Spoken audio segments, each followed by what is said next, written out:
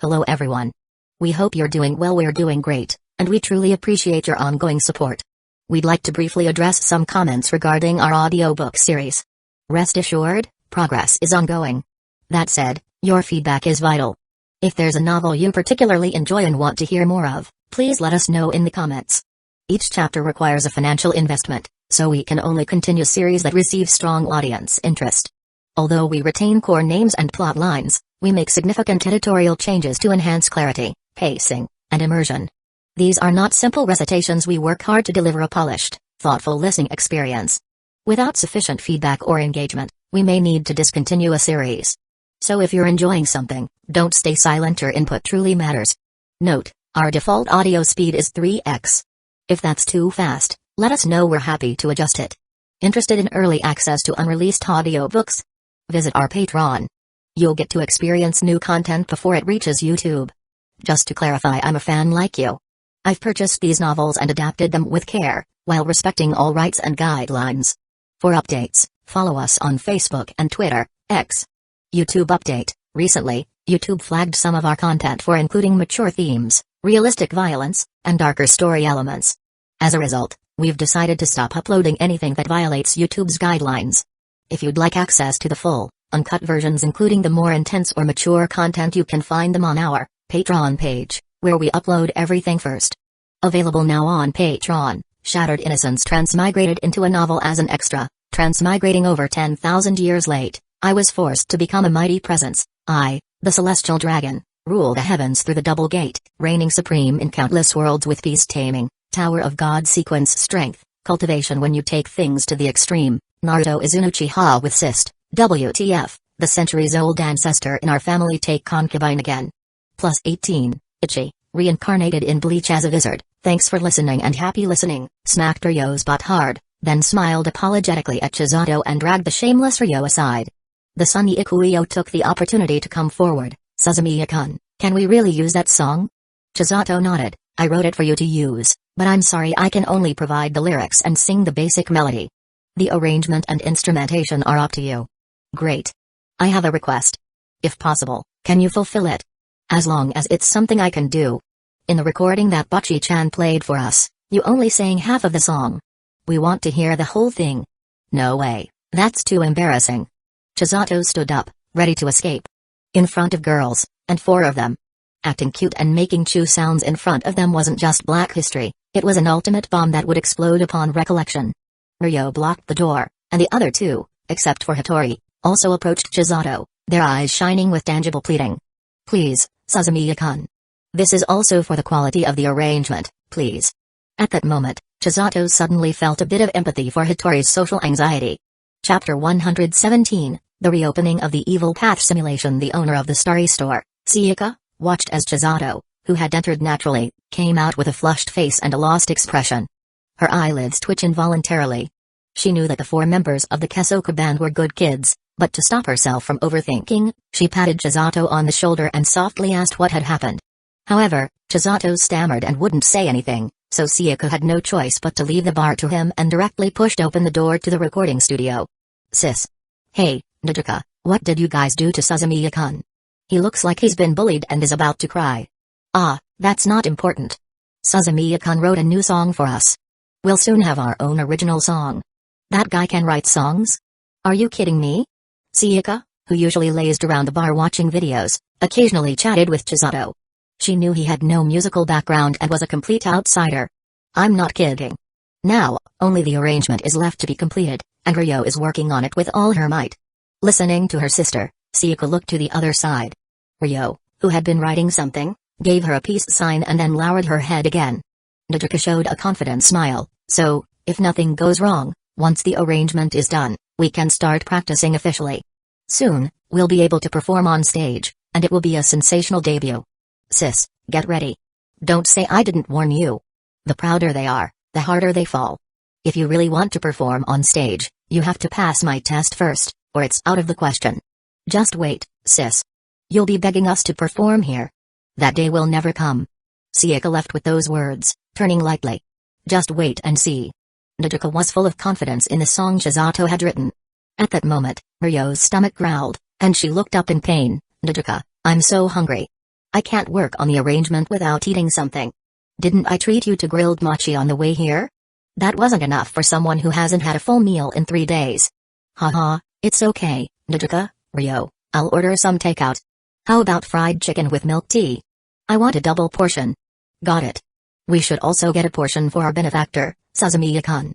After a day of hard work, Chisato got off the train and walked home. The rain had stopped since the afternoon, making the night air feel fresh, and the sky, now free of clouds, revealed twinkling stars. After work, he didn't go home immediately but chatted with the band members for a while. Ryo said that once the song's arrangement was complete, she would let Chisato listen to it first, hoping he could give feedback. If there were any shortcomings or parts that didn't meet his expectations, she would continue to make adjustments. Chisato agreed, as this was crucial for his future earnings. If this method could indeed replicate the songs in his mind, it would be a significant shortcut for him, one he couldn't afford to ignore. When he got home, it was already past 10 o'clock. In the gap by the windowsill, the Crow army led by Darkwing had once again offered him over 1,000 yen today. Tomorrow was Saturday, so he didn't have to go to school and had no other plans. He finally relaxed, spending just over an hour at his desk before taking a bath and going to bed. From next door came the sounds of a romance movie, with the actress's cries sounding pitiful. It seemed the neighbor was at it again. A daily routine that made him worry about his neighbor's health. Chisato opened the Evil Path simulator, which he hadn't checked in a long time. Since the update, he had been too busy with real-life matters to pay much attention to it. Today, he finally had time to see what new content had been added. Evil Path Love Simulator, update complete. The following content has been updated, simplified the selection steps before entering the simulator. The host no longer needs to choose keywords to select an unknown heroine but can randomly select one from the given heroines to start the simulation. What was once a random selection catering to his preferences had become a directed choice, which was a downgrade.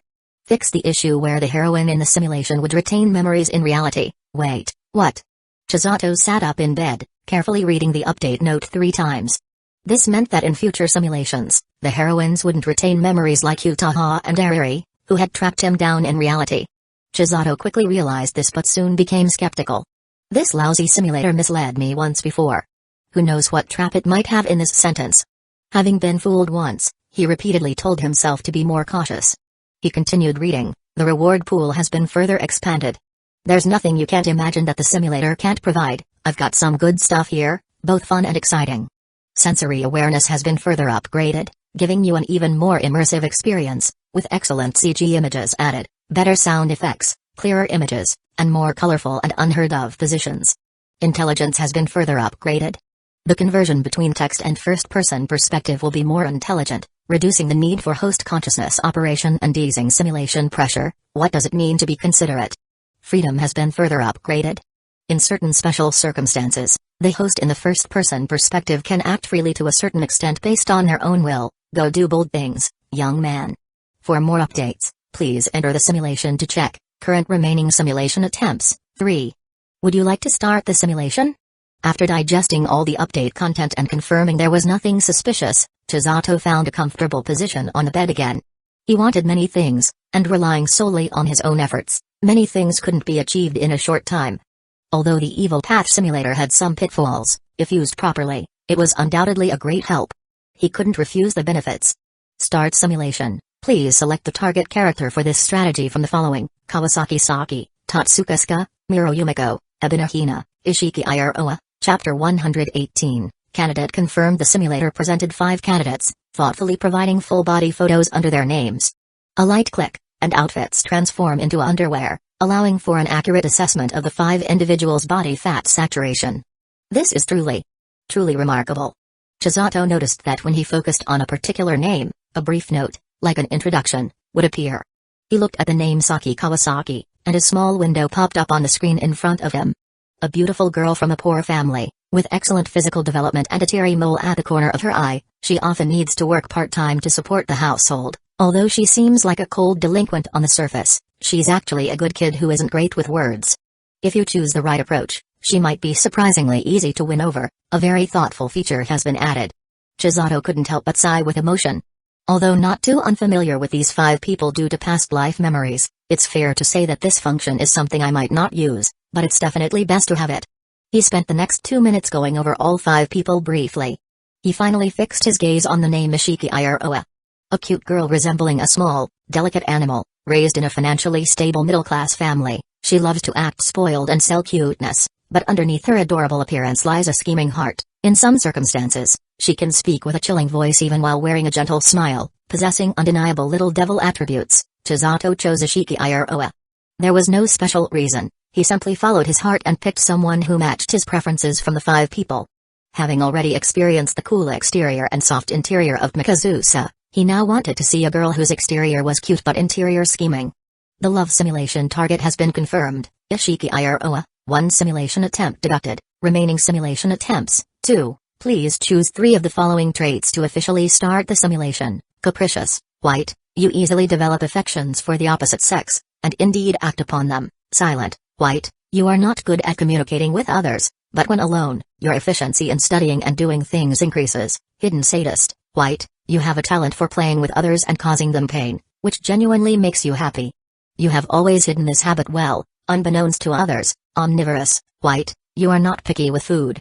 Foods others find hard to swallow, like duck neck, chicken feet, century eggs, silkworm pupae, stargazy pie, as long as they are clean and hygienic, will not deter you. Due to balanced nutrition intake, your physique will improve slightly. Dual reversal, green, before the age of 10, your life experiences misfortune, but after 10, your luck doubles the normal. The highest trait presented this time is only of green quality. Did this lousy simulator stealthily raise the difficulty after the update? Complaints aside, the 5 traits displayed did not change due to Chisato's displeasure, but an extra message popped up instead. If the host is dissatisfied with the traits, you can choose to consume 1 simulation attempt to refresh all of them, or consume 1 simulation attempt to add an additional trait guaranteed to be of blue quality or above to the selection list. Chisato dismissed this pop-up message without much thought, for a simple reason. The known method to restore simulation attempts, besides special conditions like update compensation and triggering hidden achievements, is to simply wait for time to recover naturally. Just wasting an attempt for a refresh isn't cost-effective. If it doesn't work out this time, he'll try again. Chisato chose the only green trait, dual reversal, then began contemplating the downsides of the other traits. Using the process of elimination, he first ruled out capricious, deeming it unworthy of consideration. The main goal is to simulate a life strategy focused on the chosen female lead, and a too promiscuous nature is an undeniable negative enhancement. Looking at the remaining 3 traits, after a little thought, he chose omnivorous. Not being picky is a good habit, and besides, it has the added benefit of increasing constitution. Then it was down to a choice of 2. Leaning against a headboard, after 5 seconds of thought, he chose the hidden sadist trait due to a personal sense of mischievousness. Somehow, he felt that possessing this attribute and encountering a scheming little devil girl would lead to quite interesting scenarios and scenes. The traits chosen at the start of this simulation aren't great, and because of that, Chisato mentally prepared himself before officially starting the simulation, not expecting to receive a higher rating in this simulated life. So naturally, he formed the mindset of at least obtaining either a reward or fun. Well then, let's begin. Traits confirmed, simulation officially starting. Age 0, in the hospital's delivery room, your mother, due to frail health, experienced severe bleeding due to weak placenta contraction. Luckily, your father had chosen Tokyo's best gynecology hospital with experienced doctors, allowing you to be born smoothly, and your mother was rescued from the brink of death. When the nurse came out smiling and saying mother and child are safe, your father slumped softly against the wall. Reading this to the end, Chisato was relieved. This is the effect of dual reversal. He almost thought he would ascend before being born. This is no laughing matter. Age 1. Your body is remarkably healthy. While other kids are still drinking breast milk, your parents noticed that you don't reject other foods compared to breast milk, so they gradually started using porridge as your staple food, occasionally introducing diced fruit, vegetable juices, and shredded meat as side dishes. Due to varied nutrient intake, you grow quickly, with a physique far surpassing peers. Age 2, your mother suffered physical complications from severe bleeding during delivery, leading to declining spirits over these 2 years. Your father took a long vacation and sent you to live with your grandparents, taking your mother abroad in hopes of cheering her up. However, that night, the TV news reported a plane crashed in international waters, and your parents unfortunately perished. This. Age 3, your maternal grandparents, due to illnesses, passed away one after the other. Age 4, your paternal grandparents, overwhelmed by longing for their son and daughter-in-law, also passed away one after another. Chisato. Honestly, he's starting to regret choosing the dual reversal trait. With things developing like this, who knows if he'll make it to 10. Chapter 119, Something Awakened Within. At age 5, With no relatives willing to care for you, you entered an orphanage. The caregivers arranged for you to sleep in a room with 3 other children of similar age. They, too, had no family, and they often looked after you. Your sorrow and helplessness from losing your loved ones were somewhat alleviated by these new friends. You gradually got used to life in the orphanage and began to manage tasks like dressing, making your bed, and washing up on your own. Chisato sighed with relief. Thank goodness nothing strange happened this year. At age 6, perhaps it was the tremendous impact of losing your relatives over the years that led you to develop traits different from the other children. While they gathered to play games and watch cartoons, you preferred to crouch in a corner observing ants. When a caregiver came over to ask, you told her you were studying the ant psychology and behaviors. She praised your curiosity and said you could definitely become a great scientist one day, even lauding you in front of the other children. But in reality, you lied.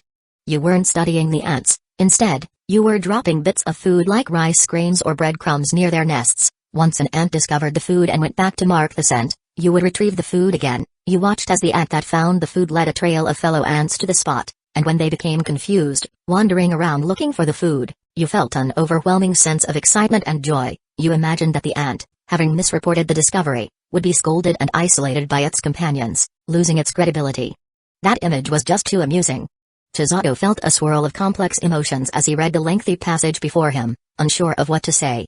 At age 7, you stopped bothering the ants and found new sources of entertainment. In front of the orphanage, there were 2 guard dogs, a male and a female, that different children took turns walking each day. Whenever it was your turn, you would eagerly take the leashes and say you would tie them up again when you returned. You had often seen the 2 dogs, one lying on the ground while the other was on top of it, continuously moving. When you asked a caregiver about this, she simply told you they were having fun, as she thought you were too young to understand. You didn't quite grasp why that behavior was considered fun, but it didn't matter much, driven by a desire to bother and toy with them rather than make them happy. Every time you tied them up at the front gate, you calculated the length of the leash to intentionally shorten it. This allowed the 2 dogs to touch each other but prevented them from making that movement where one lay atop the other. At night, while waiting for the lights to go out and fall asleep, you would lean by the window, watching the 2 dogs anxiously pacing in the yard, and you couldn't help but smile genuinely. This behavior, you really were like a dog. Even if the person simulating this in a life simulation game represented a different version of himself, Chisato couldn't help but make this sarcastic remark. At age 8, a fire broke out in the orphanage. Fortunately, the fire started in the director's room on the 2nd floor, and the escape route remained unaffected at the time. Everyone made it out safely, standing in a safe place. You watched as the only home you had known for 3 years was engulfed in flames, surprisingly feeling no emotion. What caught your attention instead were the director and the caregivers standing aside. The director was only wearing a pair of short pants, and the dark hair on his calf stood out starkly, while his chest and stomach were shiny, smeared with some substance. As for the caregiver, she held a long rope and was wrapped in a large bath towel. You approached, catching a whiff of sweet honey emanating from the director. You opened your mouth to ask him why he had smeared honey on himself, but the caregiver interrupted, instructing you and the other children to stay together and not to wander off. You obediently complied, though your curiosity remained piqued. When you saw the caregiver toss the item she was holding into the bushes, you secretly retrieved it, waving it around in your hand. You accidentally hit a girl your age with it, causing her to emit a muffled cry of pain, and you quickly apologized. But as your eyes met hers, you were taken aback by her trembling, rosy lips and her tear-filled, large eyes. Your face flushed, and your breathing quickened. The long rope in your hand fell to the ground, replaced by an unprecedented, intense feeling of satisfaction and excitement filling your chest. It was a more powerful sensation than making a gnat lose its credibility or preventing the dogs from being close to each other. In that instant, some innate trait within you was nurtured by a catalyst, breaking through the soil, skipping the seedling stage, and blossoming into form. Due to the old orphanage being burned down, you and the other children were transferred to a new one. This new orphanage had a higher standard of care and better facilities, so various compassionate individuals from society often came here to adopt children. You had never been picky with food, and with a diet, you were among the tallest of your peers, coupled with your naturally handsome face. It didn't take long for 3 couples to show interest in you. One day, the director of the orphanage came to you with 3 adoption intention forms. He spent over 10 minutes explaining the situations of the couple and asked you which one you would prefer to live with. At the age of 8, having developed some capacity for independent thought, you decided to choose 1. An agricultural couple living in the countryside of Tokyo, relying on vegetable farming for their livelihood. 2. A couple in their early 20s who had been married for just over a month and worked in the fashion industry. 3. A couple who ran a ramen shop together on a busy street. The first option appeared. Chisato pondered for a moment. He quickly reached a conclusion. The agricultural couple was first. Living in the countryside felt like it would complicate things and make it hard to connect with the heroine of this story. The newlywed couple, being in their early 20s, gave off an unreliable vibe that left him with only the last option. Chapter 120, What does it mean to have a major twist? You decided to live with the couple who ran the ramen shop. The orphanage director nodded, informing you that you would soon leave the orphanage to live in your new home. However, there was no need to worry. After you settled in for a while, staff from a welfare organization would come to check on your living conditions. If the couple treated you poorly, you could tell them directly, and they would help you. You nodded in agreement. At age 9, after celebrating your last new at the orphanage, the director completed the necessary procedures. A week later, the couple arrived on schedule to pick you up. As you prepared to leave, many friends gathered around, encouraging you to behave well in your new home. After saying your goodbyes, you got into your new parents' car. During your time at your new home, you finally had your own undisturbed room again, complete with a bed. Your new parents you kindly and didn't rush you to call them mom and dad. You met a new friend named Ishiki, who was 1 year younger and lived next door. She was an adorably shy girl who often tucked her hands into her sleeves like a little animal. You felt a rush of affection for her. Giving her candies and telling her stories, you successfully got her closer to you, and she began to call you Chisato-Ana-chan. The heroine made her entrance in a perfectly reasonable way. Chisato stroked his chin. As expected of me, I've already managed to coax the young Iroha into affectionately calling me Ani-chan. Meeting her at the age of 9, it wouldn't be a stretch to say they could grow into childhood friends. You've settled comfortably into your new home, so when the welfare agency's staff came by to ask about your thoughts on the new environment and your new parents, you shared your feelings honestly. But soon after the welfare staff left that day, things took a drastic turn. Your younger self quickly realized just how cruel human nature can be. The ominous tone of the description made Chisato uneasy. This was clearly a sign that things were about to go wrong. The afternoon after the welfare staff left, your new parents changed as if they were actors on a stage. In the blink of an eye, they were completely different people. They no longer made breakfast for you, and their tone became harsh. If you ate a bit more than usual, they would verbally abuse you. If you spoke too much or did anything to displease them, they would immediately beat you. Not only that, but they also stripped away most of your free time outside of school. They forced you to do laundry and clean the house, and they made you work in the back kitchen of their ramen shop, washing vegetables, cutting ingredients, and scrubbing dishes late into the night. The only reason they chose you was to find free labor, cheap and unable to make a sound in society. Among the children at the welfare home, you were the most well-developed and looked the strongest. Most importantly, you were at an age where you were old enough to understand but still too immature to resist. You were easy to control, making you their first choice. Chisato clicked his tongue and felt a surge of anger. Not making breakfast was one thing, but beating him for the slightest infraction was crossing the line, let alone the forced labor. I'm just a kid. You two are complete scum. Faced with this situation, you chose to 1. Seek help from a teacher at school. 2. Call the police. 3. Seek help from the welfare center director. 4. Endure in silence. 4 options appeared, and while 3 seemed like the right choices, Chisato knew, based on the simulator's usual trickery, that things might not be as straightforward as they seemed. He reread the text and put himself in the shoes of a teacher, a Japanese police officer, and the welfare center director to see the situation from their perspectives. If I were a teacher and a student came to me saying they were being abused at home, would I unconditionally believe them? Or, as an adult, would I be more cautious and investigate the situation before drawing conclusions? Undoubtedly, it would be the latter. But the ramen shop couple could easily put on a convincing act. If they played their roles well, they could likely brush it off. And once the teacher left, the child would probably suffer a severe beating. The same logic applied to the police. They wouldn't take a child's word alone and immediately take action, so the first 2 seemingly correct options were ruled out. Chisato continued to think. If it were him, he would secretly gather evidence of the 2 scumbags abusing him and then seek external help. But in the simulator, he was still just a child. It wouldn't be fair to expect so much from him. He turned to the remaining 2 choices. Seeking help from the welfare center director seemed like the best option. Due to their position, the director would likely have more experience with such issues and might take a child's words more seriously, potentially rescuing him from the situation. However, Chisato suddenly realized something. If he were rescued, what would happen afterward? Logically, he'd probably be sent back to the welfare home, but that would lead to a significant problem. His relationship with Iroha would become distant.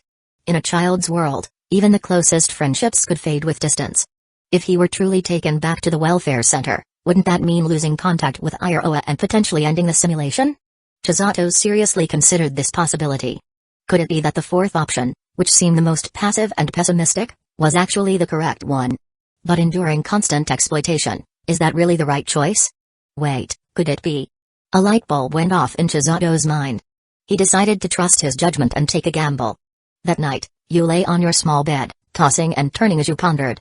You decided to endure for a while longer, hoping the situation might change. 3 months later, just as you anticipated, things did change, though in a horrifying way. The ramen shop couple went shopping one day, and as they were crossing the street on their electric bike, the brakes failed. Unable to swerve in time, they were hit by a speeding vehicle. The man died on the spot, his body shattered into unspeakable pieces scattered across the street.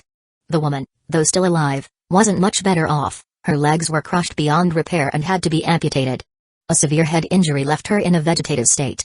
For the rest of her life, she'd remain bedridden. Chisato raised an eyebrow and quietly clapped his hands. Serves them right.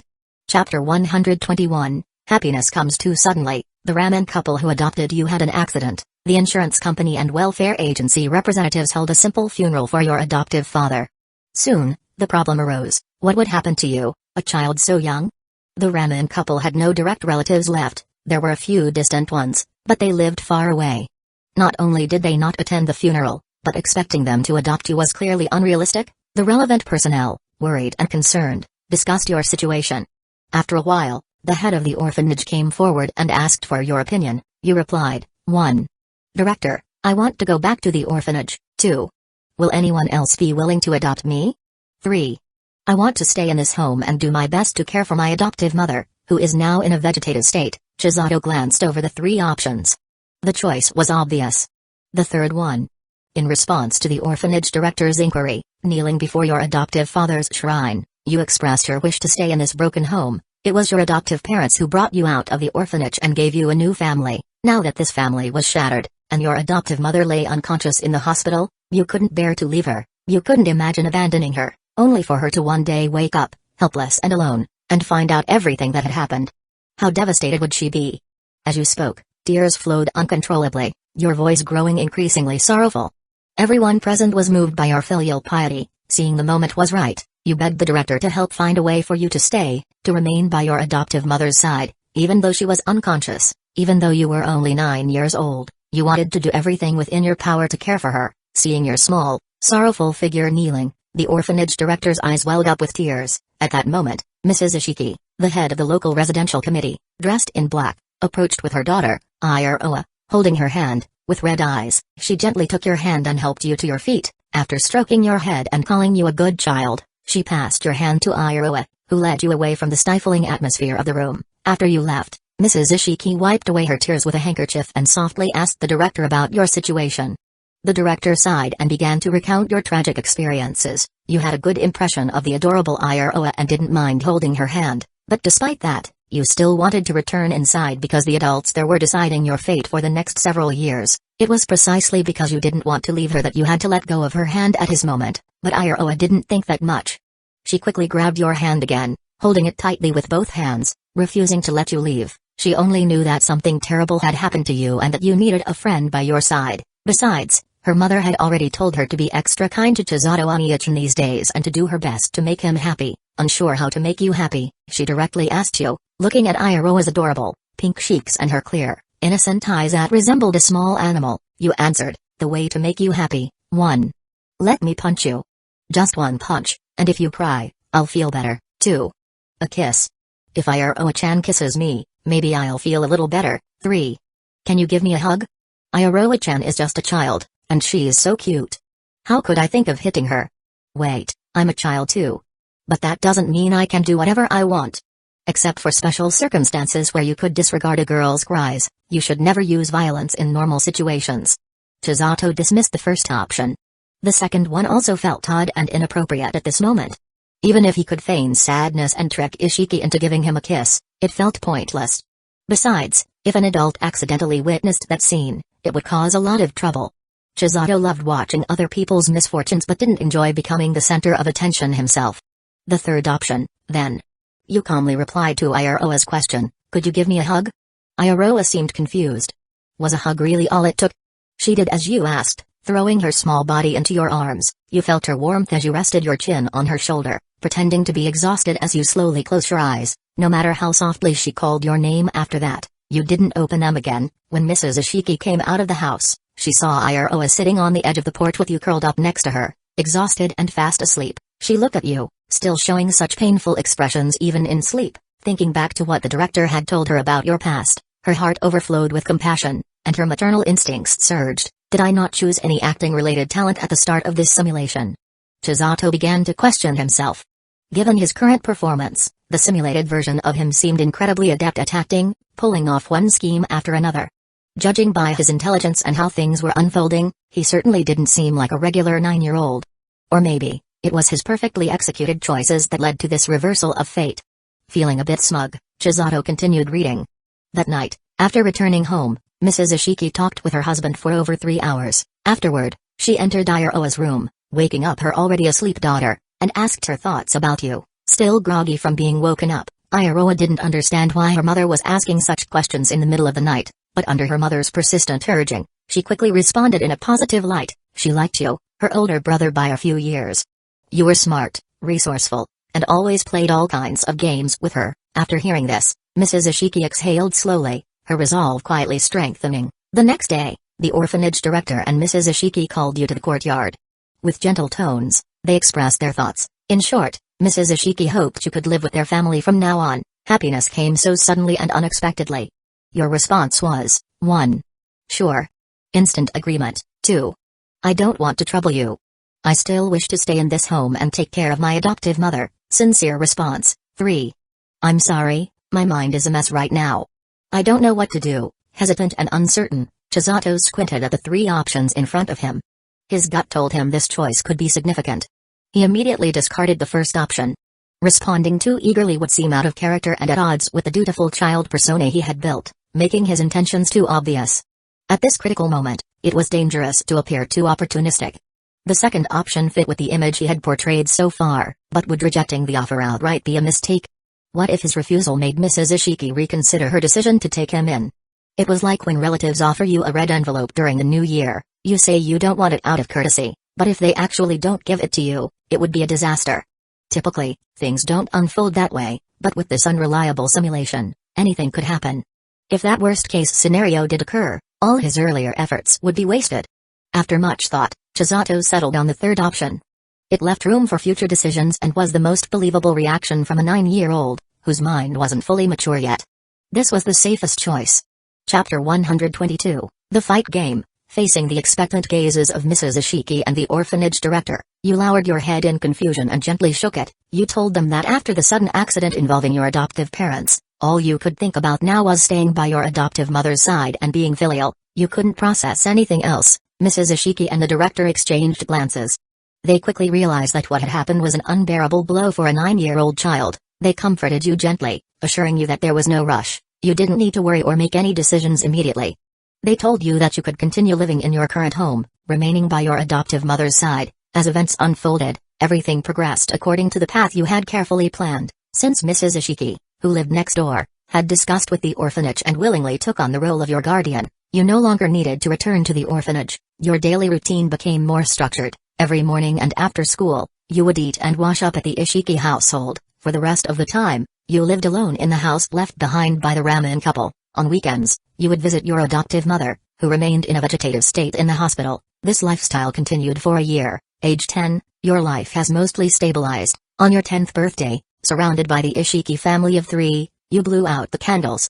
Just after midnight, you suddenly felt a mysterious sensation coursing through your entire body. It was as if storm clouds had been swept away by the wind, revealing sunlight that bathed the earth. The stifling air disappeared, leaving you feeling completely refreshed. Iroha scratched off a lottery ticket that came with the cake and won second prize, a luxury hot spring vacation voucher. The Ishiki family was overjoyed, and so were you. Together, you planned a trip and set off to enjoy the hot spring resort. The resort offered excellent service, high-quality meals, and an elegant atmosphere. You and the Ishiki family were assigned a spacious traditional Japanese-style room. That night, after soaking in the hot spring, Iroha and you ran around the room, playing a pillow fight for over an hour before finally falling into a deep sleep. In the middle of the night, you wake up again, feeling someone lifting you up. You recognize the familiar scent and realize it's Aunt Ishiki. You only open your eyes slightly before relaxing, resting against her chest, and quickly falling back asleep. Later in the night, your ear starts to hurt. Groggily, you open your eyes and find Iroha close by, her mouth slightly open. She had just bitten you, rubbing your eyes. You were about to ask her what was going on, but Iroha nervously covered your mouth. You feel pressure on your chest and realize that your childhood friend had somehow crawled into your blanket. Not only that, she was now lying on top of you. You could feel her soft knees pressing into your stomach, but since you had feelings for her, you didn't want to push her away. Watching her exaggerated attempt to shush you, you slowly nodded. Iroha gradually removed her hand and leaned closer to whisper in your ear. Worried, she explained that when she woke up, she wasn't in her usual spot. She wanted to get up and look for her mom, but then saw her dad hitting her mom, and she didn't know what to do. As she continued speaking, you fully woke up.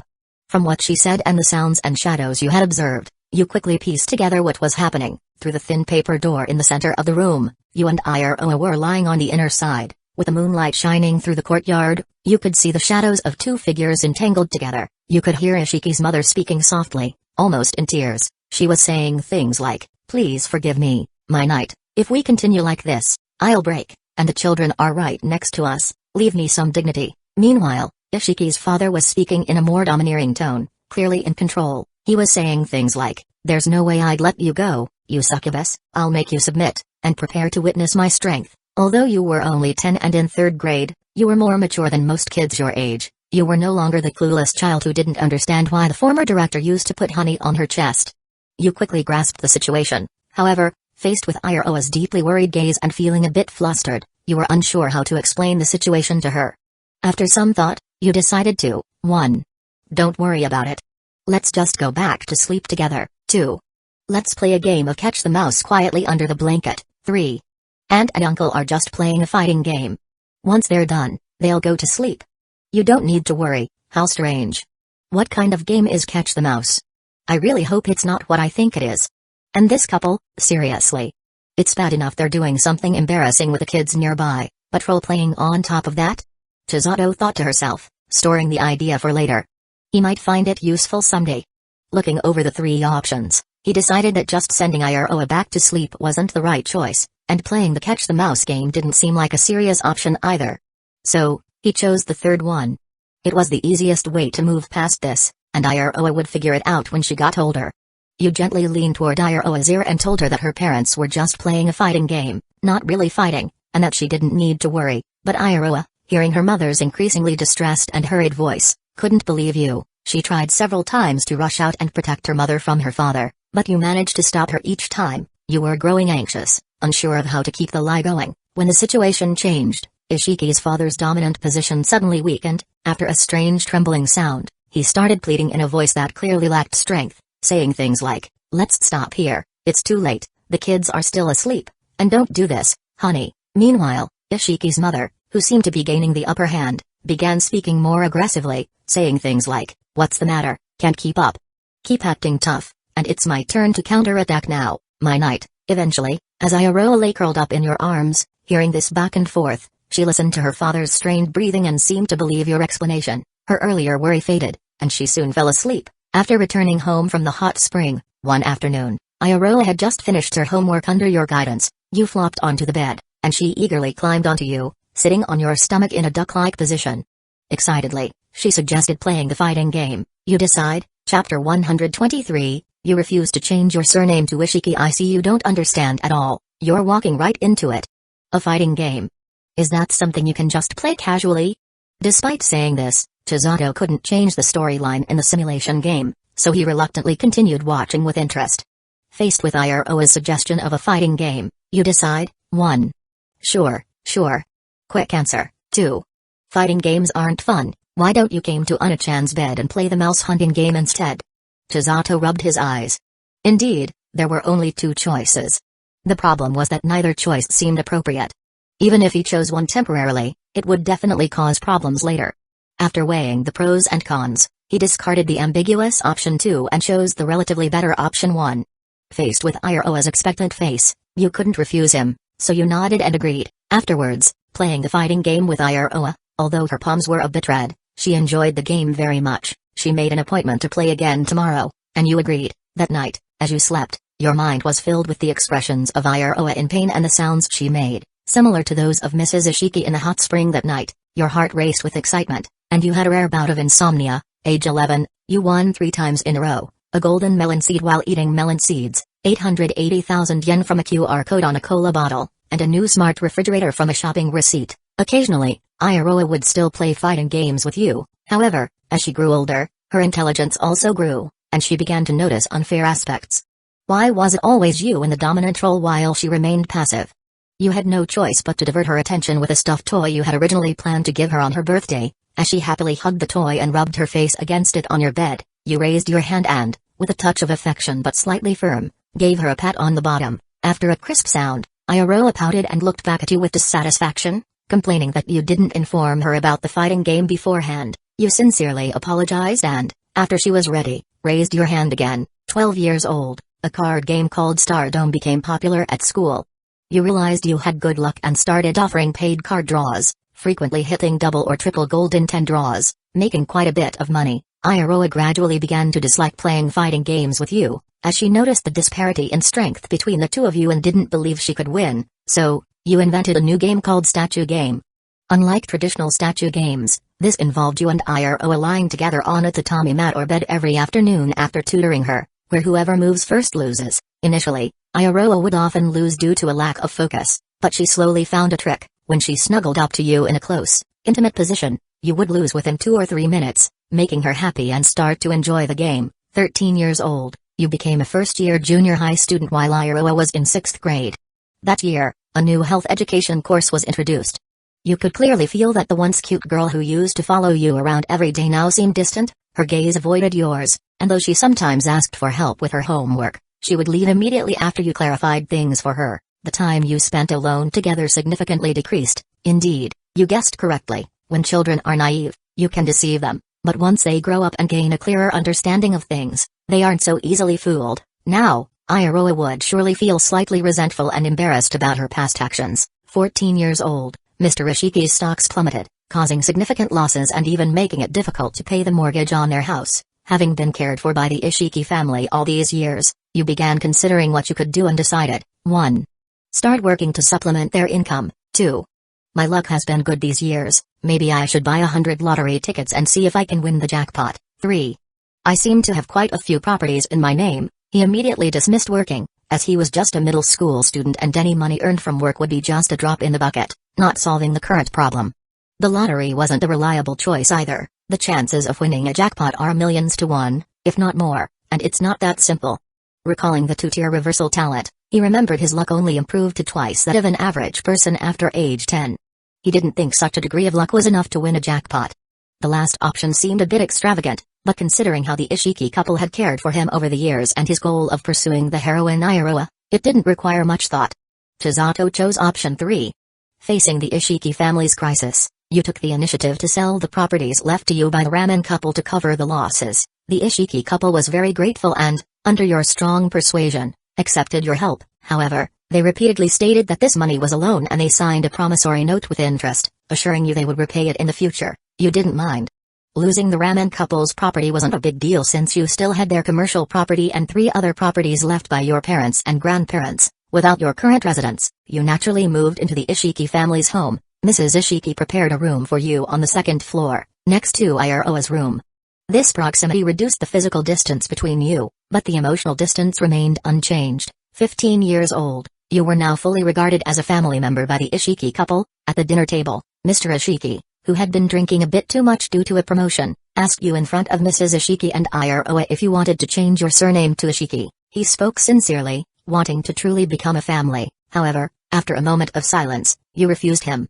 Mr. Ishiki was confused and about to ask why when Mrs. Ishiki kicked him, signaling him to stop. Iroha put down her utensils and ran back to her room. Chapter 124, The Turning Point. You declined Mr. Ishiki's suggestion.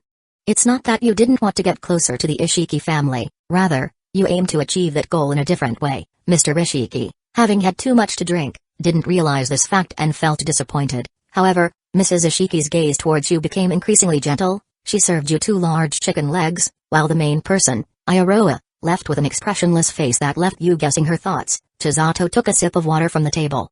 So the intention was noticed, but it seemed to be okay. It's not that he likes her from the beginning. Having grown up together without blood ties, developing feelings is only natural. Given the current situation, The Ishiki couple had a considerable degree of affection for him, which was good. Now, the only thing to watch out for was Iroha's own thoughts, since she started becoming more aware at the age of 12, whether out of embarrassment or shyness, she had grown increasingly distant, which wasn't a good sign and needed more attention. After finishing the water, Chisato got up to pour herself another glass, casually rubbing the head of the black-winged bird in her dreams, and reclined back at the head of the bed. The sounds of an adult film next door resumed after an hour of comedy shows. It seemed the energy had been automatically replenished over time. This time, it appeared to be NTR-themed. He could vaguely hear lines like "Madam, you don't want to," so cliché. Chisato cleared his mind and refocused on the simulation text. 16 years old, your grades were excellent, and you entered a prestigious high school in Tokyo. The Ishiki couple, thrilled, accompanied you to the opening ceremony. They, who had already regarded you as their child, took many photos with you at school, showing you smiling happily. However, there was a cloud in your heart because, at such an important moment, Iroha did not appear. On the way back, you told the Ishiki couple that you were a bit tired from the day and didn't want to dine out to celebrate but preferred to go home and rest. The Ishiki couple cancelled the reservation at the restaurant and drove you home. Mr. Ishiki went directly to work without getting out of the car, while Mrs. Ishiki changed her coat after arriving home and went to the nearby supermarket. After returning home, you went straight upstairs. As you passed by Iroha's door, you heard the sound of girls chatting inside. You remembered there seemed to be several pairs of small shoes at the entrance. You decided, 1. Since the guests are at home, it's natural to offer tea and snacks. 2. I'm just passing by. 3. Maybe I can learn some of her thoughts through Iroha and her friend's conversation. The options seemed quite ordinary. Option 1 appeared to plan to use the excuse of serving guests to knock on the door and join them. However, anyone with common sense would know this isn't a good choice. It would seem odd for a boy to suddenly enter while the girls were chatting. Doing so would likely make Iroha and her friends feel awkward, further estranging her from you and adding the bad impression of being inconsiderate. Option 2 was the most normal choice, which was to ignore them. But is normal always correct? Chisato reviewed the lack of progress in his relationship with Iroha over the years. He vaguely felt that this seemingly normal option 2 might be less favorable than option 1. The reason was simple. Although option 1's behavior was reckless, it would indeed create some form of relationship or emotion, whether disliked or not. It would at least evoke a reaction from Iroha, unlike option 2, which would leave him as a non-existent figure. As for option 3, while not explicitly stated, Chisato suspected it involved eavesdropping. Although not polite, he thought this option was relatively appropriate for the current situation. It wouldn't be like option 1, which could lead to being disliked, nor like option 2, which would ignore the situation and let it unfold uncontrollably.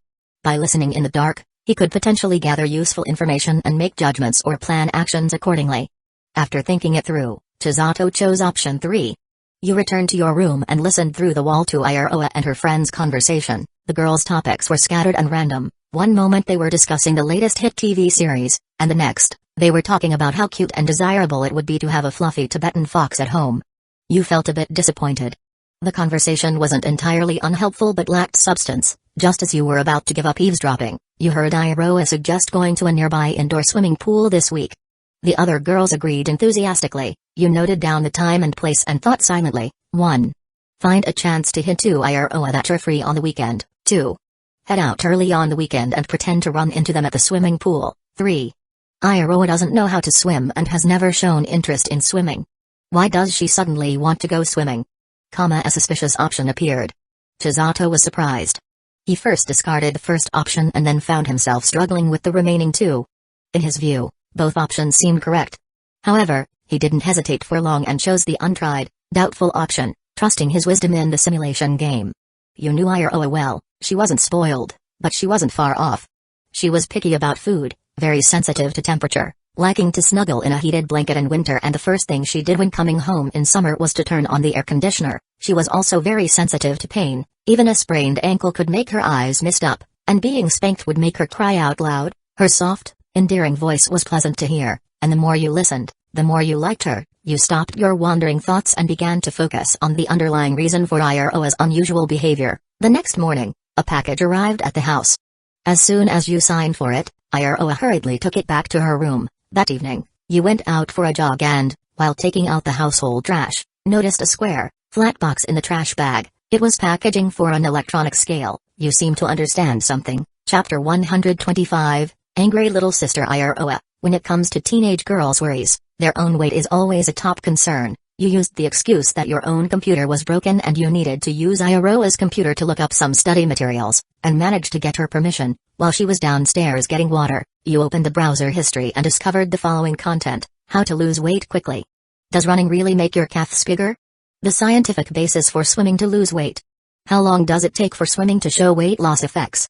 Looking at these search results, you can't help but think that the little girl who used to chase after you to play fighting games has really grown up. She used to indulge in 2 servings of cream cakes late at night, but now she barely eats dinner and is concerned about her figure. After confirming Iroha's recent concerns, you closed the browser history and pretended to start studying the materials. Iroha returned to the room, glanced at you, and quietly lay down on the bed to read a magazine. You took a surreptitious glance at her, following the line from her feet, through her calves and thighs, up to her waist, which was slightly exposed due to her lifted top, and then to her delicately featured profile beneath her healthy flaxen hair. From your aesthetic perspective, she is not fat at all and doesn't need to be anxious. Besides, if it were her, even if she were a bit chubby, it would be fine. She would still be cute with some extra weight.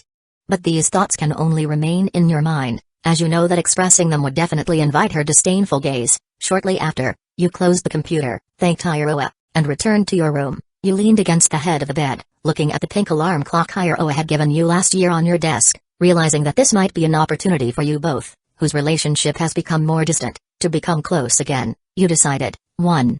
To show off your well-toned chest and abs in front of Iroha, enticing her to ask about your secret for maintaining your figure. 2. To proactively tell Iroha, Big Brother knows a special weight loss secret. 3. To occasionally glance at Iroha's thighs and waist at home with deliberate attention and let out a noticeable light laugh. 3 completely different options have appeared. Option 1 is to pretend to be aloof, encouraging Iroha to start a conversation with you, thus setting up a plot development. But will things develop so smoothly? Considering Iroha's personality so far, he is quite skeptical about the success rate of this plan. Option 2 is to directly speak as her older brother and offer to help solve her problem, regardless of how special the weight loss secret might be.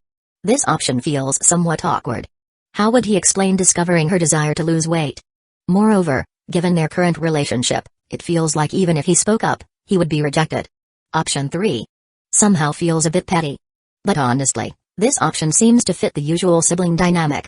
Although this actions might appear a bit childish and provocative, it might catch Iroha's attention in a special way, and could potentially help rekindle your relationship from another angle, whether it's good or bad.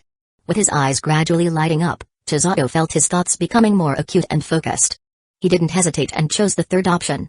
You chose to use a roundabout approach to provoke Iroha's dissatisfaction and create an opportunity for communication between you. That afternoon, the Iroha couple attended a social event, leaving only you and Iroha at home. After washing the dishes, you went to the living room and saw Iroha in a cool home outfit, sitting on the sofa watching TV. You walked over, pretending to grab a banana from the fruit bowl on the coffee table. Your gaze unintentionally met hers, and she quickly averted her eyes. You, however, calmly let your gaze drift down to her waist, then slightly lowered your head to look at her thighs, which she had pressed together in discomfort. You let out an unrestrained light laugh, then deliberately pursed your lips in feigned embarrassment, turning to leave. As you expected, after this series of actions, Iroha angrily called out to you. The first-person perspective begins.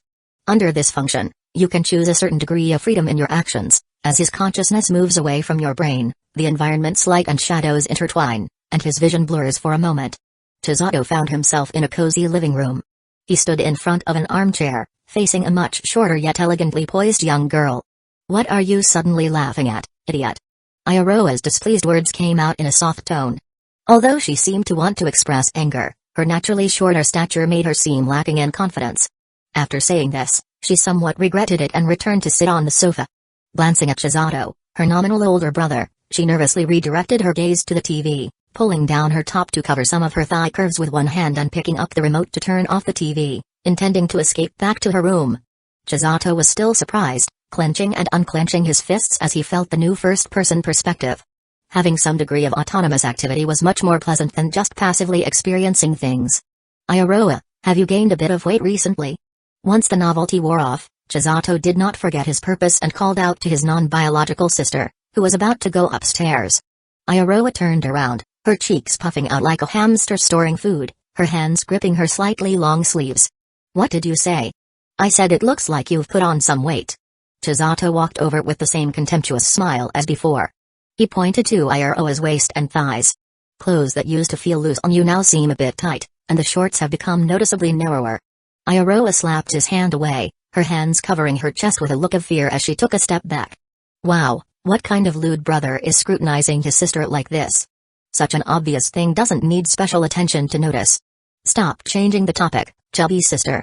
Go away. I'm not fat, it's just that the clothes shrank from washing. And what about your face?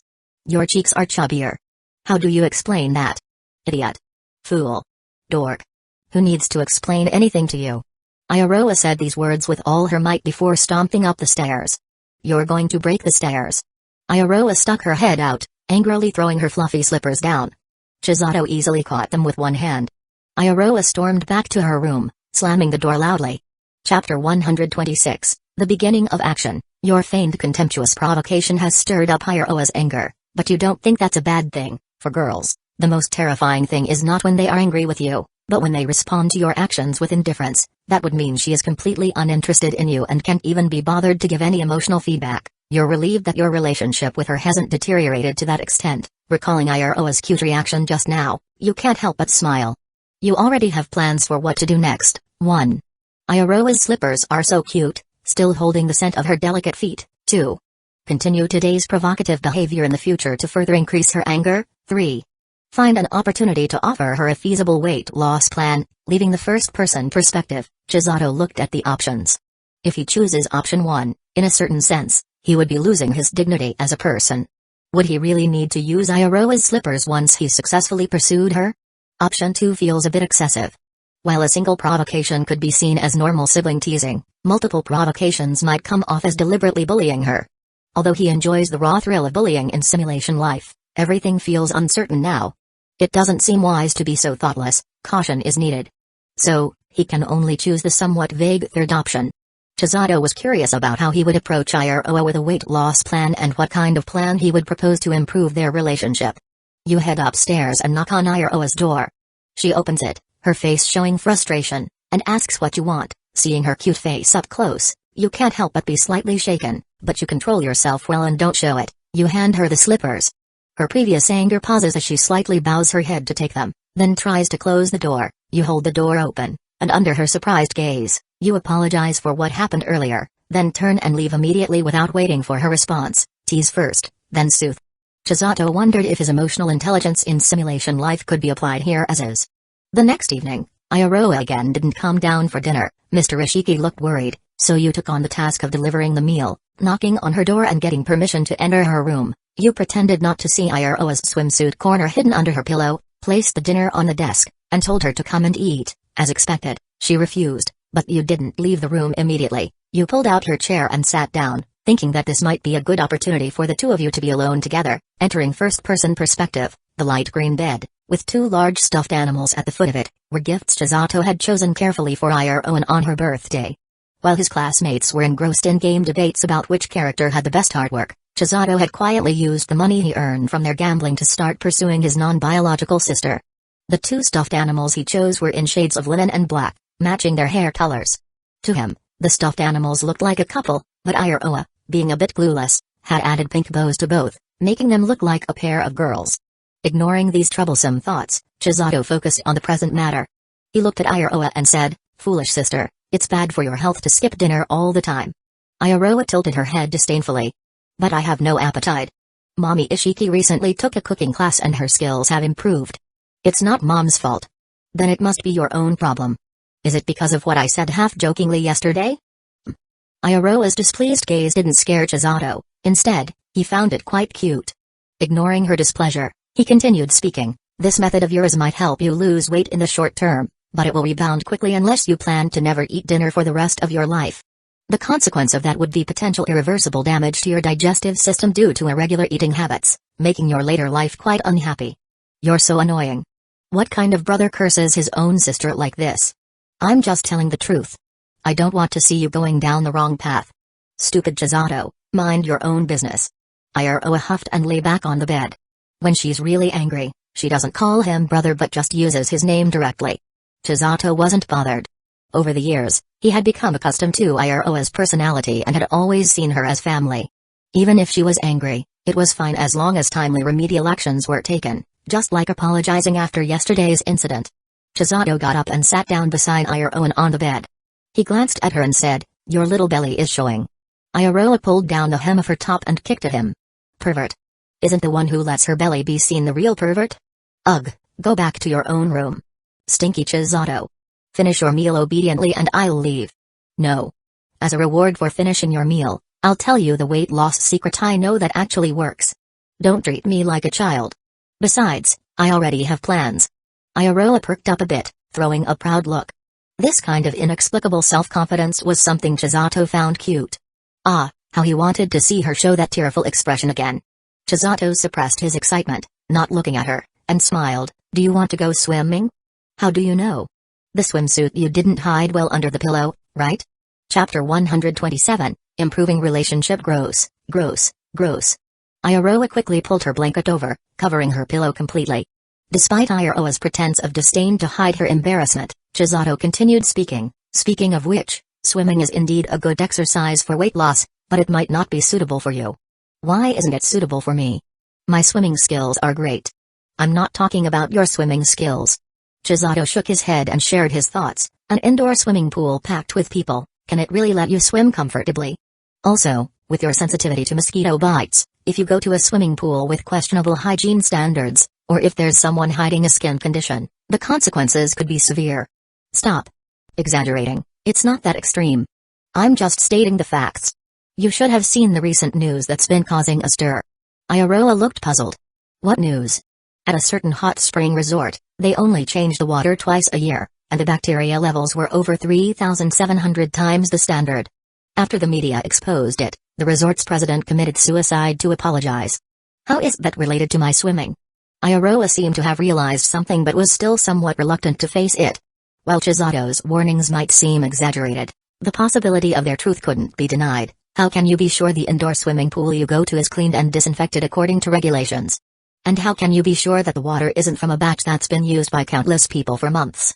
Upon hearing Chisato's words, Iroha slowly sat up, feeling an itch as if ants were crawling on her, and instinctively hugged her shoulders. "Personally, I think swimming in natural outdoor water would be better. But it's April now, and the weather is still a bit chilly. With your sensitivity, you'd probably back out just from dipping your toes in. You're so annoying. That's why I can offer you a viable alternative to swimming." "What? What is it?" "Call me brother." Chisato began to playfully insist. "Brother." Iroha, who was in her third year of middle school, reluctantly said. Even though her voice carried a note of dissatisfaction, it still sounded cute to Chisato. He snapped his fingers lightly. "It's simple. Just go to the gym. They have a variety of equipment, and with guidance from professionals, you can evenly reduce fat in different parts of your body. It's a pretty good option for you." "A gym, huh?" Iroha had thought about it before, but reality presented a harsh problem. "I've already overspent my allowance for this month. Mom won't give me any more money. This month has just started." "How did you spend it all?"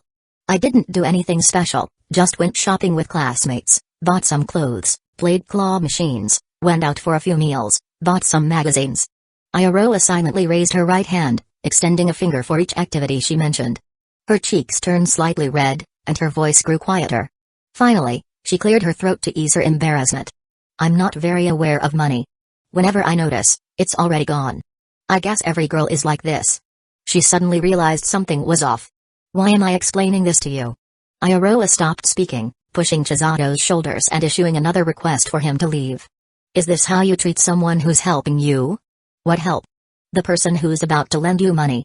I'll cover the gym fees for you." "Why are you silent? Why are you suddenly being so kind? It feels suspicious. You called me brother, so it's only natural for me to help with a small favor like this." Chisato took the opportunity to pat Iroha's head, something he hadn't done in years. Iroha shuddered slightly but didn't show any displeasure.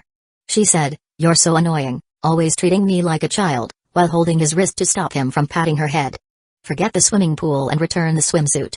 "I can't return it, the tags are already torn off." "Then put it away and wait for another chance to use it. For now, just eat your dinner, even if it's just a little." "Okay." This time, Iroha obediently nodded. "Let's plan for this Friday afternoon after school. I'll take you shopping, and then we can check out a nearby gym." "Why go shopping?" "To buy comfortable workout clothes.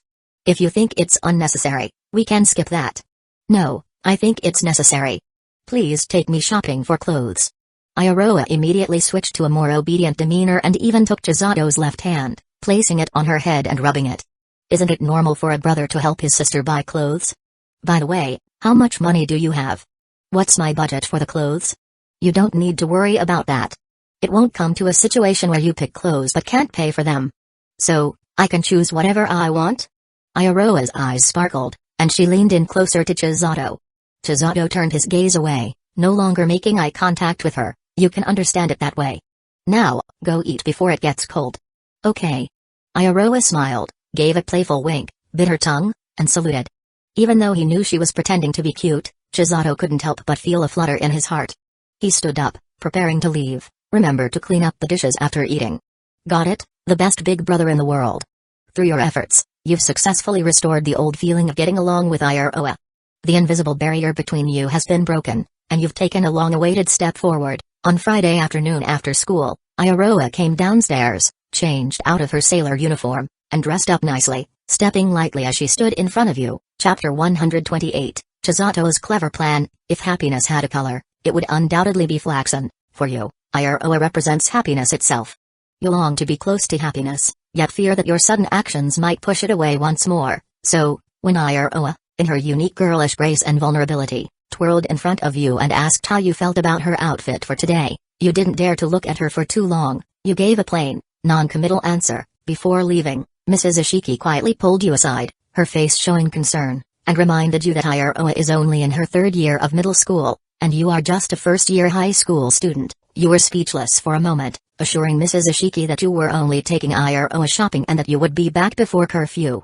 She finally relaxed. At the mall, you took Iroha to a brand store specializing in sportswear. Iroha was amazed at the expensive prices, but you weren't concerned. You told her you had saved up a lot of money over the years and that she didn't need to worry, which reassured her somewhat. What she didn't know was that after renting out your stepmother's shop, your bank card received over 600,000 yuan in rent every quarter. Your financial situation was far beyond that of an ordinary high school student. Iroha picked out a cute sleeveless top with a skirt. After trying it on and admiring herself in the full-length mirror, she asked for your opinion, seeing her delicate arms and thighs exposed. Although you were certain it looked good, you shook your head and gave a vague reason why it wasn't quite right. She followed your advice and chose a new set of shorts and a t-shirt, but you shook your head again. A middle-aged female salesperson standing by, observing your interactions, seemed to understand something. When Iroha came out of the fitting room for the third time, the salesperson eagerly approached and enthusiastically led her to the other side of the store, introducing more relaxed, loose-fitting options with longer sleeves and pants. Under the salesperson's recommendation, Iroha tried on the clothes again. This time, you were genuinely impressed. Although Iroha thought the outfit was less cute compared to the previous ones, she was swayed by your and the salesperson's enthusiastic praise and chose two similar sets. Afterward, you took Iroha to a nearby gym and got a membership for both of you. On the way back, Iroha asked why you got a membership too. You mentioned that you'd gained some weight recently, which made her feel a bit of camaraderie. She giggled, poking your soft waist with her fingertip, and you playfully messed up her carefully styled hair in response. Your relationship has progressed further. The simulation process is going smoothly so far, with no troubling issues encountered. Chisato, leaning against a headboard, stretched lazily and checked the time on his phone, realizing it was already midnight. He decided to rest after this simulation was over. With that thought, he continued reading. On Saturday morning, Iroha entered your room quietly without knocking, causing you to wake up feeling breathless. When you opened your eyes, you found her wearing cute dinosaur pajamas, smiling as she pinched your nose. After breakfast, Iroha came to you as usual with questions about her homework. The third-year middle school assignments were easy for you, but you wanted more interaction with Iroha, so you made the problem-solving steps more complex, deliberately making it harder for her to understand, which led her to ask you multiple times. This allowed you to spend more time with her, enjoying the subtle fragrance of her hair up close. In the afternoon, you both went to the gym. Iroha, coming to the gym for the first time, was a bit nervous, closely following you and clutching your clothing with her small hand. First-person perspective, the gym was filled with various exercise equipment, and people were working out, breathing heavily. There are a lot more people than I expected, Iroha said quietly. Because it's the weekend, Chisato responded casually. So, which exercise should we start with? Is that one okay? Looking at the machine Iroha pointed to, Chisato said, that seems to be for upper body muscle training. Do you want your arms to be as muscular as a gorilla? Iroha quickly retracted her hand. Let's try this one first. Chisato led Iroha to the treadmill. Iroha refused. If I run, my calves will look awful. I'm not asking you to run, just walk quickly to warm up first. After setting up the treadmill for Iroha, Chisato told her to stay and not run around while he went to get 2 bottles of water. Iroha nodded in understanding. Chisato turned and left. After buying the water, he didn't hurry back but instead approached the gym service desk to inquire about personal trainer services. I need a personal trainer, and it must be a female. He stated his requirements to the staff. The young-looking staff member gave a knowing look and quickly contacted the relevant professionals. Chisato, not wanting to explain further, soon had a well-toned female trainer approach.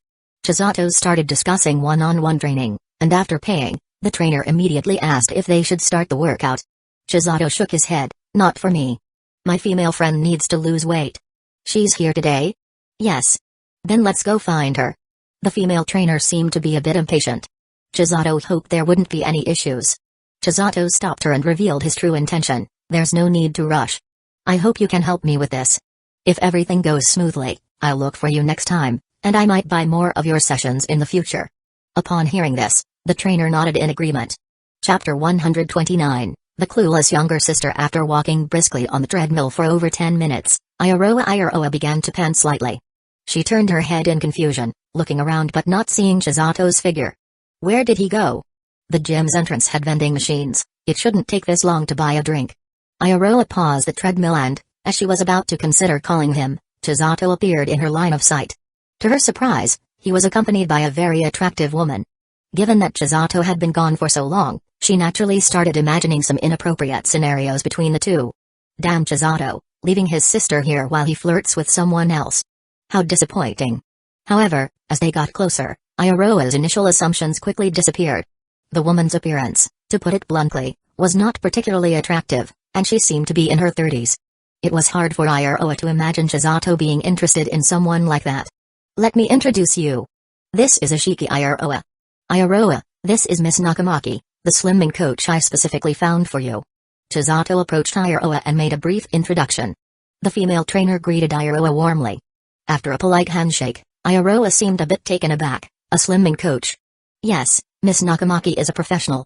She knows the most scientific ways to lose weight. Following her advice will definitely be the right choice. Chisato explained. Iroha whispered to him, her body still radiating heat from the earlier exercise. Why did you suddenly find a coach? Doesn't that cost a lot of money? You don't need to worry about the money. It's already been paid and non-refundable. I thought about it last night and decided it would be better to have a professional guide you. After all, I'm only an amateur, and if I give you the wrong advice, it would be a waste of your time. Did you ask that woman how she will teach me? Call her coach. Chisato lightly tapped Iroha on the head. She responded cutely by touching her head and pouting. She's a professional in this field. Just follow her instructions when she shows you what to do. Okay. Then, I'll work out over here in the equipment area. You can go with her. Okay.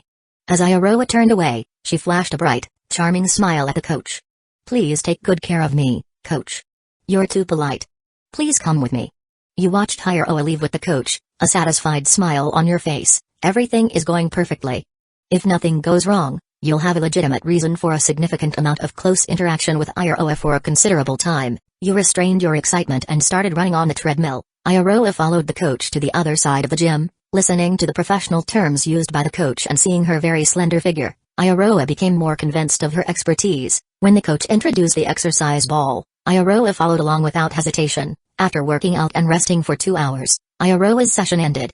She was not used to such intense exercise and felt soreness and fatigue in her arms, waist, and legs. The coach used professional techniques to gently pat Iroha's arms and thighs. She recalled Chisato's earlier instructions, which included advice to buy a fitness ball since it was inexpensive and available in nearby stores, and to perform exercises at home if busy with studies. The coach also mentioned that consistent exercise over the coming days was crucial, even if it caused soreness, to avoid counteracting the benefits of the hard work. If the soreness was severe, light self-massage would help alleviate it. Iroha nodded in understanding and, after saying goodbye to the coach, found you. When you inquired, she said the coach was very professional and, playfully shaking your arm, asked you to buy a fitness ball for her. After returning home, Iroha no longer resisted dinner, as the coach had advised her to maintain regular meals. At 10 o'clock at night, while you were focused on your desk, Iroha knocked on your door, peeking in with a shy expression. She asked if you could spare some time to help her with something.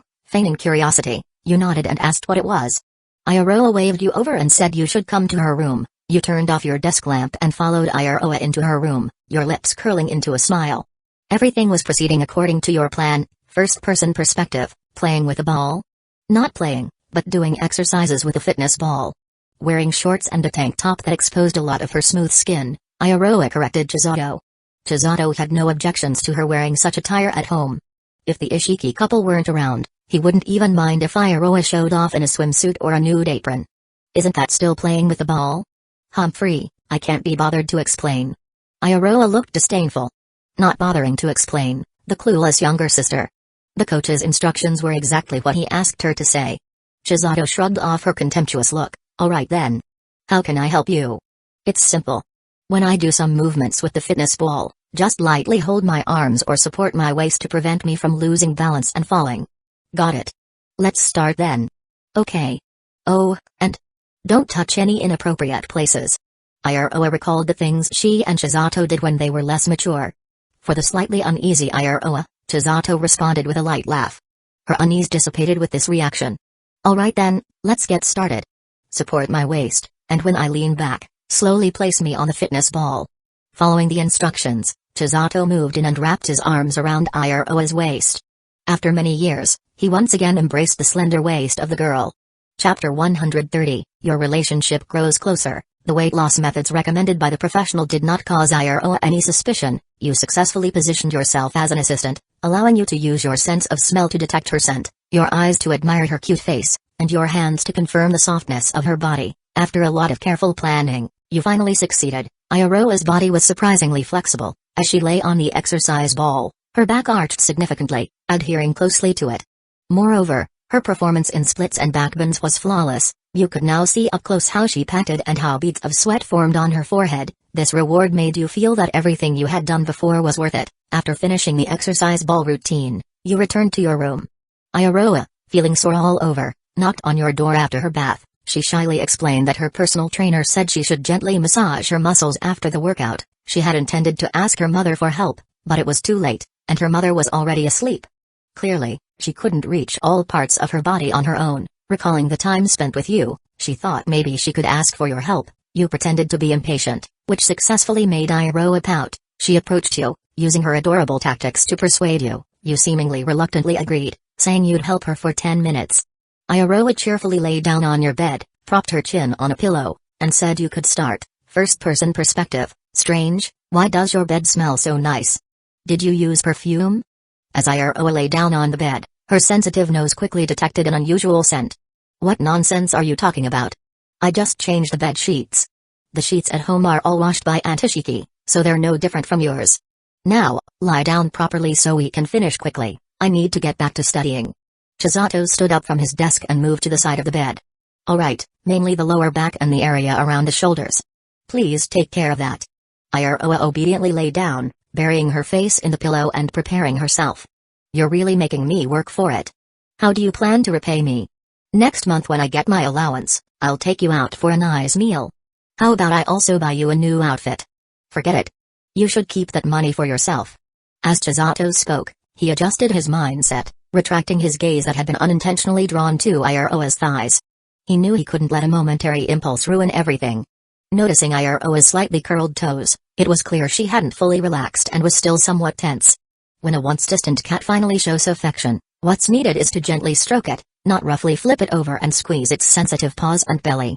Chisato resisted the strong urge to be aggressive and slowly placed his hands on Iroha's waist, applying gentle pressure with his fingertips. Iroha shivered slightly, emitting an indescribable but particularly suggestive muffled sound. Although she had mentally prepared herself, thinking that both she and Chisato had grown up and wouldn't repeat past mistakes, the moment his fingers applied pressure, the slight pain from her sore muscles triggered memories of the past, making her involuntarily recall similar sensations. This sudden sense of déjà vu made her heart race and feel extremely embarrassed. Does it hurt? Chisato eased the pressure slightly. No, continue. Iroha fought to suppress her chaotic thoughts, pressing her lips tightly together to avoid making any noise, though it was only partially effective. Chisato's fingers were hot and firm, and her body was delicate and sensitive, so even with her lips pressed tight, she couldn't help but make small, indescribable sounds through her nose and throat. In the small room, both of their breathing was heavy and labored. After about 10 minutes, Iroha, feeling completely relaxed, slowly lifted herself. She didn't dare look at Chisato, simply thanked him, and left the room with small, hurried steps. A moment later, she returned silently, returning the pillow she had unknowingly taken with her, and left the room in the same familiar manner. Chisato looked down at his pillow, noticing a distinct wet spot, and immediately concluded what had happened. He mentally pictured Iroha hugging the pillow and biting it to keep quiet. She's really grown up. Chisato gazed at his open hand, thoughtfully closing and reopening it, his expression contemplative.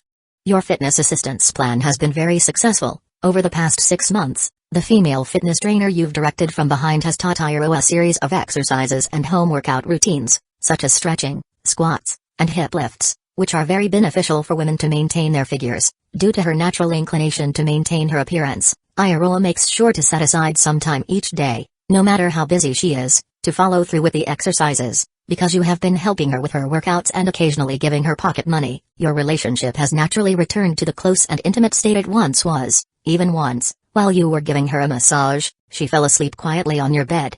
You could clearly feel that the barrier that once lay between you two had slowly disappeared. As a high school student now, you are in a stage of life where you're full of restless energy. Every morning, you wake up in a state of contemplation, pondering whether this might be the opportunity to take your relationship with Iroha to the next level. After careful consideration, you decide, 1.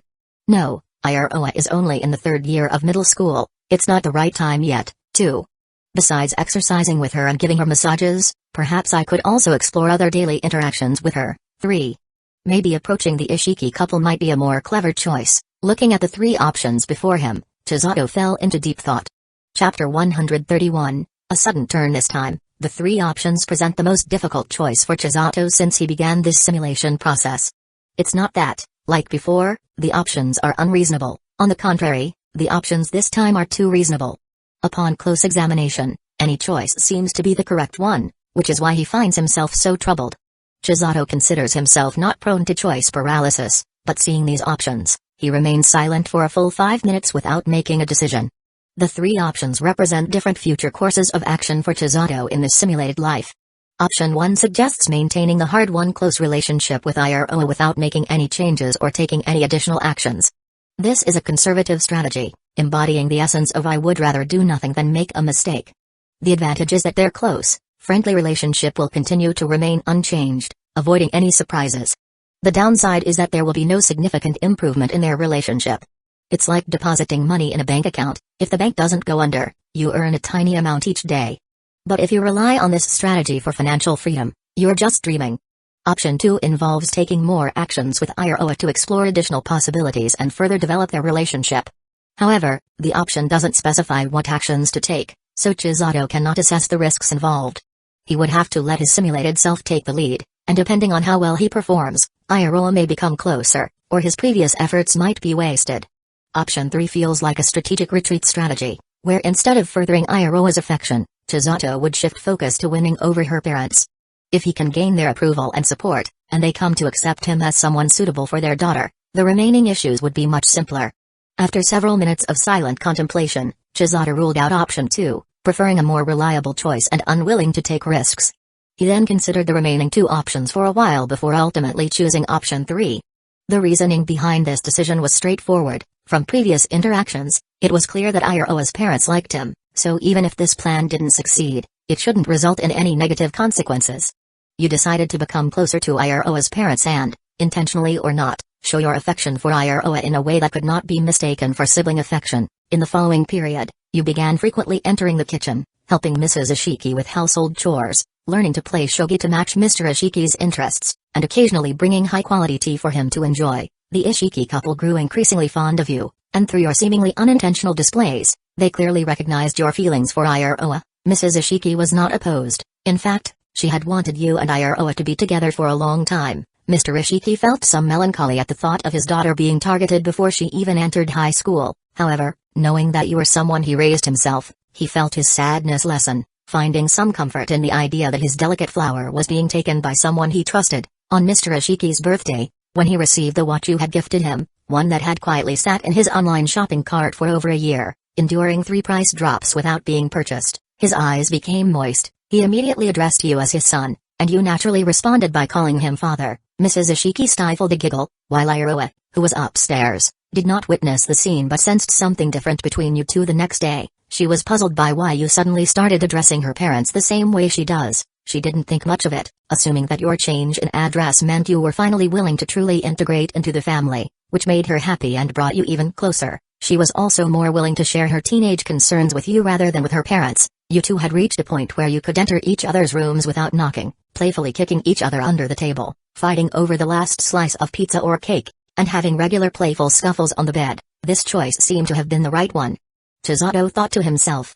At 17, Iroha successfully passed the entrance exam for the high school you attend. During the celebratory dinner in the evening, she thanked you sincerely, saying that if it weren't for your late-night tutoring during the final stretch, she wouldn't have made it into such a good school. She promised to think of a proper thank you gift for you. Mr. Ishiki, having drunk a bit more, jokingly told his daughter that there was no need for a gift. She could simply consider you as a return gift. After this comment, everyone present, including you, Iroha, and Mrs. Ishiki, had frozen expressions. Mr. Ishiki realized a moment too late that he might have said something wrong.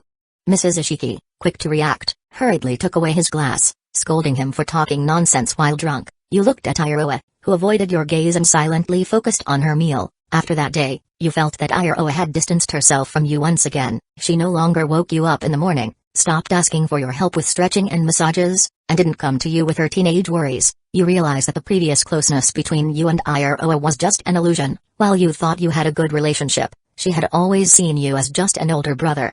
After realizing your romantic feelings, she withdrew out of fear. Did you do this on purpose to ruin me, father-in-law?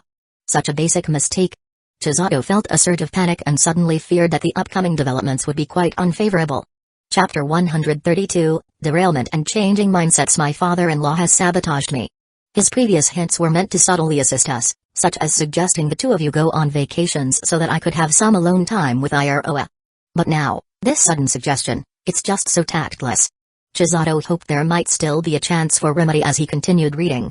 In the following period, you continuously sought opportunities to break through Iroha's psychological defenses but to no avail. Most of the time you spent together, she interacted with you in a manner that resembled ordinary family interactions, like typical siblings. After graduating from high school, you chose a university close to home with the aim of maintaining frequent contact with Iroha. However, by her senior year of high school, Iroha's social circle had expanded significantly. She either went to friends' houses when you were home or stayed in her room with the door closed, deliberately resisting contact with you. Despite your efforts, whether overt or subtle, you were unable to advance your relationship. The Ishiki couple noticed the discord between you and Iroha. Mrs. Ishiki even came to your room multiple times for heart-to-heart talks. She acknowledged your excellence and advised you not to rush. Both she and Mr. Ishiki wished for you and Iroha to be together, but Iroha was still too immature to view her daily brother as a life partner. You nodded as you usually did, which reassured Mrs. Ishiki. However, internally, you weren't as optimistic. Over the years, you came to realize that conventional methods couldn't bring Iroha back to you, and even with the Ishiki couple's support, the situation wasn't improving. Iroha had matured, she had her own thoughts and opinions and was no longer the naive girl who could be swayed by simple games or fitness routines. Realizing this, your inner turmoil grew daily. One night, after drinking alone in a corner at a classmates' gathering, you were temporarily relieved of your worries. On your way home, you passed by a station where a timid woman approached you and called your name hesitantly. Turning to look at her, your distant memories and her face slowly merged. You recalled that she was a girl from the same orphanage you attended as a child, named Nakakatamiri. You remembered using a small whip to lightly tap her backside. An expression she had made that left a deep impression. You gently called her name, and Mary, pleasantly surprised, moved closer. In her eyes, you saw unmasked excitement and overflowing affection. That night, instead of going home, you went to an izakaya with Mary and continued drinking until late. Afterwards, you went to a hotel where you both spent the night on a large bed, examining each other's bodies and talking until dawn. The next morning, Mary awoke in your arms, exhausted but content. She confessed her feelings, saying that meeting you again among so many people was fate, and she hoped to date you with the intention of marriage. Looking at the red marks on the bed and her fair, delicate skin, you decided, 1. Mary seems quite lovely as well. 2. Forget about being boyfriend and girlfriend. So, call me master. 3. I still can't forget Iroha. It seems that this has ended, with a second female lead even appearing and things escalating to a point where mutual examination of bodies has occurred. Chisato sighed quietly, realizing that this situation was a complete loss due to a single misstep. His mindset had deteriorated, and he chose the second option. seeking the most immediate amusement. Driven by your inner desire for dominance, you coldly grasped Miri's chin, berating her as a sow and demanding that she call you master. To your surprise, Miri's face flushed with excitement, and after a brief hesitation, she complied with your commands. Seeing her ingratiating and submissive demeanor, some feelings that had been buried in the warmth and harmony of the Ishiki home were rekindled. You recalled the dogs you used to torment as a child. Simply tying them up kept them from doing as they pleased, forcing them to act within the limits you set. You realized that your relationship with Iroha had deteriorated because you had indulged and pampered her too much.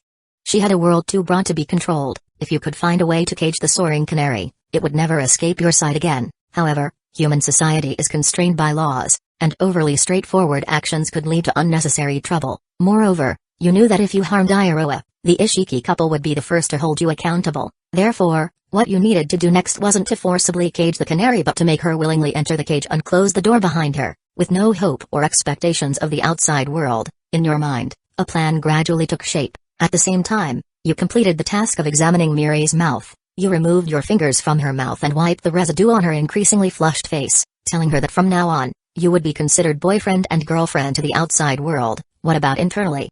Miri didn't ponder much. She eagerly climbed in front of you, hoping for a more thrilling reward similar to what happened the previous night. Your face displayed a devilish smile unlike any before, and you reached out your hand to give her a firm slap on the backside. A week later, you brought Miri home. Facing the surprised Ishiki couple, you tightly held Miri's hand and deliberately announced your relationship in front of Iroha. Ah, this. Have I become corrupted? The situation took a turn Chisato hadn't anticipated, racing in an unexpected direction. Chapter 133, Filial Piety and Strength. I tried to invite one of my friends to this group account but he refused and wanted to start alone. Oh well, you guys can go and try the fic he's translating. He goes by the name Halflings BTW. Solan 2, Reborn Uchiha vs Reborn Tang-san. A little badger in Hogwarts. Both are decent and the HP fic was even more intriguing for me, maybe because I rarely read one? Anyway, go and check those out and give some support. Don't give it all of your support though, I still want some support too. Alright, sorry for the rambling, enjoy your chapter. You brought Miri back home and announced your relationship to the Ishiki family. The Ishiki couple looked at you with a mix of surprise and suspicion, but you smiled naturally as you held Miri's hand, looking at her with affection.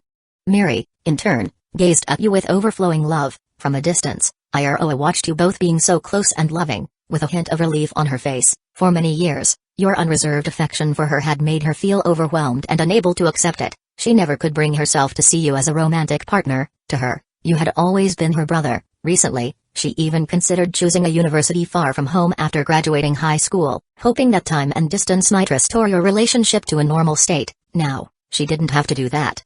The reality that had come was a source of joy for her. Over the next period, your visits home became more frequent, always accompanied by Miri. She was polite and tactful, and her demeanor was graceful. Additionally, the fact that she was also an orphan made the kind-hearted Ishiki family both like and pity her. By the time you were in your second year of college, you and Miri had been dating for over a year. You often kept her overnight in your room, her clothes started to appear in your wardrobe, and the Ishiki couple had subtly started to treat her as part of the family. Iroha had lowered her guard and resumed being close to you, even calling Miri sister-in-law without hesitation. In your third year, you and Miri had a simple engagement ceremony. Apart from the two of you, only the Ishiki family attended. The Ishiki couple watched you with teary eyes, while Iroha playfully encouraged you to kiss Miri in front of them, which you both did. This warm moment was captured on Iroha's phone. That same year, there was news that you weren't sure whether to consider good or bad. Your stepmother, who had been in a vegetative state for many years due to a car accident and had her legs amputated, had regained consciousness. Upon hearing the news, you didn't inform anyone and went straight to the hospital alone. The doctor, waiting outside the ward, gave you a detailed update on her condition. It turned out that although your malicious stepmother had awakened, her condition was far from promising. After lying in bed for years, her muscles had atrophied, and the damage to her brain tissue had severely affected her motor nerves and language system. She was very weak and would remain bedridden for a long time, unable to undergo rehabilitation training. The doctor used many technical terms, which you distilled into a general outline. In summary, she had regained consciousness but couldn't get out of bed, and even moving her fingers was difficult. Her ability to speak was also impaired, and she couldn't articulate a coherent sentence. Standing by the bed of your childhood tormentor, you saw her emaciated, unrecognizable face with no emotional response, even feeling a bit of amusement. This was her just punishment for her past actions. But you also felt a bit of melancholy because her awakening meant that you would have to find time to visit her occasionally. After all, in the Ishiki family's view, you were a considerate and filial child, and maintaining this positive image was crucial for your future plans. You didn't want this good impression to be tainted. You looked at the dark, vacant eyes of your malicious stepmother and decided, 1. Forget it. Let her remain in her current state until she passes away. 2. Even in her current state, there might be some value in exploiting her if handled correctly. 3. Treat her well, hire the best caregivers and nutritionists, and hope for her speedy recovery. Chisato discarded third option first. Hope she recovers? What's the point? If she recovers, will she reclaim what's hers? The woman who had taken you from the orphanage with such base intentions, only to exploit you as free labor, deserved this. As Chisato saw it, she had brought this upon herself. He then focused on the remaining 2 options. To be honest, when the options last appeared, he thought the simulation was about to end, but a casual choice unexpectedly opened up new possibilities. This was a genuine surprise. He chose to continue trusting the version of himself in the simulation, who despite some character changes, seemed unexpectedly compelling and reliable. You formulated a plan. If successful, it would not only eliminate the risk of your stepmother reclaiming her assets but also significantly aid your long-standing goal of winning Iowa. Although the plan was somewhat unscrupulous, you quickly rationalized it. Doing unscrupulous things to unscrupulous people, much like using violence to stop violence, was perfectly reasonable. You sat by your stepmother's bedside and gently held her hand. Your action caught her attention, and she looked at you. You introduced yourself and softly recounted what had happened during her years of unconsciousness. Upon hearing that her husband had long since passed away and that she had been bedridden with amputated legs, her dim eyes flashed with extreme panic, her mouth opened slightly but only emitted incomprehensible sounds. You slightly increased your grip, looking gently at her pained expression. You reassured her not to worry. Although the doctor said the treatment process would be painful, you would spare no effort to continue it. You sincerely told her that despite the inhumane abuse she inflicted on you as a child, she was still family, and you would take good care of her until the end. Your words had the opposite effect. Rather than reassuring her, they made her even more fearful. You said no more, slowly releasing her hand and telling her that you would come to visit her every day. With that, you left the ward. Chapter 134, The gears begin to turn. What you want to obtain isn't achieved by simply speaking it out, but by finding ways to make others voluntarily offer it to you. That is the subtle and clever approach. The news of your stepmother waking up was known by your girlfriend and the Ishiki family, and you brought them to visit her one after another. In front of them, you appeared very filial and gentle towards your stepmother, attending to her with meticulous care. Your stepmother knew your true nature, but due to her weakness and inability to speak, she couldn't convey effective information. No one noticed the inappropriate nature of your relationship with your stepmother. You arranged for a very obedient caregiver for her, who was meant for monitoring rather than just caring. As you had said before, you visited her daily without missing a day, personally caring for her each time. Under your shadow, she trembled in fear every day, dreading your arrival. After the doctor confirmed with you repeatedly, he began using aggressive treatments that caused the patient pain. Although her condition seemed to gradually improve, she suffered daily, and her mental state weakened day by day. After 6 months, one day, you finally heard the words you wanted to hear from her. Please let me go. Let me die. You told her that, except for the law, no one has the right to end a life, even if it is her own. She told you she had heard from the caregiver that Switzerland allows euthanasia, and she pleaded with you to stop her suffering. You remained silent.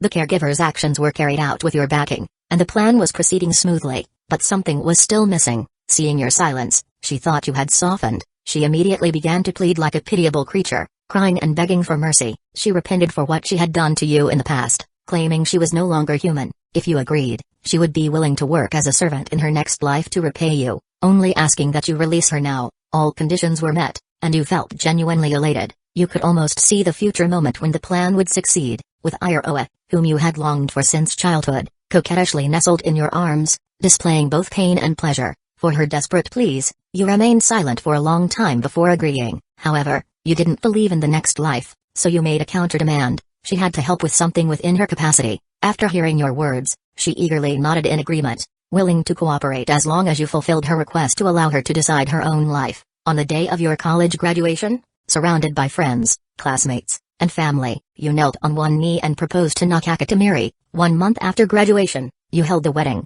becoming a model couple in others' eyes for your affectionate relationship. On your wedding night, Miri knelt before you. You gently touched the collar around her neck and told her the plan had begun. She blushed and nodded in acknowledgement. A week later, at the Ishiki family dinner table, Miri, in front of everyone, touched her stomach, which was not yet pregnant, and bashfully announced a false pregnancy, except for you, who knew the truth. The Ishiki family and Iroha displayed mixed expressions of surprise. The Ishiki couple discussed preparing baby essentials like cribs and bottles. Iroha was so excited she went over to place her ear on Mary's belly. As 6 months passed, Mary's belly grew. Following your advice, she did not look for work and stayed home to rest. During the day, she waited for you to return from work to have dinner together, and in the evening, you drove her back to your new apartment. Iroha, observing your affectionate relationship, was genuinely happy for you. Now a senior, she had little academic pressure and voluntarily took on the task of caring for Miri during the day. On a Sunday, while you were resting, an accident occurred. The Ishiki couple was out for a meal, and Iroha, while helping Miri downstairs, slipped on water you had deliberately spilled on the wooden stairs. She fell down with Miri. Iroha was not seriously injured, just with a sore backside, but Miri was in critical condition. She clutched her stomach in pain, and blood was flowing from beneath her long skirt. Iroha realized the gravity of the situation and was terrified seeing Miri in extreme pain. She was on the verge of tears, rushing to help her sister-in-law but ending up with her hands covered in sticky blood. You, in the living room, heard the commotion and rushed over like a madman. Iroha had never seen such an expression on your face. You quickly carried Miri to the car, not waiting for Iroha to catch up, and drove straight to the private obstetrics and gynecology hospital you had prepared in advance. When Iroha and the Ishiki couple arrived at the hospital, they found you sitting anxiously outside the emergency room, like an ant on a hot pan. Mr. Ishiki sat beside you, comforting you by saying everything would be fine, and Mrs. Ishiki held your hand tightly. As for Iroha, she stood silently with her head bowed, her hand stained with blood that hadn't been cleaned properly. Half an hour later, a doctor wearing a mask came out of the emergency room. This doctor, whom you had bribed, approached and recited the lines you had set up. We did everything we could. We managed to save your wife, but we are very sorry about the child. Also, due to this accident, your wife will be unable to have children in the future. The doctor said a few comforting words and then bowed and left. After hearing this, you were devastated, collapsing to the ground like a soulless, hollow puppet. Mrs. Ishiki held you tightly, crying uncontrollably. Mr. Ishiki, with red eyes, walked over to Iroha and slapped her face with great force. Iroha fell to the ground, covering her face. Her once bright and energetic eyes were now dim and lifeless. Chapter 135, The First Step. What a truly effective method. Seeing the series of actions executed by his simulated self, Chisato couldn't think of anything else to say except this one phrase. First-person perspective. In the corridor filled with the smell of disinfectant, Mr. Ishiki stood over Iroha, who had fallen to the ground, gritting his teeth and preparing to kick her again. Enough. Chisato slowly stood up. As he took a deep breath, his entire body trembled slightly. Don't do this, uncle. Mrs. Ishiki, perceptive as ever, noticed the cold change in the term of address Chisato used for her husband. This is no one's fault. Chisato shook off Mrs. Ishiki's support and went to Iroha, who was lying on the ground. He squatted down and slowly helped her up. It's just an unfortunate accident. Miri. It's good that she's okay. Mr. Ishiki clenched his fists, his face filled with guilt. He avoided looking at his swollen daughter and walked over, saying, Chisato, don't be so pessimistic. Listen to me. Medical technology is advanced. If this hospital isn't up to standard, we can go to another hospital. If that doesn't work, we'll take Miri to a major hospital abroad. There will be a solution. Chisato gently shook his head. Mr. Ishiki, unwilling to give up, was about to persuade him again when Mrs. Ishiki interrupted. Husband, stop talking. Let's check on Miri first. All right. Still unconscious, Miri was wheeled out of the emergency room by the nurses and placed in a private room. Her eyes were tightly shut, and her complexion was pale. The nurse told Chisato, your wife should wake up in about half an hour. For the time being, she'll need to stay in the hospital for observation. After thanking the nurse, Chisato said nothing more. He simply sat by the bedside, holding his wife's hand. Overwhelmed by immense sorrow and disappointment, he was unresponsive to any external stimuli. Mrs. Ishiki continued to offer quiet comfort, but seeing Chisato's reaction and expression, she too found herself unable to continue offering false reassurances. She stepped back to stand by Iroha, looking at her daughter, who had been spoiled since childhood. She wanted to scold her but couldn't bring herself to do so when she saw the swelling on her face. Mrs. Ishiki pressed her lips together, hardening her heart to avoid looking at her. Compared to the current situation with Chisato and Miri, her daughter's minor injuries seemed insignificant. She left the room to discuss quietly with her husband, who was pacing back and forth in the corridor. Iroha looked at her sister-in-law on the bed and at Chisato, who was sitting beside her, looking like a lifeless piece of wood. The immense guilt crushed her, making it hard for her to breathe. Always sensitive to pain, she now felt no concern for her own bruised bottom and swollen cheeks. She took a few steps forward, standing behind Chisato. She felt she should say something at this moment but didn't know what to say. She had heard every word the doctor said clearly. The baby would never be able to see this wonderful world with its own eyes again. Her sister-in-law, who had happily shown off the little hats and socks she knitted, would never have the chance to use them. Moreover, she would never be able to conceive again, losing the chance to become a mother forever. Because of her foolishness, a happy family was destroyed. What would her sister-in-law's reaction be when she woke up and learned these two pieces of bad news? What about Chisato? Would he still be able to show that gentle and warm smile he used to have? Iroha's lips quivered, and she dared not breathe. She stood there, lost in thought, as time ticked away. A faint groan broke the nearly suffocating silence. Chisato quickly leaned over and looked at his wife, who was slowly opening her eyes. Honey. Chisato held her hand tightly, placed a gentle kiss on it, and tried to force a smile. I'm here. How are you feeling now? I'm in some pain. The baby. Right. How's the baby? As Miri's consciousness became clearer, she immediately asked about the one thing she, as a mother, was most worried about. Don't be anxious, Miri. The baby is fine. Chisato assumed the role of the dutiful husband, forcing a smile despite his inner pain, trying to comfort his wife with lies. No. That's not right. I can't feel the baby anymore. Honey, our baby isn't moving. Calm down. Honey, what happened to our baby? Miri fell into despair, her eyes wide open, her hands gripping Chisato's clothes tightly. Chisato kept his lips tightly sealed, leaning over and hugging Miri tightly. His actions, reactions, and silence said it all. Ugh. Why? I'd rather it be me. Why did that innocent baby have to leave us? Don't say that, Miri. We'll have another chance. What about my mother? She was so happy to hold her grandchild. How are we going to tell her? Ugh. It will get better. It will get better. Ugh. Miri rested her chin on Chisato's shoulder, her expression vacant, tears streaming uncontrollably. No matter how heart-wrenching her cries were, they couldn't fully convey a mother's pain of losing a child.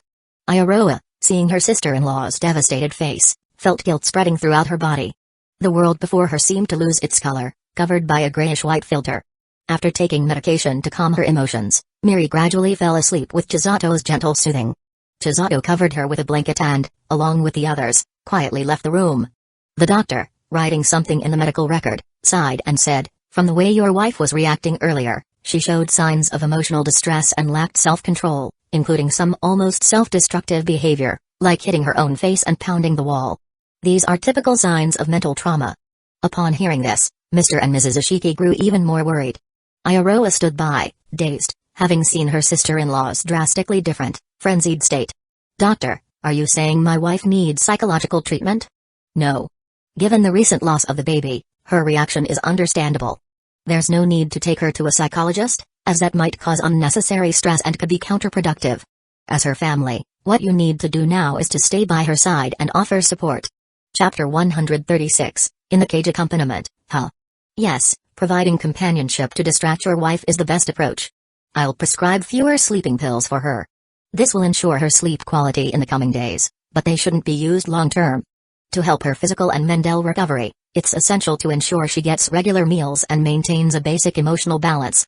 Of course, if she can stay happy, that would be even better. Thank you, doctor. Chisato watched the doctor leave. He turned to face Mr. and Mrs. Ishiki and Iroha, pressed his lips together, and walked toward the ladder. Mr. Ishiki, somewhat concerned, wanted to step forward and say something, but Mrs. Ishiki tightly held his arm to stop him and shook her head slightly when he looked at her. Chisato took a few steps forward and stood before Iroha, slowly raising his hand. Iroha had mentally prepared for another slap on her other cheek but was not afraid. Instead, she felt somewhat relieved. If taking a beating would make Chisato calm down, she would not avoid it until his anger had subsided. She had resolved this way, and it was certainly true. But as she saw his hand raise, she still closed her eyes in fear. However, the anticipated hard slap did not come. Instead, her cheek, previously hit by her father, was met with a gentle caress. She opened her eyes to see Chisato's smile, which was clearly an attempt to mask his deep sadness with a forced cheerfulness. That smile was the most heart-wrenching and painful she had ever seen. "Whenever I was about to hit you in the past, you would smartly run behind Andy or me. What's wrong today? You don't seem like yourself at all." Hearing Chisato speak in his usual tone, Iroha suddenly felt a pang of sadness. Despite the pain she felt earlier from her father's beating, she hadn't felt the urge to cry, but now, A single sentence from Chisato made her eyes quickly welled up with tears. Guilt, anxiety, and self-reproach turned into tears, slipping down her red, swollen cheeks, the burning sensation clearly felt. Don't cry. I can't manage to calm your sister down alone. Stop smiling, stop smiling. Later, when your sister is discharged, let's go to the amusement park together.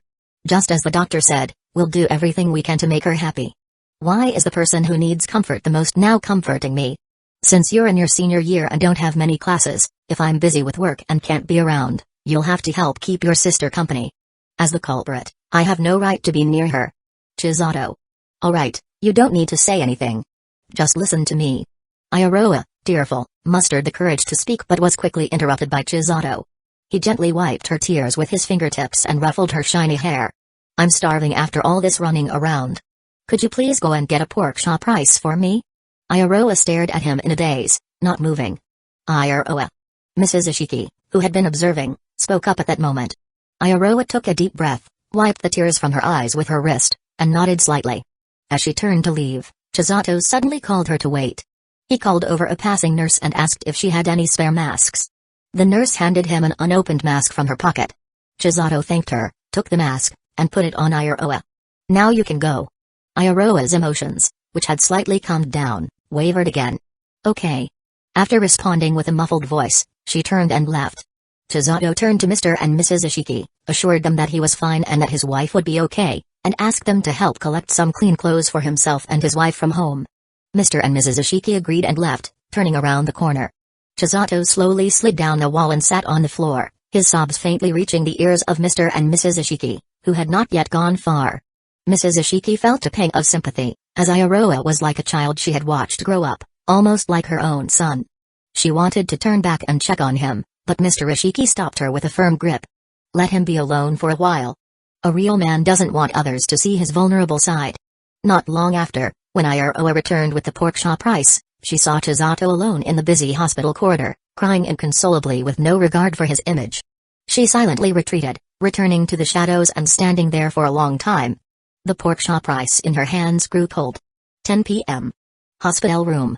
Mr. and Mrs. Ishiki and Iroha, who insisted on staying, were persuaded by Chisato to go home and rest.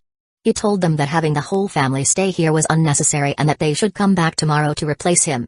He would stay alone tonight to accompany his wife, who had just miscarried. They've gone now, right? Yes. Chisato withdrew his gaze from the window, where he had seen the familiar car leaving the hospital parking lot. To be sure, he locked the door of the single-room ward before sitting by the bed. How did I perform today? Miri, with a smile on her face, climbed to Chisato using her knees and palms, like a dog trying to please its owner, showing none of the extreme weakness she displayed earlier. Chisato extended his finger, parted her lips, and felt the softness of her tongue. The performance was quite good. Did you have the blood plasma strapped to your thigh beforehand? Yes, when I fell down the stairs, I kept my legs together and it burst open, sticky and uncomfortable. Were you really anesthetized in the emergency room? No, I just changed into a hospital gown and rested for a while after cleaning up. What about the medicine you took this afternoon? Just vitamin pills. Hey, it's really thanks to that money-driven doctor. It's thanks to you, Chisato. Keep up the good work in this way. I've taught you what to do specifically before. Miri nodded. The rest of the task became much simpler for her, no longer needing to wear padding to simulate pregnancy every day, which was tiring and stifling. I want a reward. Miri pulled Chisato's hand onto her fair thigh, her eyes full of seduction. Chisato pinched her cheek with a wicked smile. Not yet. It's not the right time. But I want it now. Wait until you're recovered and discharged, then I'll give it to you.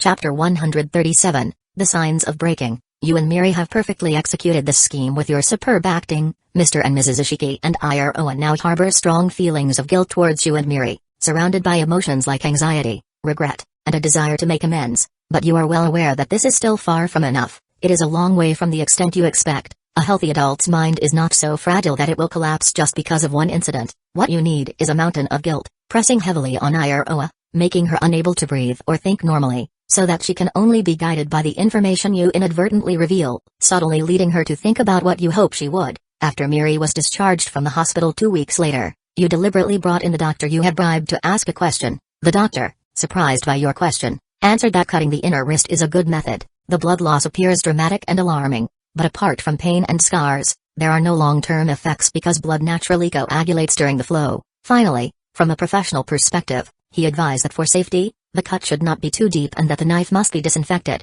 Chisato? The simulated life version of me. Asking such dangerous things. What are you trying to get someone to do? You listened to the doctor's answer and nodded in satisfaction. You handed him a thick envelope from your pocket. After returning home with your wife, you realized it was time to take the next step. You chose a sunny day and took your wife to visit your bedridden stepmother. Naturally, Mr. and Mrs. Ishiki and Iroha followed, feeling guilty. In the convalescent room, your stepmother, not wanting to be cared for anymore and wishing for a quick and easy release, was performing as you had instructed. She smiled, initially showing happiness at your visit, then, as if ignoring the somber expressions of everyone, she complained to Miri about how long it had been since you last visited her, questioning if you were tired of her as an old woman. Seeing everyone's awkwardness, she quickly laughed, saying those were just jokes, and then asked Miri about her recent condition and whether the baby had been named. Miri, forced to smile, could not answer her questions directly. With a deep breath, Mrs. Ishiki was about to step forward to apologize and reveal the truth, but she was stopped by you.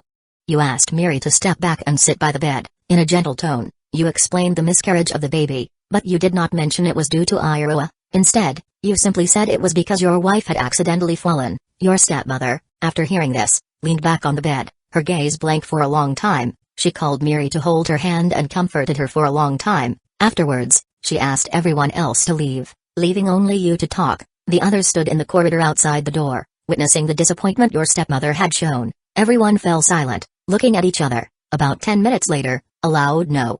I absolutely do not agree. Echoed from the convalescent room, clearly heard by everyone. They rushed in, worried about what might have happened. Inside the convalescent room, you were no longer gentle but appeared extremely agitated. Standing by the bed, Miri and Iroha hurriedly held your arm, while Mrs. Ishiki sat by the bed, anxiously asking what was happening. First-person perspective, in the convalescent room. The atmosphere was off. Chisato's stepmother leaned on the bed, slowly shaking her head in response to Mrs. Ishiki's questions. It's not Chisato's fault, it's my fault. I'm too selfish. Too selfish? Mrs. Ishiki was confused. The stepmother on the bed nodded slowly, looking at Miri with pity. I was hoping to see my good grandson before speaking, but I'm sorry, Chisato, I can't hold on any longer. Please don't say that. You'll get better. I know my own body. Besides, do you know my pain? Pain? Everyone was puzzled by the conversation between mother and child. Mr. Ishiki finally couldn't hold back and asked. Chisato, what were you arguing about? Chisato's face was ashen, and he did not answer. The stepmother spoke softly.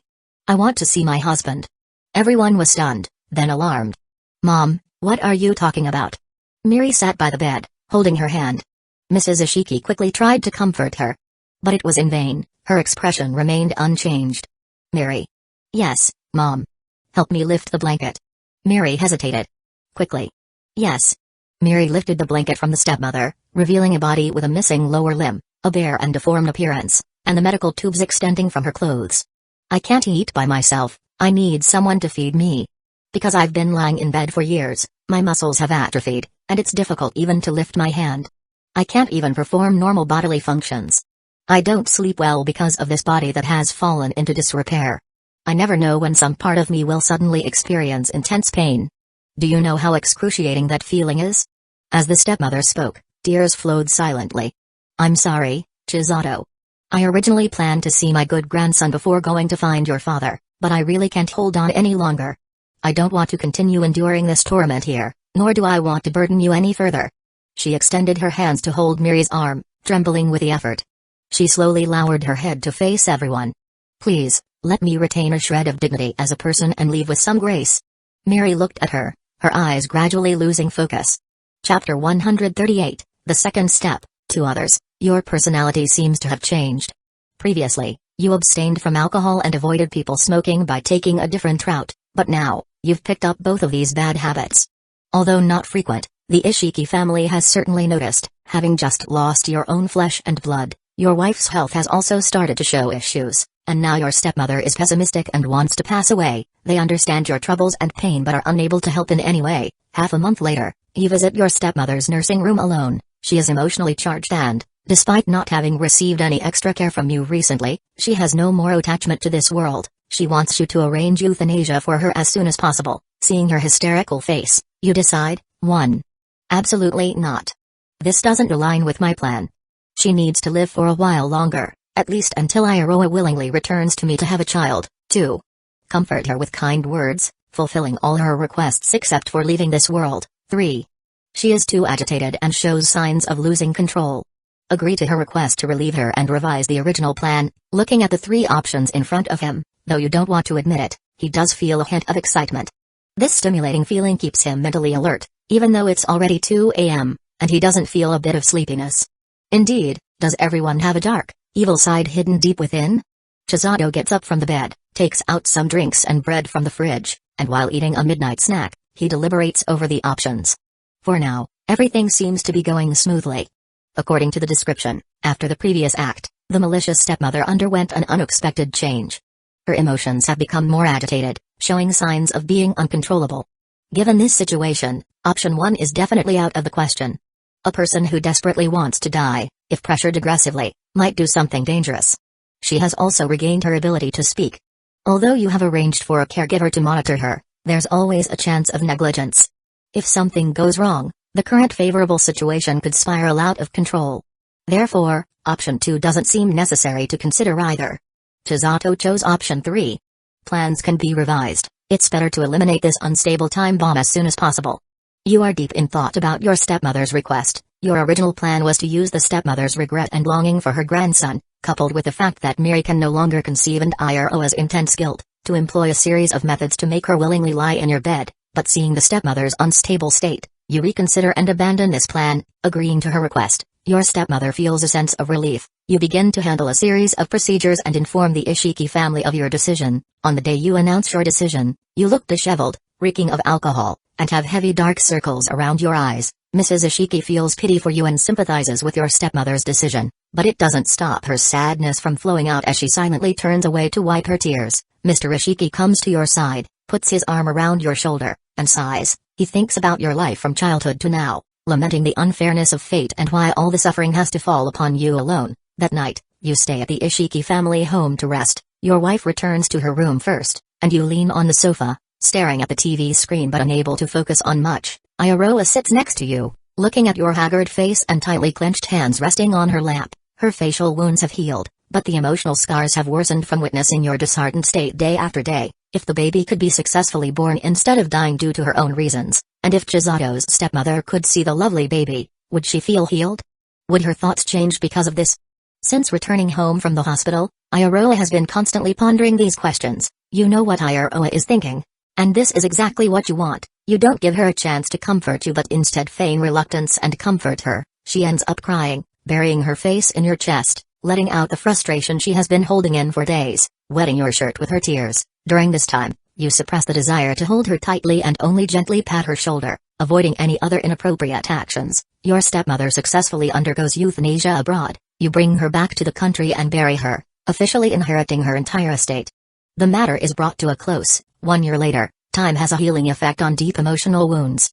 Sadness and disappointment have temporarily faded away. Everything seems to have improved. Iroha graduates from university.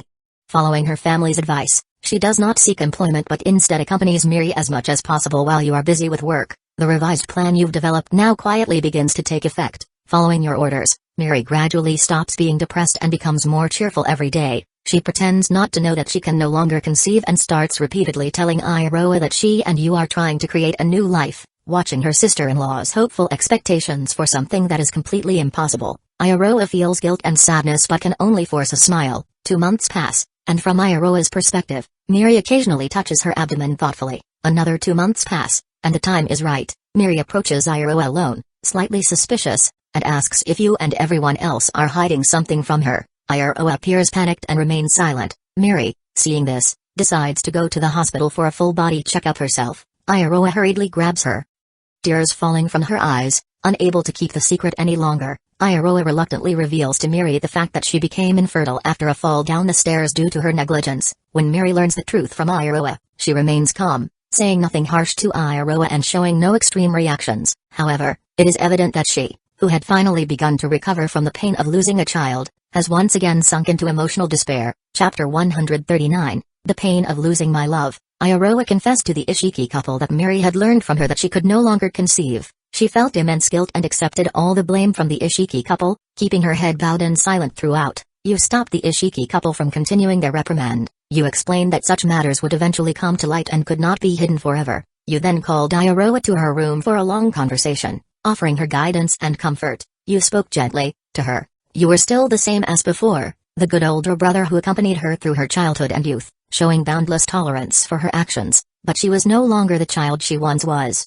The more you showed this one-sided tolerance, the more it made her feel anxious and unsettled. You were always the one considering her feelings and thinking about her, but she felt powerless, unable to reciprocate, and had committed such a serious mistake that it hurt you and your two loved ones, one losing the ability to be a mother and the other passing away passively. I am, without a doubt, the sinner. She said this, but you interrupted her firmly. For the first time, you showed such anger in front of her. You scolded her loudly, but instead of frightening Iroha, it gave her a sense of being rescued. She threw herself into your arms, crying and repeatedly saying sorry. She was incredibly relieved that you hadn't been crushed by these misfortunes and were still the strong, kind, and gentle older brother. You rested your chin on Iroha's head, inhaling her fragrance, feeling her mature body, so different from her school days, smiling slowly. Once Iroha had calmed down, you asked her to help take care of Miri during the day while you would take over after work. Iroha wiped her tears and earnestly agreed. She wanted to make amends for her past actions and hoped that you, such a good brother, could return to a normal and happy life, but things were not as simple as she thought. The seemingly calm surface concealed turbulent and dangerous undercurrents. The reward you promised Miri had been long overdue, and you finally began to formally deliver it to her. Miri started showing visible signs of injuries on her arms and legs, evidence of the private reward she desired when you were intimate with her. You had a subtle tendency, while she experienced pleasure from pain, which was one reason why she was so compliant with you. The Ishiki couple and Iroha discovered these injuries. Under their repeated questioning, you revealed the truth. At the dining table where Miri was absent, you informed them that your wife's mental state had recently become unstable. It seemed she had reverted to the state she was in when she first learned about the baby's absence, easily angered and occasionally self-destructive. Iroha's chopsticks fell to the ground. The Ishiki couple looked deeply worried. You reassured them not to worry. You had consulted a psychologist, and as with the previous doctor's advice, Miri needed the company of family. As long as she stayed cheerful, she would gradually recover. You then formally asked Iroha, who was out of work, to help take care of your wife during the day, with you taking over in the evening. This suggestion was accepted without question by the Ishiki couple. Iroha also firmly assured you that she would keep a close watch on your wife and prevent her from engaging in self-destructive behavior. You nodded with reassurance. Afterwards, Iroha's meticulous care for Miri extended to even waiting outside the bathroom and preventing her from using scissors or knives on herself. As time passed, just as you had said, Miri's condition seemed to gradually improve. She could control her emotions and no longer became easily angry or tearful. The injuries on her body healed without new ones appearing. Iroha, who had been tense for so long, began to relax as Miri's condition improved. At night, after intimacy, you held Miri and lightly bit her skin. This mild pain did not satisfy her, making her feel like it was just scratching the surface, so you increased the intensity, satisfying both yourself and her. First-person perspective, in a dimly lit bedroom with only a small nightlight. After intense stimulation, the body was left trembling uncontrollably. Miri lay on the bed, gasping for breath. She realized she could never be apart from this man. Chisato got up from the bed, took a wallet from the closet, and placed 2 cards on the bedside. Miri watched her actions in silence. Everything is ready. Stick to the original plan. The password is your birthday. We won't meet for a while. He paused. Take care of yourself. I can't bear to part with you. Can't we delay the plan a bit more? Miri pulled him down to lie beside her and nestled her soft body into your arms. Chisato looked at the ceiling with little emotional expression. Whether sooner or later, the result is the same. Miri was silent for a while. What if I miss you? I will call you, but you must not contact me first. I understand. Can I hold on to a small hope that you and Iroha will come looking for me after being together? Chisato looked down at Miri in his arms, showing a faint smile with little emotion. Maybe. The next morning, you brought Miri to the Ishiki home. After ensuring she was handed over to Iroha, you drove to work. Iroha and Miri had breakfast together and watched some TV. Around 9 in the morning, as usual, they prepared to go out to the supermarket to buy groceries and cook. However, while Iroha went upstairs to change clothes, Miri vanished. A note was left on the coffee table in the living room. Chapter 140, Breakdown of Personality. The note was undoubtedly left by Miri. It contained only a brief message. Sorry, Iroha. Take good care of Dad, Mom, and Chisato. Iroha looked at the note, her hands uncontrollably trembling. She first called her sister's phone, only to hear it ringing on the sofa. Mary had left her phone and even her wallet behind. What could Mary possibly want to do without these items? Iroha's heart sank. She forced herself to stay calm and not let her mind run wild. She searched the house thoroughly and then looked around the neighborhood. She tried to convince herself that there was still time to find her sister, but it was destined to be in vain. Shaking, she took out her phone, suppressing her sobs, and dialed your number. You answered the call and immediately left your work to join Iroha. You drove through several red lights to return to your apartment, but there was no sign of your wife there. You both then went to nearby parks and shopping malls, but found nothing. On the way, Iroha stayed by your side, watching your anxious face and not daring to speak. She called her parents. By the time the Ishiki couple arrived, it was already 10 at night. The four of you remained in the brightly lit living room, with no one seeming to want to rest. First-person perspective, without her wallet and phone, where could she have gone? Mr. Ishiki scratched his head anxiously, pacing the living room. Mrs. Ishiki ignored his murmurs and went to sit next to Chisato, holding his hand to comfort him. We still have no news of Miri. If it gets really bad, we should go to the police. Chisato sighed and shook his head slowly. Mrs. Ishiki didn't understand his meaning but saw he was not in the mood to explain. She turned her gaze to her daughter, who was standing quietly, knowing she had done something wrong. Iroha caught her mother's gaze, trembling as she glanced at Chisato, then quickly lowered her head. I've already been to the police station. The Japanese police said. What did they say? Stop making us wait. Iroha took a deep breath, her nose feeling sour again. They said that Mary left a note and disappeared on her own. She's an adult and should be responsible for her own actions. If there's still no news after 48 hours, we can report her missing. Only then will they deploy police resources to issue a missing person report and conduct a search. These useless people, living off our tax money and doing nothing. 2 days have passed, who knows what might have happened to Miri. Mr. Ishiki's anger surged as he kicked the TV stand with a loud bang. Honey. Please say less. Mrs. Ishiki scolded him loudly. Japanese police are a bunch of useless people. I didn't say anything wrong. I didn't mean that. Mrs. Ishiki looked at Chisato, who was pinching his brow with closed eyes, and held him close, her heart aching. Mr. Ishiki sighed. Indeed, there were others more worried than he was. But you too, knowing your sister's emotional instability, why didn't you keep a better eye on her? What did your brother tell you before? Mr. Ishiki calmed himself and walked in front of his daughter. Iroha shrank her neck, unable to offer any rebuttal. Mrs. Ishiki stood up, pulling him away, and stood in front of her daughter. Stop blaming her. None of us wanted this situation. Instead of lecturing Iroha, think about where Miri might have gone. Chisato stood up silently, went to the bathroom to wash his face with cold water, then grabbed the car keys. I'm going to check all the places where Miri and I used to go. She might have gone there to clear her mind. Uncle and Aunt, could you please check Miri's university? Mr. Ishiki nodded without hesitation. Sure, we'll go right away.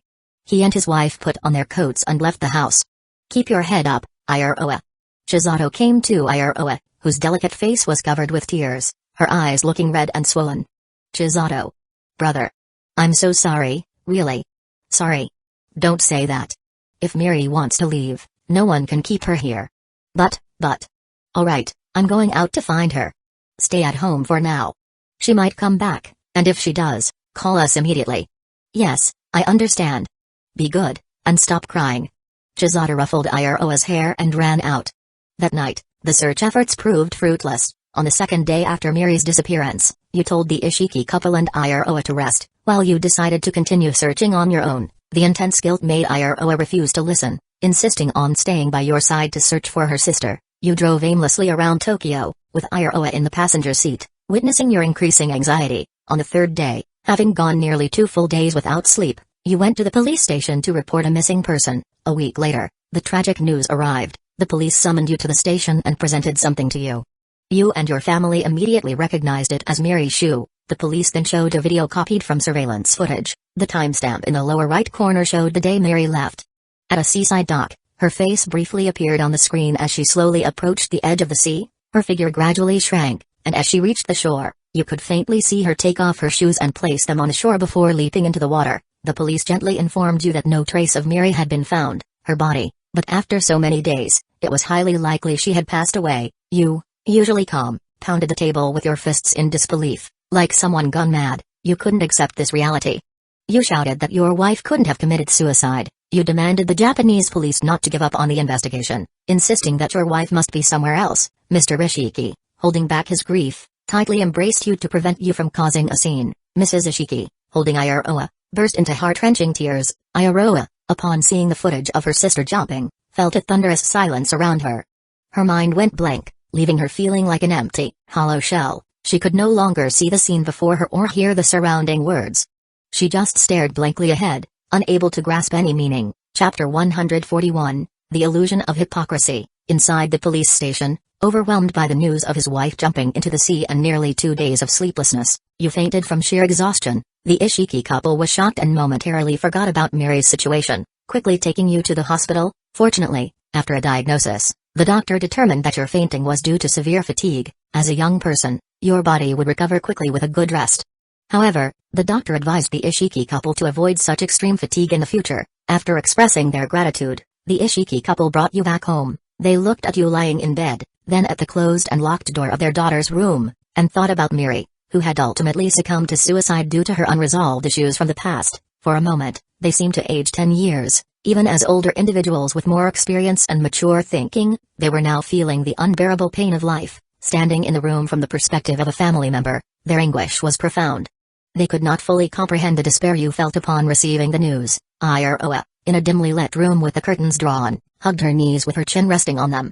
Her eyes were bloodshot as she stared blankly at 2 items in front of her, the note left by her sister and a childhood photograph of her with Chisato. The photograph, taken shortly after Chisato's stepfather and stepmother's accident, showed him in mourning clothes. Compared to the clueless child in front of the camera, his small face displayed no expression. He looked at the camera direction with a mechanical and numb gaze, almost instinctively. At that time, the young boy was like the current Chisato. Iroha remembered her mother saying that Chisato, at a young age, lost all his family and relatives. No one wanted to take care of him, so he ended up in an orphanage, living alone in misery. He had already endured many hardships and suffered from life's adversities. Now, as an adult, he had gained strength and was able to stand tall.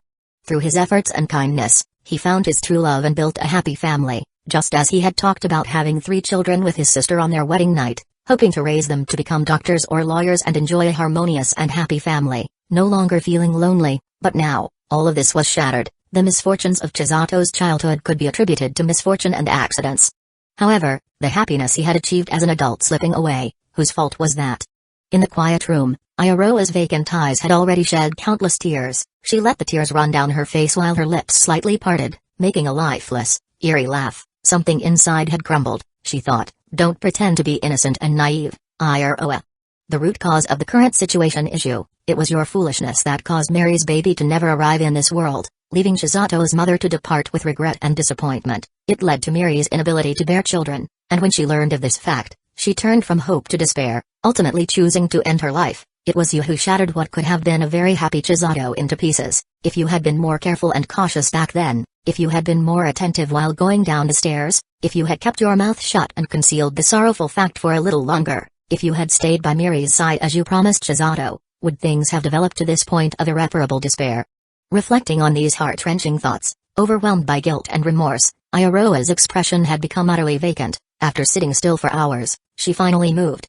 She got out of bed, opened the drawer of her desk, and took out a pair of scissors. The sharp blade reflected a cold light under the sunlight filtering through the curtain. Iroha's hands trembled as she slowly brought the blade to her neck. As she prepared to end it all, her gaze accidentally fell on the note left by her sister on the bed. The note said to take care of Dad, Mom, and Chisato. Clink, the scissors fell to the floor, and Iroha collapsed onto the floor, covering her chest with her hands, crying uncontrollably. The next morning, you woke up. You found the Ishiki couple and Iroha in your room. Mr. Ishiki was slumped over the desk, while Mrs. Ishiki and Iroha were by your bedside. A slight movement caused all 3 to awaken simultaneously. Mrs. Ishiki anxiously inquired about your condition. Your eyes were filled with loneliness and disappointment as you simply shook your head without speaking. You got out of bed, not showing any smile, and, with unsteady steps under their watchful gaze, went to the wardrobe and selected a set of clothes to change into. During this time, Mr. Ishiki came over and quietly asked where you wanted to go, but you did not respond. After changing clothes, you tried to leave the room, but Mrs. Ishiki tightly held your hand, not allowing you to leave. Iroha also blocked the door with her body. Seeing her swollen eyes, you remained silent for a long time before finally speaking. Your voice was hoarse as you said you wanted to go to the police station to find out the exact location where Miri had jumped from. Once the Ishiki couple understood, they ceased their attempt to stop you, seeing you, as if a puppet with no emotion. The turbulent negative emotions swept over Iroha again. She pressed her lips tightly, took a deep breath, and obediently stepped aside. You all went to the police station, where you learned the exact location where Miri had jumped, and the shoes found by the Japanese police were returned to you, holding your beloved wife's shoes. You arrived at the spot where she had jumped. You sat cross-legged, slowly looking at the sea before you, like a monk in meditation, remaining motionless for a long time. Iroha watched you from behind, your previously stable and reliable figure now seeming precarious and on the verge of collapse in her eyes. Chapter 142, She Starts Living with You. After waking up, you underwent an investigation by the Japanese police. Although your wife's body had not been found, there was no doubt that she was no longer in this world. You spent an entire week at the place where your wife passed away, sitting in silence. On the 8th day, you stopped going to the seaside and spent 2 days arranging a simple funeral for your wife. The funeral was attended only by you and the Ishiki family. On the 10th day, you picked up your briefcase and left the house. Mr. and Mrs. Ishiki were overjoyed, thinking you were beginning to recover from your grief and were ready to get back to work, but they were mistaken. That afternoon, you came home carrying a large cardboard box. The box contained some personal items from your workplace, and you had officially resigned from your job. You repeatedly assured the Ishiki couple that you wouldn't do anything foolish, you just wanted to take some time off due to the recent events, and then move back to your own apartment to live alone. Iroha visited you almost every day. As time passed, she noticed that the cigarettes and alcohol you had previously given up had started to reappear in your room. Your bedside ashtray was filled with cigarette butts, and the coffee table in the living room was stacked with empty beer bottles. Every day, she would tidy up your apartment, but it was to no avail. The place would return to its disheveled state the following day. Since your resignation, you spoke very little and mostly reeked of alcohol. Even if Iroha tried to engage you in conversation, she received no meaningful responses. However, she took some solace in the fact that you still ate the meals she prepared for you. That was the only thing that brought her comfort. 3 months later, you lay drunk in bed, while Iroha, quietly tidying up the living room, was suddenly called over by you. You asked her to bring your seal the next day. Iroha was glad that you, who had been silent for so long, spoke to her, but she did not understand why you suddenly needed the seal. She cautiously asked for the reason, but you did not answer and instead turned over in bed, curling up. Iroha felt a pang of sadness. She wished for the confident and composed older brother she once knew, but she understood that such thoughts were unrealistic. She covered you with a blanket, turned up the air conditioning in the room, tidied up briefly, and then left. The next day, when she arrived with the seal, you handed her several documents and asked her to stamp them. Iroha took the documents and saw that they were all related to the transfer of real estate assets, 4 properties in total. The suddenness of it all did not surprise her. She had sensed that something like this might happen after she went home the night before. Iroha shook her head. She refused to stamp the documents and did not return home that day. Instead, she called her mother to have her bring her personal items and clothes. First-person perspective. It was just after 3 p.m. when Mrs. Ishiki received her daughter's call and hurried back home. After packing clothes, she went to Iroha's apartment. She pressed the doorbell, and Iroha answered the door. "Mom, thank you for coming." Iroha took the bag from her mother's hands. "What's going on? You sounded so urgent on the phone. Did something happen to your brother, Chisato?" Mrs. Ishiki tried to enter the apartment, but her daughter stopped her. "It's nothing." Iroha forced a smile that seemed to say everything was fine. She didn't want her parents to worry. "I just suddenly felt that staying here for a few days and keeping him company might be nice." "Really nothing's wrong?" "Yes, really. If something were wrong, I'd call you immediately." Iroha closed the door. The apartment was quiet again. "Is it really nothing?" Iroha's smile faded as she thought about her mother. She placed the bag in the guest room and carefully opened Chisato's bedroom door. The bedroom curtains were drawn tightly, letting no light in. The room was dark and gloomy, illuminated only by the flickering light of the desktop computer. Chisato was sitting at the desk, staring blankly at the movie on the screen, looking as lifeless as an elderly person, with no trace of vitality. This was why Iroha had been avoiding letting her parents meet Chisato directly during this time. His condition had lasted for so long that it was impossible to feel reassured.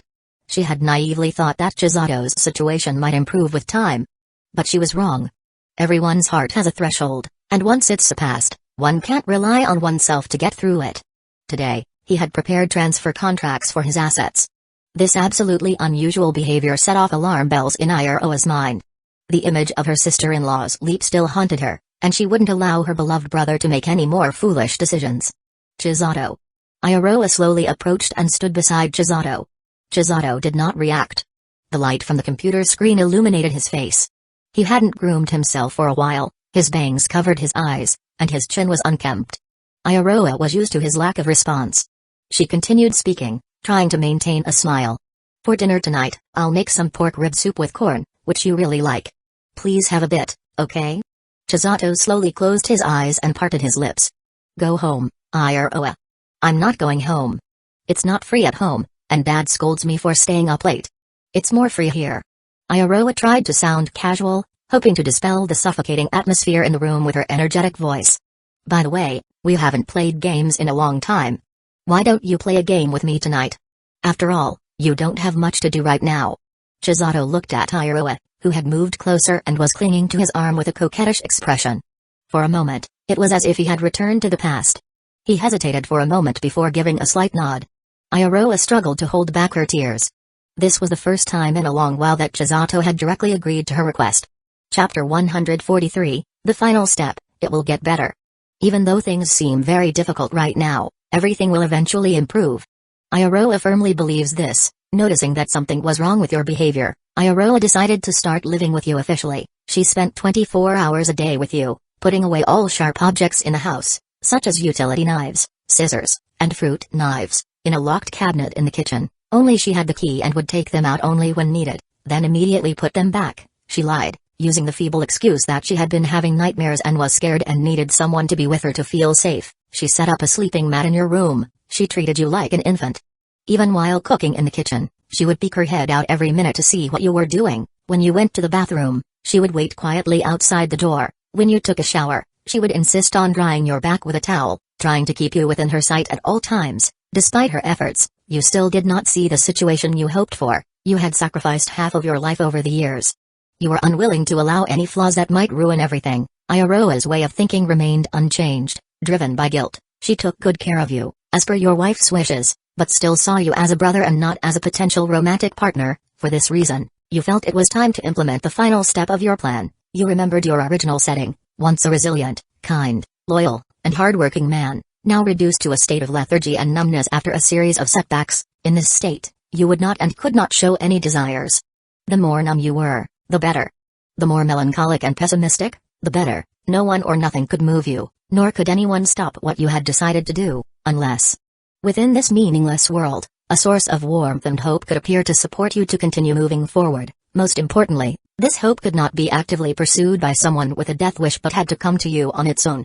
In the dead of night, Iroha's eyelids twitched slightly as she sensed an unusual smell. While lying on her side, her ear connected to the pillow on the floor, she faintly heard a rhythmic sound. Drip, drip, drip. It wasn't the crisp sound of water drops but slower, thicker, and more eerie, making one shiver involuntarily. Perhaps it was a woman's sixth sense at work.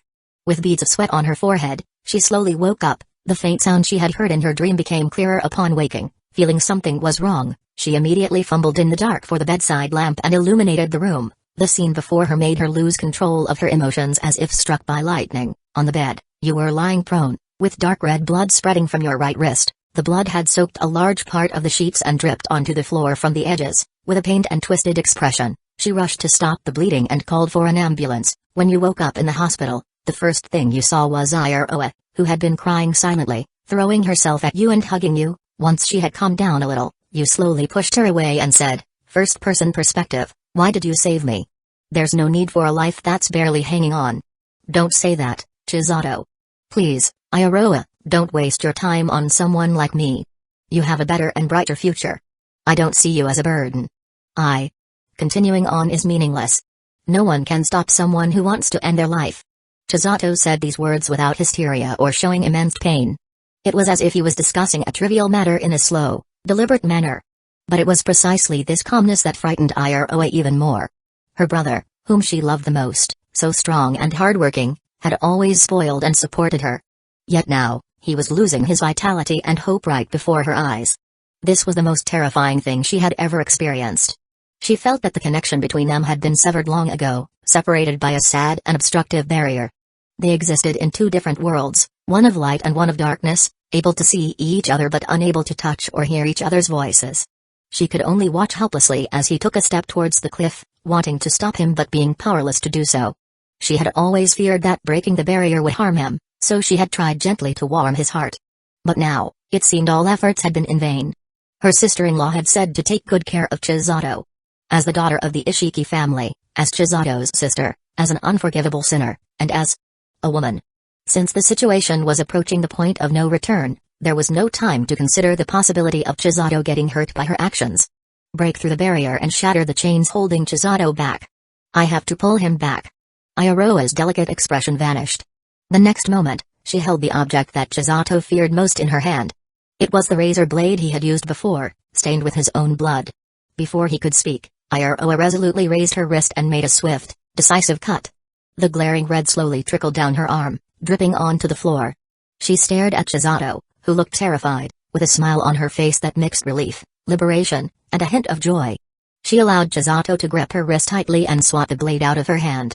Seeing him frantically shouting for doctors and nurses, Ayaroa realized that the barrier between them had been broken, and her message had indeed reached him. Yes, a person with a death wish cannot be stopped by others. But now, I am binding myself to you. If you harm yourself, I will replicate the harm upon myself. If you leap off a cliff, I will fall into hell with you. This is a threat using my own body as the stake. Whether it's a raise or an all-in, no matter how you play your hand, I will go to the end with you. Because I had already promised my sister-in-law in my heart that I would take good care of you. Chapter 144, She stepped into the cage honestly. I don't understand today's young people. Do you think self-harm is a game? What are you all thinking about all day? There are things in life that you can't overcome, but think about your parents who raised you. How heartbroken would they be if they knew? If you really died, how devastated would they be? In the hospital, the cleaning lady was mopping up the blood on the floor while grumbling warmly to herself until she left. Chisato sat by Ayaroa's hospital bed, watching her pitiable face, which seemed on the verge of tears. He couldn't help but smirk. Why does it hurt so much? Serves you right for acting recklessly. Although Chisato said such words, his face clearly showed pain and concern. Seeing his expression gradually become more animated, Ayaroa understood that she had succeeded. Even if it's painful, if you ever do something like this again, I will follow suit without hesitation. Ayaroa said earnestly. Whether it's guilt or a sense of duty, she had made up her mind and would not change it. Chisato sighed, his voice hoarse and dull. Are you an idiot? Just because I'm like this? You're not useless. Ayaroa, rarely angry, glared at him with round, expressive eyes. You're better than anyone. You're just going through a low period now. Once this period passes, everything will get better. Whether it gets better or not doesn't matter anymore. I miss your sister-in-law. This is the last time I'm saying this to you. Stop throwing tantrums, Ayaroa, and don't try to stop me anymore. Your sister-in-law is important, but am I not important too? Don't my parents matter? Ayaroa nearly shouted this, using all her strength.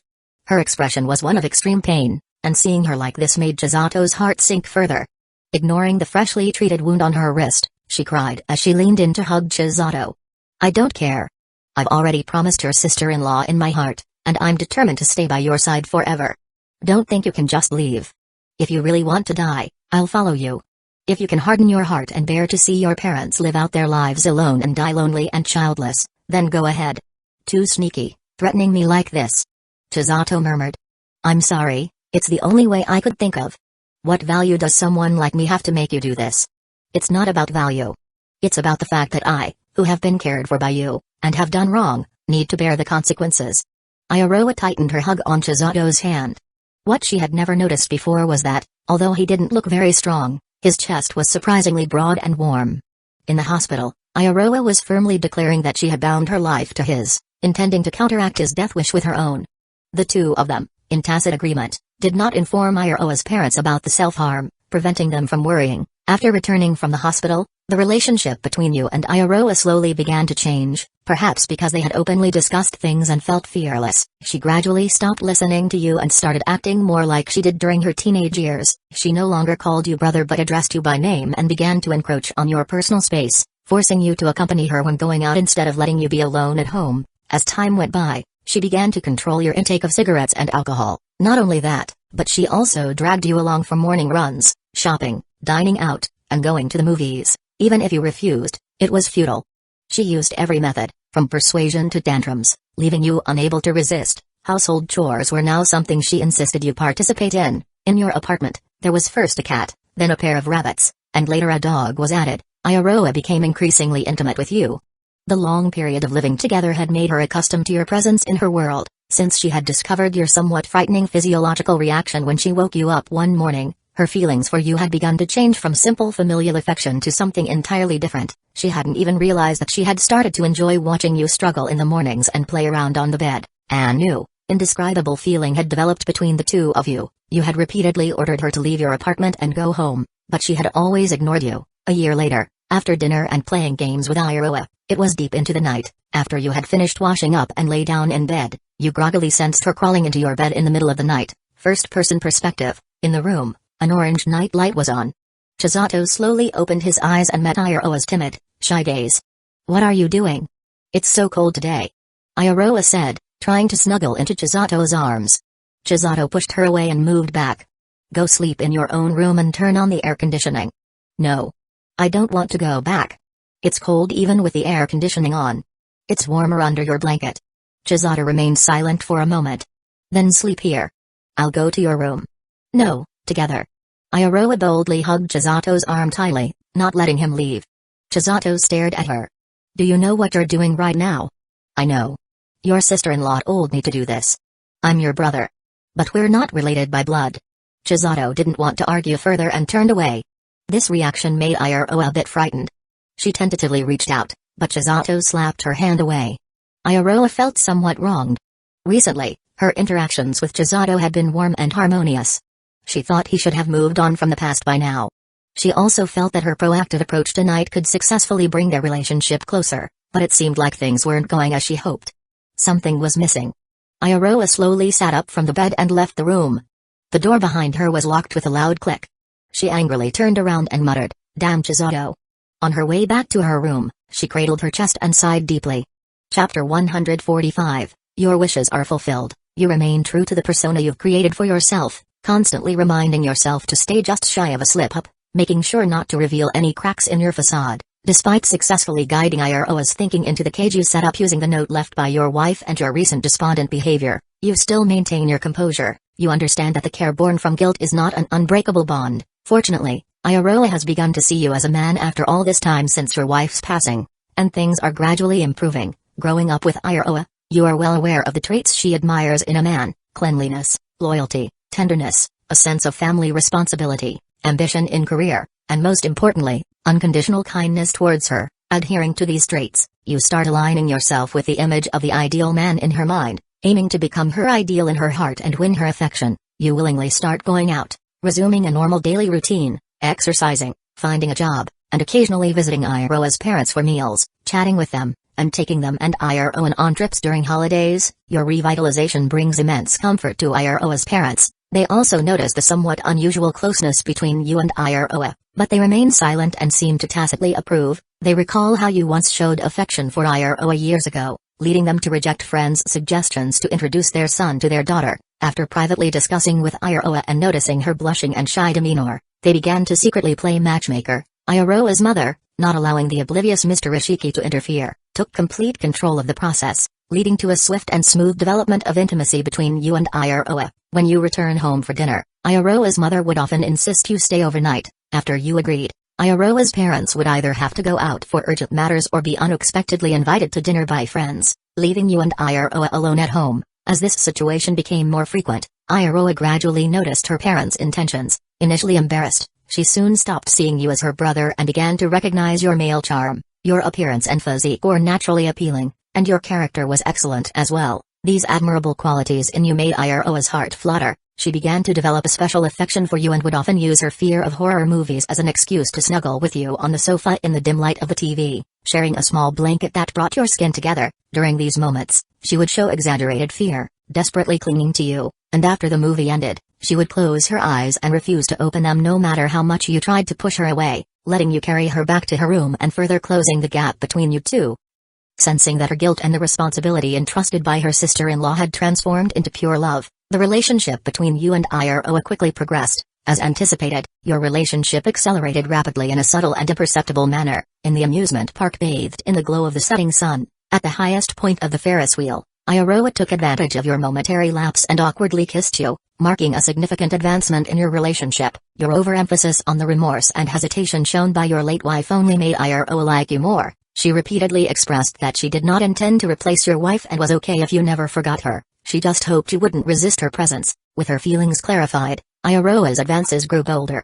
She began to flirt and tease you indiscriminately. In a fitting room at the mall, she pulled you in to help her zip up her dress. On a night bus during a trip, she stealthily touched your stomach and thighs. At a family dinner, she began to lightly rub your calves with her feet in front of her parents. After a company dinner, Ayaroa came to pick you up.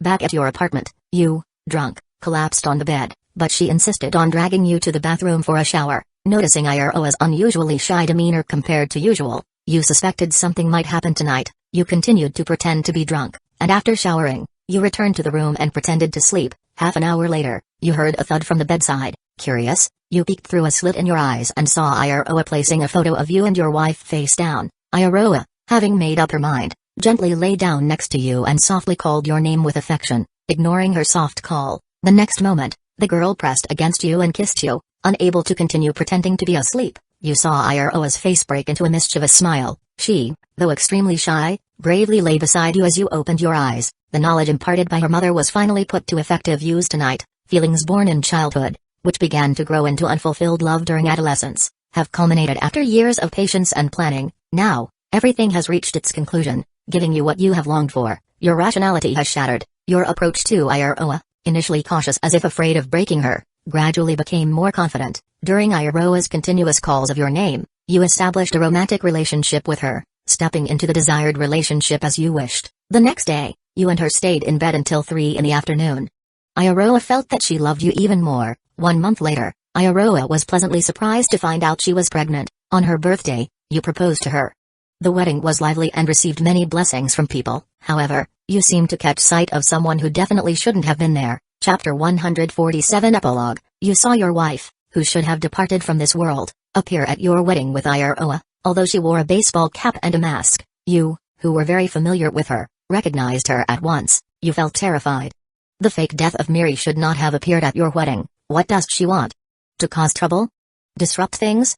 Expose the fraud you've been committing all these years? You were filled with dread and couldn't understand her purpose for being there. In recent years, you had been secretly meeting with Miri under the guise of business trips. She had always been deeply in love with you, unconditionally obeying everything you said and did, and still craved the pain you inflicted on her, which made her more excited and passionate. She hadn't changed. You had always believed this firmly. You felt an urgent desire to make Miri leave, but at the wedding, as the main character, every move you made was under scrutiny. Therefore, you couldn't approach her directly. You didn't trust anyone other than yourself to deal with her, so you had to endure the anxiety and complete the wedding ceremony with Ayaroa, exchanging vows and rings, all under Miri's watchful gaze from the corner. After the wedding, you went to the banquet hotel but did not see Miri's trace. You seized an opportunity to excuse yourself from entertaining company colleagues, found a private and secure place, and dialed Miri's number. However, you only heard the prompt that the phone is turned off. Unable to contact Miri, you grew increasingly anxious but hid these feelings, trying to stay cheerful and natural as Ayaroa clung to your arm, making her wedding day the most beautiful and memorable. After the wedding, with a week left of your honeymoon, Ayaroa happily purchased beautiful clothes and a new camera online to record the journey's scenery and create memories for the future baby. You had originally taken a half-month leave from work, but due to Miri, you told Ayaroa that the company was very busy, and you had to return to help. Ayaroa pouted, clearly unhappy, not wanting to be separated from her newlywed husband and wishing she could stay by your side all day. Despite your repeated assurances that it wouldn't affect the honeymoon, she reluctantly agreed. The next day, you went to the company, took on a business trip, and headed straight for the secret apartment you had prepared for Miri. Far from Tokyo, the moment you opened the apartment door, you instinctively felt something was wrong. Many pieces of furniture and decorations were gone, and it was empty, like a rental property awaiting new tenants. In the center of the living room floor, there was a letter. You picked it up and opened it. The folded paper revealed densely packed writing. Dear husband. No, you are now someone else's husband. Chisato. Please allow me to call your name so intimately. You should see this letter, right? No, you definitely will. You're so smart and cautious, you'll surely come here immediately after discovering you can't reach me on the phone. Perhaps you'll even spot me at your wedding, though I'm all wrapped up. I'm a bit curious about your reaction, surprise, or anger? But probably not, as I'll be well disguised. If others recognized me, it would cause you great trouble, So you won't act like you recognize me. You love Iroha and hope she loves you just as much. You two are a perfect match. Everything you've done for her so far, I don't want it to be ruined because of me. I'm sorry, Chisato. By the time you read this letter, I'll probably no longer be in this world. Without consulting you, I made this decision on my own. But please don't be sad because of it. I only did something I always wanted to do but never dared to. Abandoned by my parents, left at a welfare home, I came into this world alone. Although I received help from kind-hearted people, my heart was always hollow, with nothing worth caring about. But despite this, I fell in love with you when I was very young. This feeling of love is entirely irrational and cannot be explained by reason. Before I knew it, my gaze had uncontrollably begun to chase after you. When the welfare home caught fire and we were separated, I was very sad and strongly hoped to meet you again. However, childhood emotions come quickly and fade just as fast. As a child, after a while, my feelings for you gradually faded. I would only occasionally think about a handsome, quiet friend from my childhood. You probably did the same, forgetting your childhood friends quickly after moving to a new environment. Later, I was adopted by two families but did not have a good life. I eventually returned to the welfare home, completed high school with good grades, and was offered financial aid by two universities. I chose a university in Tokyo. The university in Kyoto had a better reputation and more funding, but for some reason, I chose Tokyo. Perhaps I was unwilling to leave the city I was familiar with, or maybe a vague, unspoken hope remained in my heart. But it turned out to be the right choice. I really met you. Perhaps life is like that, many things seem to be predetermined. After surviving my abandonment, I was separated from you by natural disasters. After growing up, we met again, and you proposed, but you loved someone else. We were destined to part. But even so, I'm happy because being married you once, still counts as one even if we will part ways once again. Life gave me so many surprises, only to take them back after a trial period. I think it's fair. I'm sorry for the messiness of this letter. I'm troubled knowing I won't see you again, and my writing reflects that. Let me focus on some key points. Regarding why I had the clear thought of leaving this world. I hope you won't feel disgusted with me after reading the following. Even if I'm dead, the last thing I want is for you to hate me. In short, over the past few years, I've found that my mental state has deteriorated. When you're not around, I increasingly envy Iroha for having you on her side. My mind was filled with many terrible thoughts. Most of them were malicious towards Iroha. I wished she were the one disappearing instead of me. And I followed those malicious urges. I was tempted to do some things. I never told you, but I once followed Iroha with a dagger, thinking that if she died, you would return to me. Fortunately, I did not commit such foolish acts. I think your love for Iroha must be at least as strong as my love for you. If she died, you would probably lose hope of living. So, to prevent myself from doing something foolish and harming you and Iroha due to my mental issues, I must end it myself. Doing this without warning must trouble you, right? But it's okay because as long as you are happy, I would rather die to protect the love between you and Iroha. You are not like me, you've worked hard and deserve a happy ending. So please, don't be sad or troubled by a crazy woman whose mind is no longer right. If I'm not here, Iroha will have no chance of discovering the truth. In a way, that's a good thing, right? Chisato, after reading this letter, please burn it. Regarding my meager savings and the house you bought for me, I'm sorry for contacting a lawyer on my own and asking him to donate them to the welfare home in a month. I felt it might cause problems if it's left to you. Finally, please take good care of yourself and live happily. Please. Chapter 148, The Surprising Settlement Reward. 2 weeks after reading the letter, you learned from the newspaper that a female corpse with legs bound by stones was recovered by seaside fishermen. The police reported that the deceased's identity was not confirmed but was known to be a suicide. People missing around the age of 25 are encouraged to contact the police station with relevant information. You dared not call to confirm, but the newspaper's report of the deceased with the blurred face and clothing almost identical to what Miri wore on your wedding day was unsettling. You still love Iroha, but it seems like a part of you is forever missing. Your personality began to change, becoming increasingly silent. The birth of your child brought some temporary recovery to your spirits. When the child turned 10, Iroha told her that her previous father was cheerful and handsome. The child didn't believe it because she had never seen you that way. You passed away at the age of 63. Iroha became melancholic afterward, and she passed away less than a year after you. Simulation ended. Cold. Suffocating. Darkness. Endless sea around. Pain. Unable to breathe. Hitori suddenly sat up in her sleep, clutching her chest with her hands, her eyes wide open, breathing heavily and in terror. Was it relief, or was there some other feeling? In any case, after seeing the end of the simulation, Chisato stared at the ceiling for a while. Sacrificing someone who deeply loved oneself for the one he loves. It seemed that his goal had been achieved, but the latter half of his simulated life didn't appear to be very joyful. Mary. Chisato repeated the name. If he were to evaluate, he felt that the true heroine of this simulation shouldn't be Iroha, but this woman, she had a profound impact on him. Chisato rubbed his forehead and sat up. From the middle of the simulation, he had forced himself not to experience it from a first-person perspective, but only to observe as a third person. If previous simulations could be compared to drinking a sweet beverage and enjoying it, this simulation was like being forced to drink a vat of strong, old liquor. The intensity was high and it was quite overwhelming. He checked the time on his phone. It was 3 in the morning. It was rare for him to stay up this late, but fortunately, tomorrow was the weekend. He didn't have to go to school and could sleep in. He went to the washroom to splash some water on his face, then lay back down on the bed to review the evaluation and rewards for this simulation. Evil Path Index, 87, Evaluation, A, Overall Comments, from a young age, you were alone and orphaned.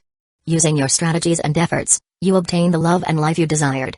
However, the price you paid seems to have entangled you for life. Reward settlement, your skills in ventriloquism, horseback riding, and whip techniques have been slightly enhanced. Your acting skills have been greatly enhanced. Ventriloquism and horseback riding were whatever, but the addition of whip techniques this time was unexpected. Chisato was too lazy to complain, though acting skills were quite useful. The awakening and explosive acting of himself during the simulation, which managed to keep Ishiki's family in the dark, was quite thrilling. You have received an A-grade talent gift box. Random determination in progress, congratulations. You have obtained fortune's favor. Your luck has greatly increased. In most cases, random probability events will generally develop in the direction you desire. System notice, a total of 46 CGs of Ishiki Iroha have been added to the CG gallery and can be experienced at any time. The CG function had been open for a while, so it wasn't exactly new. But why did this fortune's favor talent seem so familiar? After thinking for a while, Chisato realized. Isn't this just an enhanced version of the 2-level reversal talent he had chosen before the simulation started, removing the negative effects and retaining only the benefits? Sounds pretty impressive. The simulation had just ended, and since he couldn't sleep for a while anyway, Chisato decided to try out his newly acquired talent. He took out his practice test papers, pulled out 2 brand new ones, and without looking at the questions, randomly chose answers for the multiple-choice questions. Then, he opened the answer key and scored himself.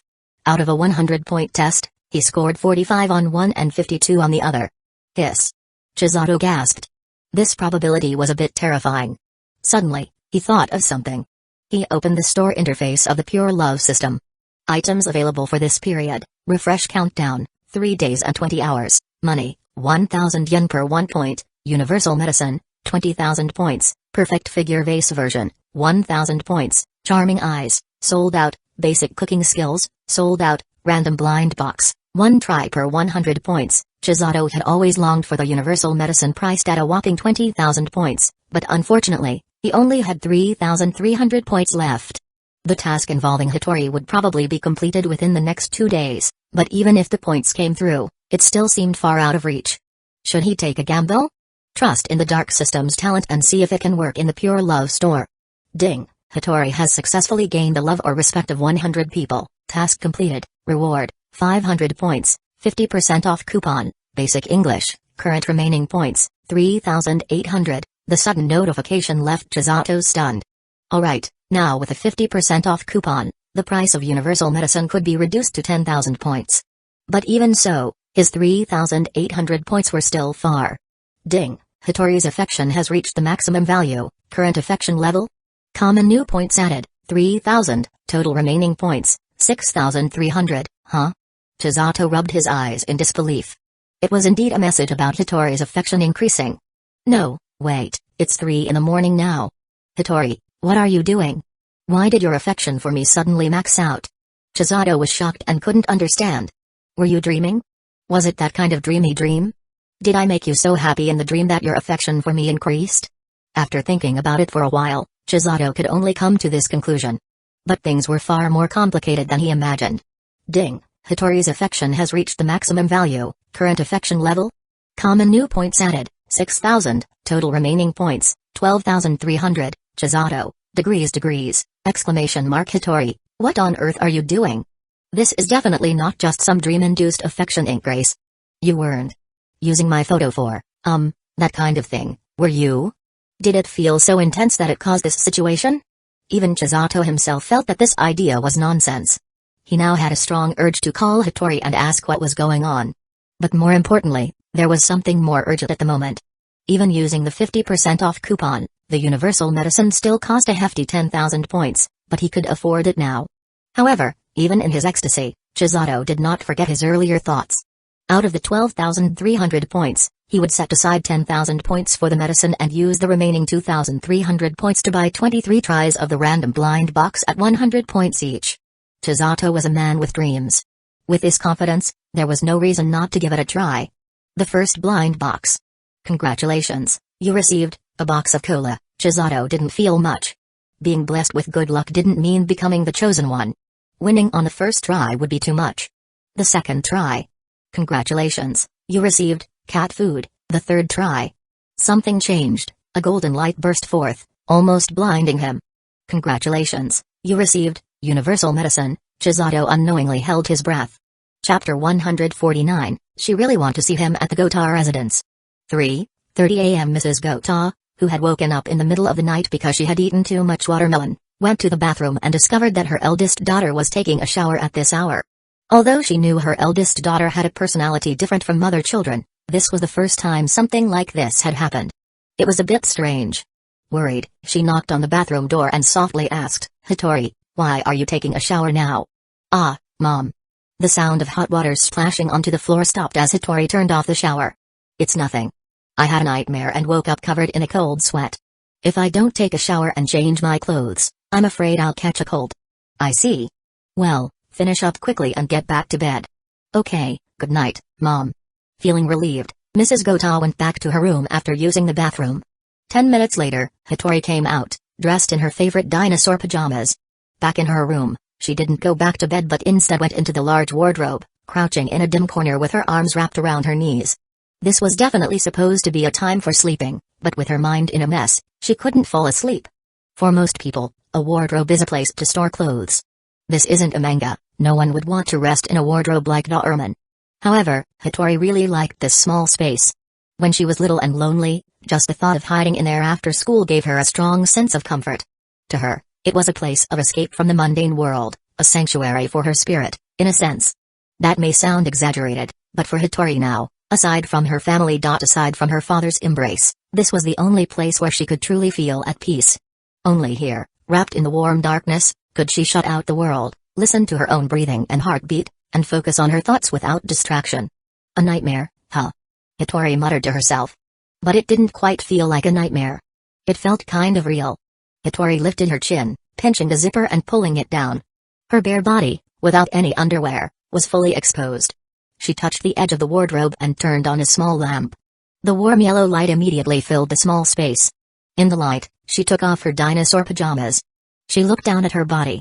Her skin was smooth, probably because she stayed indoors and rarely went out in the sun, giving it a pale tone. Besides that, there was nothing particularly remarkable. There were no scars, deep or shallow, large or small. Were those extra thoughts in her head a kind of soul transfer or memories of a past life? But Hattori gritted her teeth, gently pinched her belly, and then squeezed hard. It really did hurt. But what was this faint sense of satisfaction her body was giving her, aside from the pain? She couldn't understand it at all. However, there was one thing she could confirm. Chisato-kun. She really wanted to see him. The next morning, the energetic Gota Futari opened the wardrobe door along with the family dog, Jimhan. When Futari saw her sister lying inside wearing nothing but a pair of panties, she quickly closed the wardrobe door again. She hurried downstairs with a dog, ready to tell their mom that her always strange sister had awakened some incredible new quirk. At the breakfast table, Hattori, now dressed, was eating without much energy. It felt like her body was there, eating, but her mind was somewhere else. Mrs. Gota looked at her eldest daughter with some concern, and the younger daughter had told her earlier that Akiri was now sleeping naked. Although sleeping naked is not a big deal, it is hard not to think about it when it is placed on this child. Just as she was about to open her mouth and ask her eldest daughter from the side if she had any troubles lately, Hattori's phone rang. Hattori put down his chopsticks and turned his head sideways to connect the phone. It was Nijika. Her voice was very excited, revealing a sense of impatience. Bachi-chan, Are you coming to the store today? To the store? Hitori recalled with her still somewhat chaotic brain. It seems that she really didn't make an appointment to go to Starsea to practice on Saturday before. What's the matter? Yes, didn't Suzumiya-kun provide us with a song yesterday? After you all left yesterday, Suzumiya-kun stayed behind and has been working hard on it until now. The arrangement is tentatively finished. If you're free, call Ikuyo-chan as well, and we can try to do a rehearsal this afternoon. Afternoon. Hitori looked out at the weather. It was a sunny day with glaring sunlight, not the kind of weather she preferred for her gloomy personality. On top of that, she still hadn't figured out the extra memories in her head or the unfamiliar traits and habits her body was exhibiting, perhaps even a kink. Hitori had originally intended to refuse, but then she suddenly remembered something, and her emotions became as excited as Nijuka's. If we're going to try a rehearsal, we should notify Suzumiya-kun, right? Yeah, of course. After all, we agreed last night to let him listen and check the arrangement as soon as it was finished. Nijuka replied as a matter of course. Hitori tried to calm her heart, which was beating wildly and a bit too excitedly. I'll go change clothes right away. It's still morning. You can come around 2 in the afternoon. After all, Ryo stayed up all night working on the arrangement and is now sleeping on a couch. I haven't slept at all and could use a quick nap. I'll be there within an hour. I'll let Chisato-kun know. No. I mean, Bachi-chan. See you soon. Wait. Beep, beep, beep. Nijuka listened to the busy signal on her phone, staring blankly as she hung up. Why does it feel like Bachi-chan is a different person today, so assertive? But arriving in an hour means there won't be any rest time for her and Ryo, who have been up all night finishing the arrangement. But it's okay. She's really looking forward to everyone playing the new song together. Nijuka slapped her face to wake up, then dialed Ikuyo-chan's number. Meanwhile, Chisato was awoken by the pecking of a dark crow. He opened his dry eyes, barely awake, and heard the faint buzzing of his phone. He picked it up and answered, and Hitori's cautious voice came through. Chapter 150, fainting after a quick wash-up, Chisato, who was yawning, headed out with the Darkwing. It was the first time he had gone to the Starsea store so early. He hadn't expected that just one night would be enough to finish the arrangement work. Although he didn't know much about music, he knew that arranging wasn't easy, and he found himself a bit impressed with Aijichi Nijuka and Yamada Ryo. He arrived at Starsea around 9 o'clock. The store door had a closed sign, but Chisato ignored it and walked in. The store was empty, with only dim lighting providing basic illumination. The ventilation system was off, and the air was filled with a strange smell of mixed alcohol and beverages, neither particularly pleasant nor outright unpleasant. As part of his job habits, Chisato casually set an overturned chair upright before walking into the recording studio. As he pushed open the door, lively and vibrant music played, accompanied by a somewhat awkward but endearing and lively singing voice trying to blend into the music. It was Ikuyo-chan's voice. Has she started already? Chisato walked in. He sat down on the small sofa, watching the 4 band members performing together. However, as soon as he sat down, the previously smooth rehearsal came to a halt due to a major mistake by someone. Buzz, the harsh sound of the guitar made the other 3 members of the band turn towards Hitori. She looked off, her lips and arms trembling, and her pick had fallen to the ground. The discordant noise just now was caused by her. Hitori-chan, are you okay? The band leader, Nijuka, was the first to come out from behind the drum set and approached her with concern. The singer, Ikuyo-chan, also hurried over and stood by her side. Yamada Ryo sighed softly and walked up to Chisato. Chisato looked at her indifferent expression, confused. How is it? How is what? Did the arrangement we worked on all night meet your expectations? It's hard to say, I haven't heard the full version. Well, how about the part you've heard? It's a bit different from what I expected, but it's still good. Chisato carefully chose his words, not wanting to disappoint Ryo. Hearing this response, Ryo nodded thoughtfully, pinched the bridge of her nose, and rubbed her eyes. Then she reached out, pulling Chisato up from the sofa, then flopped down onto the sofa herself. She put on her hood, pulling the strings tight to cover the upper half of her head, leaving only her mouth and nose exposed. Watching her series of actions, Chisato felt a bit speechless but still wished her good night. As he turned to look at Hitori, who was huddled on the sofa, Ryo rolled over. I'm so tired after a whole night and didn't have supper or breakfast. Chisato paused, considering that Ryo had indeed worked hard all night for his ideas. He couldn't just ignore her words. Nijuka also worked all night with you, right? I'll get some takeout for you. What do you want to eat? Ryo rolled to the other side. Takeout isn't good. Nijuka doesn't like takeout. She prefers the small dumplings, pan-fried dumplings, mapo tofu, and shrimp fried rice from the Chinese restaurant at the end of this street. Chisato looked at Ryo after she finished speaking, wiping his mouth with the back of his hand. I'll go buy it later. Given that she had indeed worked hard all night, he didn't have the heart to point out her excessive demands. He walked over to the other three. Seeing Chisato approach, Hitori showed a panicked expression and hid behind Nijuka. Bachi-chan, what's wrong? It's so strange. Just give me a moment. Because upon seeing him, she felt both happy and sad, wanting to laugh and cry. Please just block me for a moment. Just for a little while.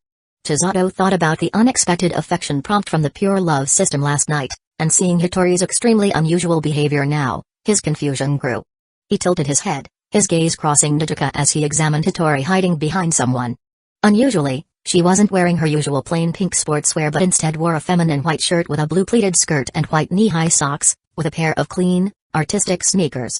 Unusual to see you in a different style, Hitori-san. You look very pretty. Chisato offered a sincere compliment. Hitori, who already had a delicate appearance, looked even more softly adorable in this outfit. Being someone chosen by the pure love system from a sea of people, she naturally had a remarkable base. After this compliment, Hitori slowly raised her eyes from behind Nijuka, looking timidly at Chisato, their eyes meeting. Just that one glance made Chisato momentarily dazed, feeling an inexplicable ache in his heart. However, Nijuka and Ikuyo-chan's exaggerated reactions interrupted his feelings. Wow! Bachi-chan, you changed your clothes today. Really, so cute. Both of them, one severely sleep-deprived and the other excited about singing a new song for the first time, hadn't noticed Hitori's difference until Chisato pointed it out. Hitori clearly couldn't handle the overly enthusiastic reactions of her two bandmates and showed a familiar panicked response to Chisato. Was it just an illusion? Hitori took a small circle and hid behind Chisato. Bachi-chan, how about a photo? I'll give you some candy. Ikuyo-chan wasn't ready to give up, her eyes full of determined enthusiasm. Chisato felt his sleeve being tugged down, and to help out, he said, forget it. Let's take a photo later. I'm going out to buy something to eat. He turned to Hitori. Will you come with me? Hitori nodded. Ignoring the disappointed Ikuyo-chan, Chisato led Hitori out of Starsea. The moment they stepped outside, Hitori released her hold and slightly increased the distance between them. However, Chisato could still feel her occasionally sneaking glances at him. Did you sleep well last night? Chisato's casual question made Hitori instantly tense up. Chapter 151, Biting Down. Has Hitori changed? From the surface, the answer is undoubtedly yes. She's wearing a cuter, more feminine outfit now, and her posture while walking is no longer hunched and gloomy but instead upright and confident. However, with more careful observation, it seems that her behavior and demeanor are still quite similar to usual. Her panicked reaction to Chisato's casual question made it clear that she's still the same socially anxious person. It's fine. I slept until morning. Hitori finally gave an answer. Chisato watched her response, struggling to suppress his laughter as he noticed her anxious expression and the strange little movements of her fingers as they fidgeted and intertwined. Her guilty reaction was unmistakable. He really wanted to know what Hitori went through last night to make her affection for him reach the level of 4 hearts. However, it wouldn't be appropriate to interrogate her in the busy streets. If she fainted from the pressure, it would be a troublesome situation. Chisato took her to the Chinese restaurant Ryo had mentioned, packed some food, and returned to Starsea, where everyone gathered around the small table in the recording studio to eat. Although Hitori had already had breakfast, she still took some dumplings at Nijuka's urging. The moment she bit into the dumpling, soup splashed out, landing on Chisato's clothing. Oh, sorry. Hitori quickly set down her chopsticks, grabbed a napkin, and hurried over to wipe it off. Chisato wasn't too concerned, saying it was fine, and took the napkin to clean himself. He told everyone to continue eating while he went to the restroom. There was hand soap available, which might help with the oil stains a bit. While he was busy at the sink, Hitori's head poked in, and then she walked over. Daring to come in here, this is the men's restroom. Chisato joked while rubbing the corner of his clothing. I'm sorry. Hitori apologized cautiously, her head lowered. Seeing her reaction, Chisato sighed, finished washing his hands, and took a napkin to dry them. He initially intended to pat her head to comfort her but suddenly changed his mind and gently pinched her cheek instead. Hitori whimpered and squinted her eyes. Chisato was about to withdraw his hand and say something when she tilted her head, bringing her lips close to his fingers, and then parted her lips, as if she were a cat, to gently take his finger into her mouth. Hitori executed the action with remarkable skill and speed, as if she had done it many times before. Chisato was in a daze before he even felt the gentle pressure of her teeth on his finger. His brain was overloaded, unable to process what was happening right now.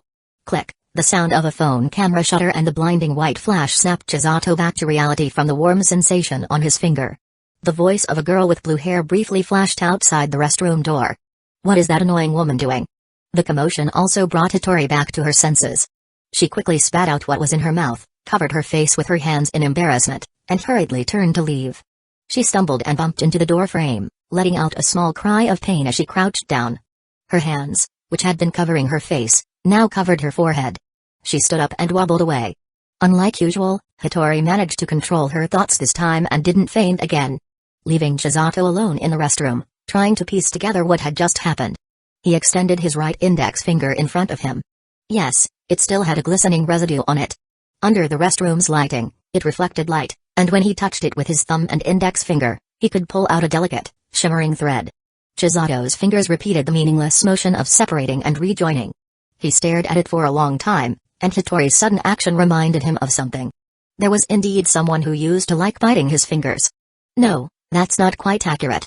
To be precise, after being trained by him, that person became very fond of this submissive gesture. Pensive, Chisato silently turned on the faucet, washed his hands, and returned to the recording studio. He didn't see Hitori, but her guitar was still in the corner of the studio, so she must not have left. Just as he was about to go out, Yamato Ryo approached and poked him in the side. Chisato stepped back, looking at her with annoyance. How many times do I have to say it? I'm very ticklish, so stop poking me there. Such a weakling. A man can't become great if he can't overcome such small things, Yamato Ryo said, offering some baseless theory she must have heard somewhere, while inching closer. Seeing her serious expression, Chisato thought she had something important to say and bent down, letting her come close to his ear. In a calm voice, Ryo said, if you don't want anyone else to know about what just happened, lend me some money. Chisato straightened up and looked at Ryo, who was smiling faintly and extending her hands. After 3 seconds, he returned the smile. But instead of reaching for his wallet, he turned his head and said, Najuka, Ryo is asking me for money again. Najuka immediately rushed over, grabbed Ryo by the back of her collar, and pulled her away. Sorry, for the trouble. Ryo, having failed in her attempt at coercion, showed a look of disillusionment. However, as Chisato was about to leave, she reminded him, Hitori is probably hiding behind the counter in the store. Chisato didn't respond but waved his hand in thanks. After leaving the recording studio, he headed straight for the counter. Found you.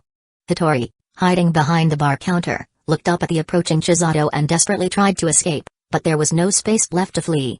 Chisato crouched down to be at eye level with Hitori, not speaking for the moment, just gently rubbing his finger and staring at her intently. Chapter 152, Conclusion.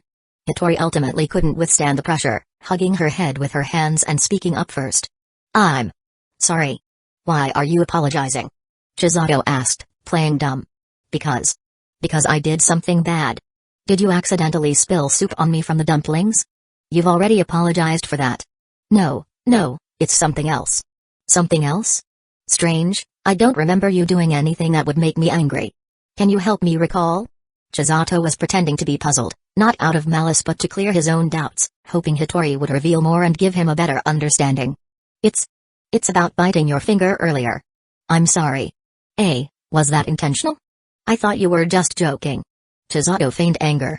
But if you want to apologize, you need to lift your shirt and show your stomach, and perform a full bow. Isn't that common sense?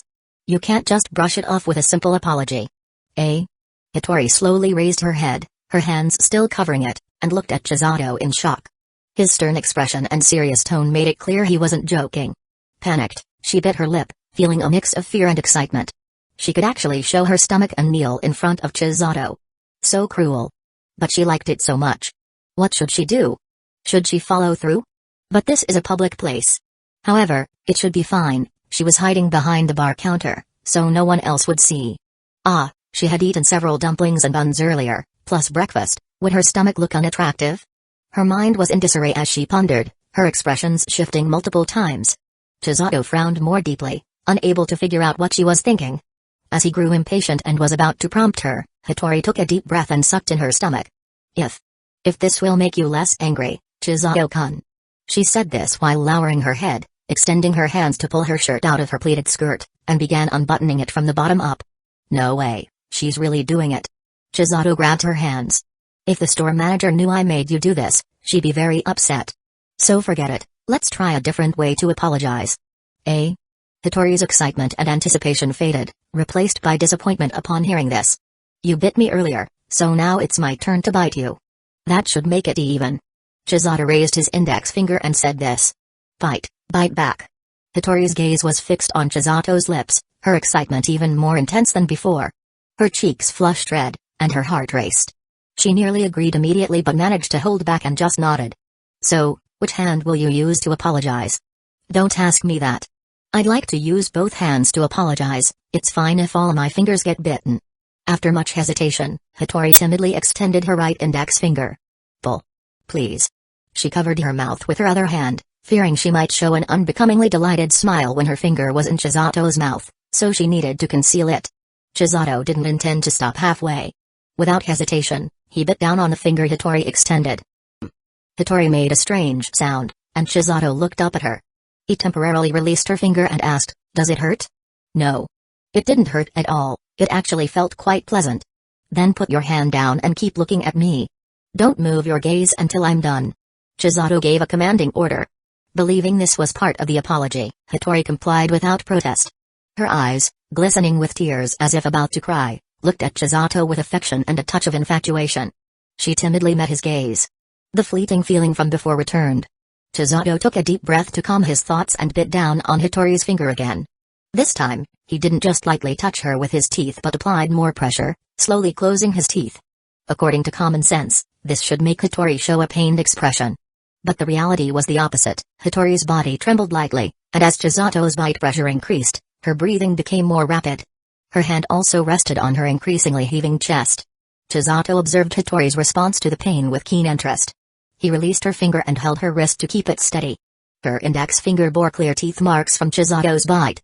After a moment of silence, he gently stroked Hitori's flushed, abnormal cheek with the back of his hand. She responded with a satisfied and emotional expression, slowly turning her head to allow his hand to touch her ear, nose, and chin. At this moment, Chisato's hand became like a cat toy, teasing the kitten in front of him, making her mind whirl and struggling to maintain any semblance of clear thought. He narrowed his eyes, his hand's movements growing more intense. Yet, even so, Hitori didn't show any discomfort. Instead, her already excessive excitement only intensified, her shoulders shaking noticeably as she emitted a muffled, almost crying sound before boldly throwing herself into Chisato's arms. She grabbed his hand and placed it on her thigh. Although Hitori had seemed so timid and fearful before, she was now boldly and proactively different. Can someone change so much in just one night? Not to mention, the obvious affection indicators from the pure love system. Chisato withdrew his hand, deciding not to push things further. His probing had reached its conclusion. Hitori's rationality began to return to her as he stopped. She realized her disheveled breathing and the shamelessly proactive position she was in. Panicked, Hitori prepared to leave, but Chisato extended his arms to pull her back. He held her tightly, not letting her go. Chapter 153, She chooses the last option. Death is an issue that humanity cannot avoid. Generally speaking, everyone undergoes a process of aging from youthful vigor to frailty. Yes, generally speaking. But there are always a few who experience exceptions, ending their lives prematurely due to accidents, illness, or other misfortunes. If such misfortune does not happen to oneself or to friends and family, most people do not give it much thought. It's a case of out of sight, out of mind, not out of coldness, but rather a natural tendency of people. After all, unfortunate lives are like raindrops falling from the sky, no amount of effort can salvage them, and one can only watch as they fall to the ground and slowly dissipate. However, for someone like Chisato, who has experienced such events firsthand, maintaining a normal mindset becomes difficult. He is a direct witness. He could have prevented such tragedies but ended up neglecting those who quietly stood by him due to his overemphasis on his current loves. He did not even notice her deteriorating mental state beneath her seemingly normal exterior, leading to her complete breakdown. Fearing that her gradually uncontrollable self might cause trouble, she chose to end it directly after weighing the pros and cons. Even from a third-person perspective, witnessing such a process would be heart-wrenching and filled with guilt. At the same time, Chisato recalled the update content from the dark simulation before yesterday's simulation. Fix the issue where the female protagonist in the simulation would retain simulated memories in reality. He had read this sentence multiple times and thought he understood it, but it turned out he was still deceived. The female protagonist does not retain simulated memories, but non-protagonists might. Following this line of thought, Chisato wondered how many more traps the dark simulation had hidden for him in this simulation. But this time, he found himself unexpectedly accepting it. It was similar to the surprise he felt when the important character, Darkwing, appeared in reality. However, some things still needed confirmation. Hitori, who had been suddenly embraced by Chisato, was feeling dizzy. All she could sense were his unusually pleasant scent and the intense body heat coming through his clothes, almost melting her. So much so that after Chisato released her, he had to shake her shoulders heavily to bring her back to her senses. "I want to ask you something." Looking at the now clear-eyed Hitori, Chisato directly voiced his thoughts. "Hitori, did you encounter something strange last night?" After experiencing such a close embrace and being stared at so intently, Hitori could no longer lie. She didn't even think about why Chisato knew she had encountered something strange last night. She nodded slightly, her eyes filled with a bit of unease. She didn't know how Chisato had noticed and feared that her sudden feelings might trouble him. "Can you tell me what happened in detail?" Chisato paused, then stood up and led Hitori to a small storage room behind the bar. Once the door was closed, cutting off the outside world, they were in a close and enclosed space, continuously breathing in each other's exhalations. "Don't lie. I want to hear the truth. If you can do that, I'll reward you later." Reward. Reward. Hitori's mind was spinning. There was no shyness, only excitement. Heaven knows how much she wanted to receive a reward from the man in front of her. "Yes. Reward." Chisato took Hitori's trembling hand and guided it to his abdomen. "This is just an appetizer. If you obediently tell me everything, there will be even better rewards later." What a familiar feeling. Not in that strange dream, but in reality, she was truly touching Suzumiya's body. But Hitori's hand was taken away by Chisato after only a few seconds, and the dreamlike and wonderful moment ended quickly. "But it's okay." Suzumiya said that if she answered his questions obediently, there would be better rewards. Maybe she could even touch his chest and back. Hitori restrained her fantasies and tried to calm herself. Under Chisato's expectant gaze, she began to answer carefully. "Last night, I had a very strange dream." "A dream?" It was somewhat similar to the experiences of Ariri and Uchiha. Chisato had a general idea and felt that things were probably as he had guessed. He nodded patiently, signaling Hitori to continue. "This dream was very strange. I don't know if this metaphor is accurate. It was like watching a VR movie. I was immersed in it from a first-person perspective, experiencing and perceiving many things." "Is that so?" "It doesn't sound strange. Most dreams are like that." "Not quite. In the dream, I wasn't myself. It felt like I was playing a game." "Playing a game?" Chisato frowned. This description made him feel a bit perplexed. "Yes." Hitori timidly nodded, describing the situation in the simplest terms.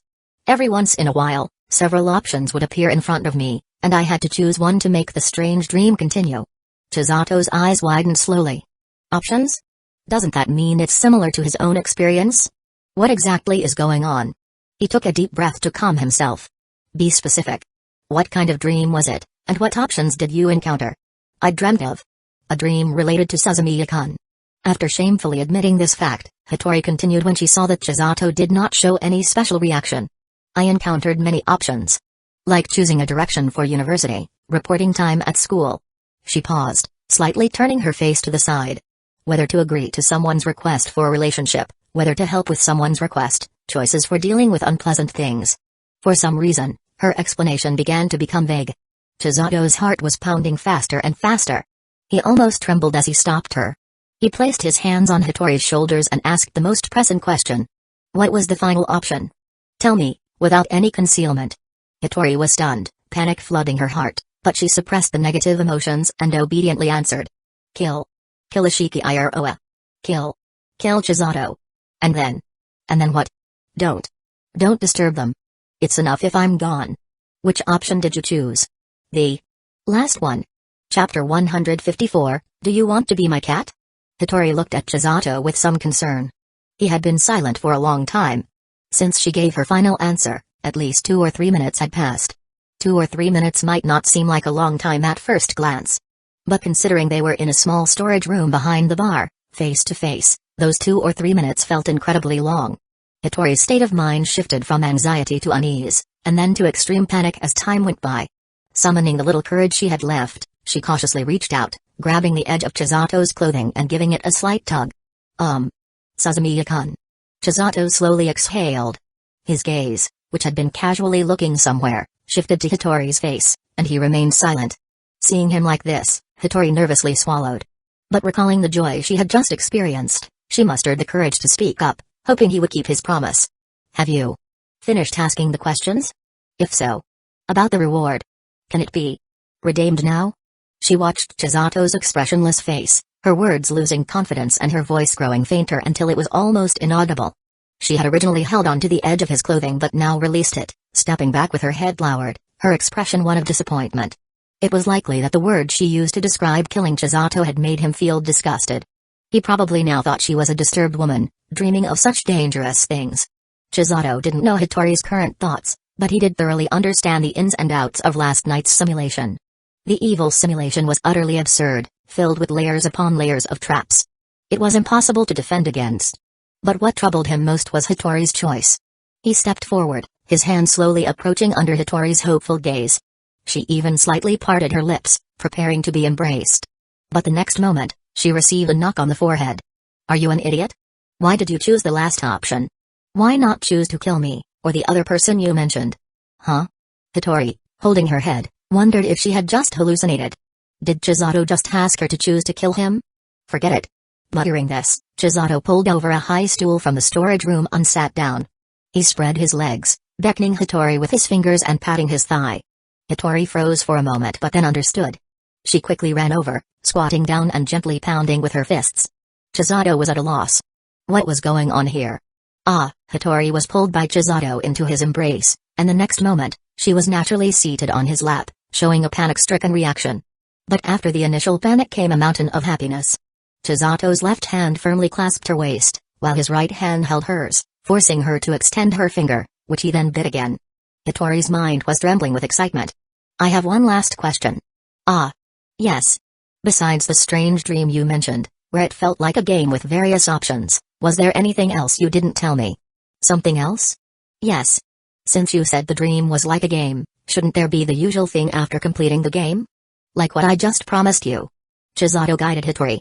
That thing. Are you talking about the reward, Suzumiya-kun? Yes, after the game-like dream ends, is there no reward? No. Hitori shook her head, speaking truthfully. At the end of the dream, I was deep in the ocean. My consciousness gradually blurred and then I suddenly woke up. After that, apart from feeling very confused, nothing else strange happened. Although she didn't receive a clear reward, due to the first-person perspective immersion, she might have inherited some traits of the character she controlled in the dream. Chisato reached a conclusion. The contemplation didn't last long, and he had almost figured everything out. And now, the most important thing is how to handle the relationship with Hitori, his obedient and capable wife from the simulation, in reality. Speaking of which, the Purity love system currently shows that she has 4 hearts of affection towards him. He wondered how far 4 hearts could go. After some thought, he decided to try. Chisato's left hand slid down from her waist, following the curves of her backside. Hitori suddenly brought her legs together, her body going limp as she collapsed into Chisato's embrace. Holding her, Chisato felt that he didn't need to confirm anything further.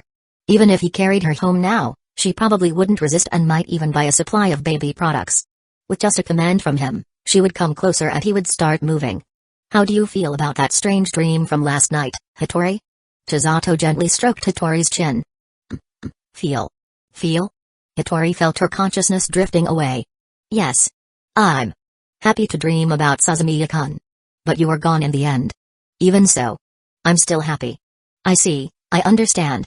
After saying this calmly, Chisato continued to hold Hitori's waist with one hand while using the other to gently tap on his phone. Hitori was curious about what he was doing but restrained her curiosity and avoided looking at the phone screen. Alright, look at this. Chisato showed her the phone. Hitori saw a shopping app with a collar listed as the product, and she was puzzled. Hitori, you like me, don't you? Hitori, who had secretly slipped her hand into Chisato's shirt, instinctively tightened her grip. If you don't like me, get off me now. I like you. Then, since that's the case, if I buy this and give it to you, would you consider being my cat? Cat? What does this mean? Is this a confession or request to date? Although she wasn't entirely sure, Hitori nodded with both anticipation and excitement. How could she agree to such an insult? Promise me, Hitori, don't be anyone else's pet, even if that person is me. Chisato put away his phone. He wasn't like the character from last night's simulation, who would merely talk without meaning it. He couldn't be so cruel. What if I tell you that, In addition to you, I want to have more cats in the future. What does that mean? It means that the things I do with you now, I want to do with others as well. Without any warning, Chisato lowered his head and gently kissed Hitori's delicate lips. Chapter 155, Hitori's Special. Chisato carried the unconscious Hitori back to the recording studio. As expected, the social anxiety patient was still the same social anxiety patient.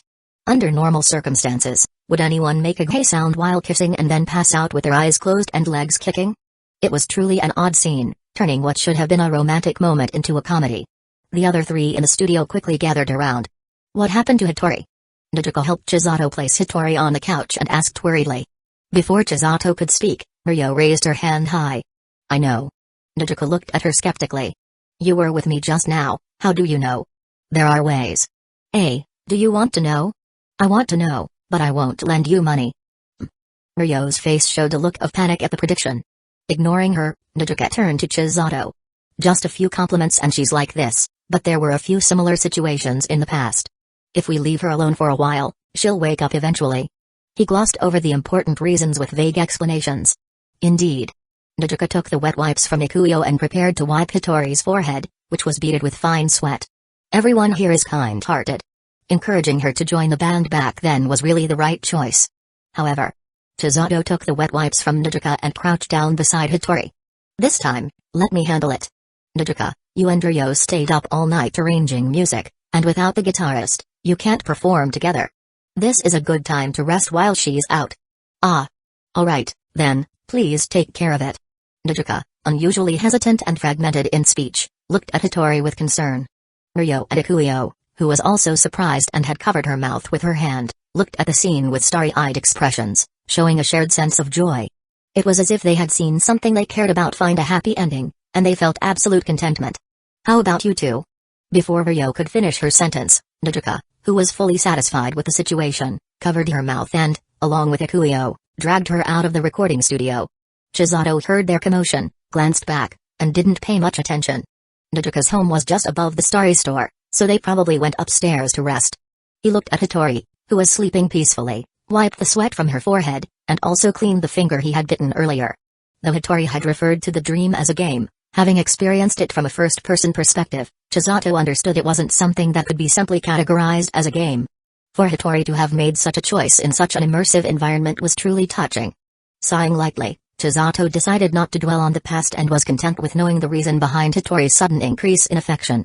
Watching her sleep so soundly, he sat on the sofa beside her, half leaning against her, and slowly closed his eyes. Half an hour later, Hitori opened her eyes, confused as she looked at the familiar layout of the recording studio, unable to grasp the current situation. Until she felt the weight on her shoulder. Suzumiya-kun? He is sleeping against me? But why? What happened? A multitude of question marks floated in her small head. However, she quickly recalled what happened before she fainted. Hitori trembled and touched her lips. Earlier, Suzumiya-kun kissed me. Not in that game-like dream, but in reality. Let me think about the details of that moment.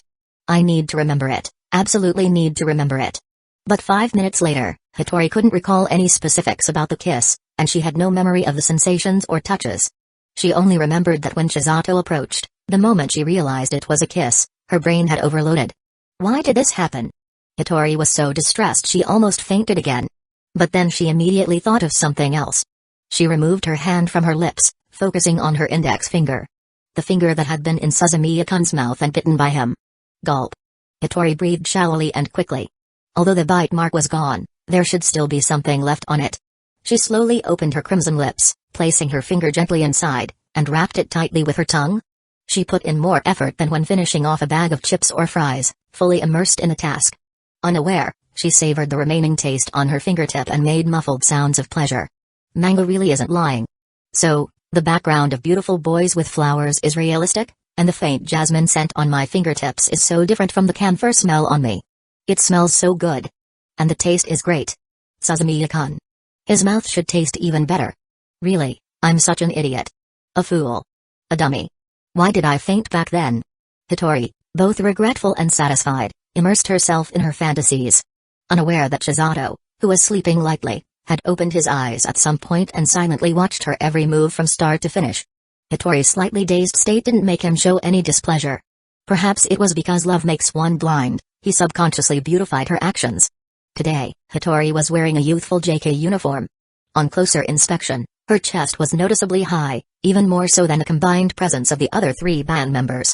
Coupled with her high attractiveness and her current delicate action of sucking her finger, it was quite an impressive sight. Even knowing that her actions weren't meant to be seductive, it still had an effect. Chisato straightened up. Noticing that Chisato was awake, she quickly withdrew her finger from her mouth, a glistening thread hanging from her lips. Chisato used his thumb to wipe it away, while Hitori, her face flushed, stared at him, too nervous to move. Chisato lowered his gaze, said nothing, and with her watching, licked his thumb lightly. Hitori felt her brain was about to overload again. Chapter 156, Leave It to Me. Compared to the extremely shaken Hitori, Chisato was remarkably calm. He had no ulterior motives, he just wanted to see Hitori's reaction. Now that his goal was achieved, he was satisfied and needed to address some unfinished business from the small storage room earlier. Hitori, do you remember what we talked about before? What did we talk about? Forgot so quickly? Chisato frowned slightly, feigning dissatisfaction. I'm sorry.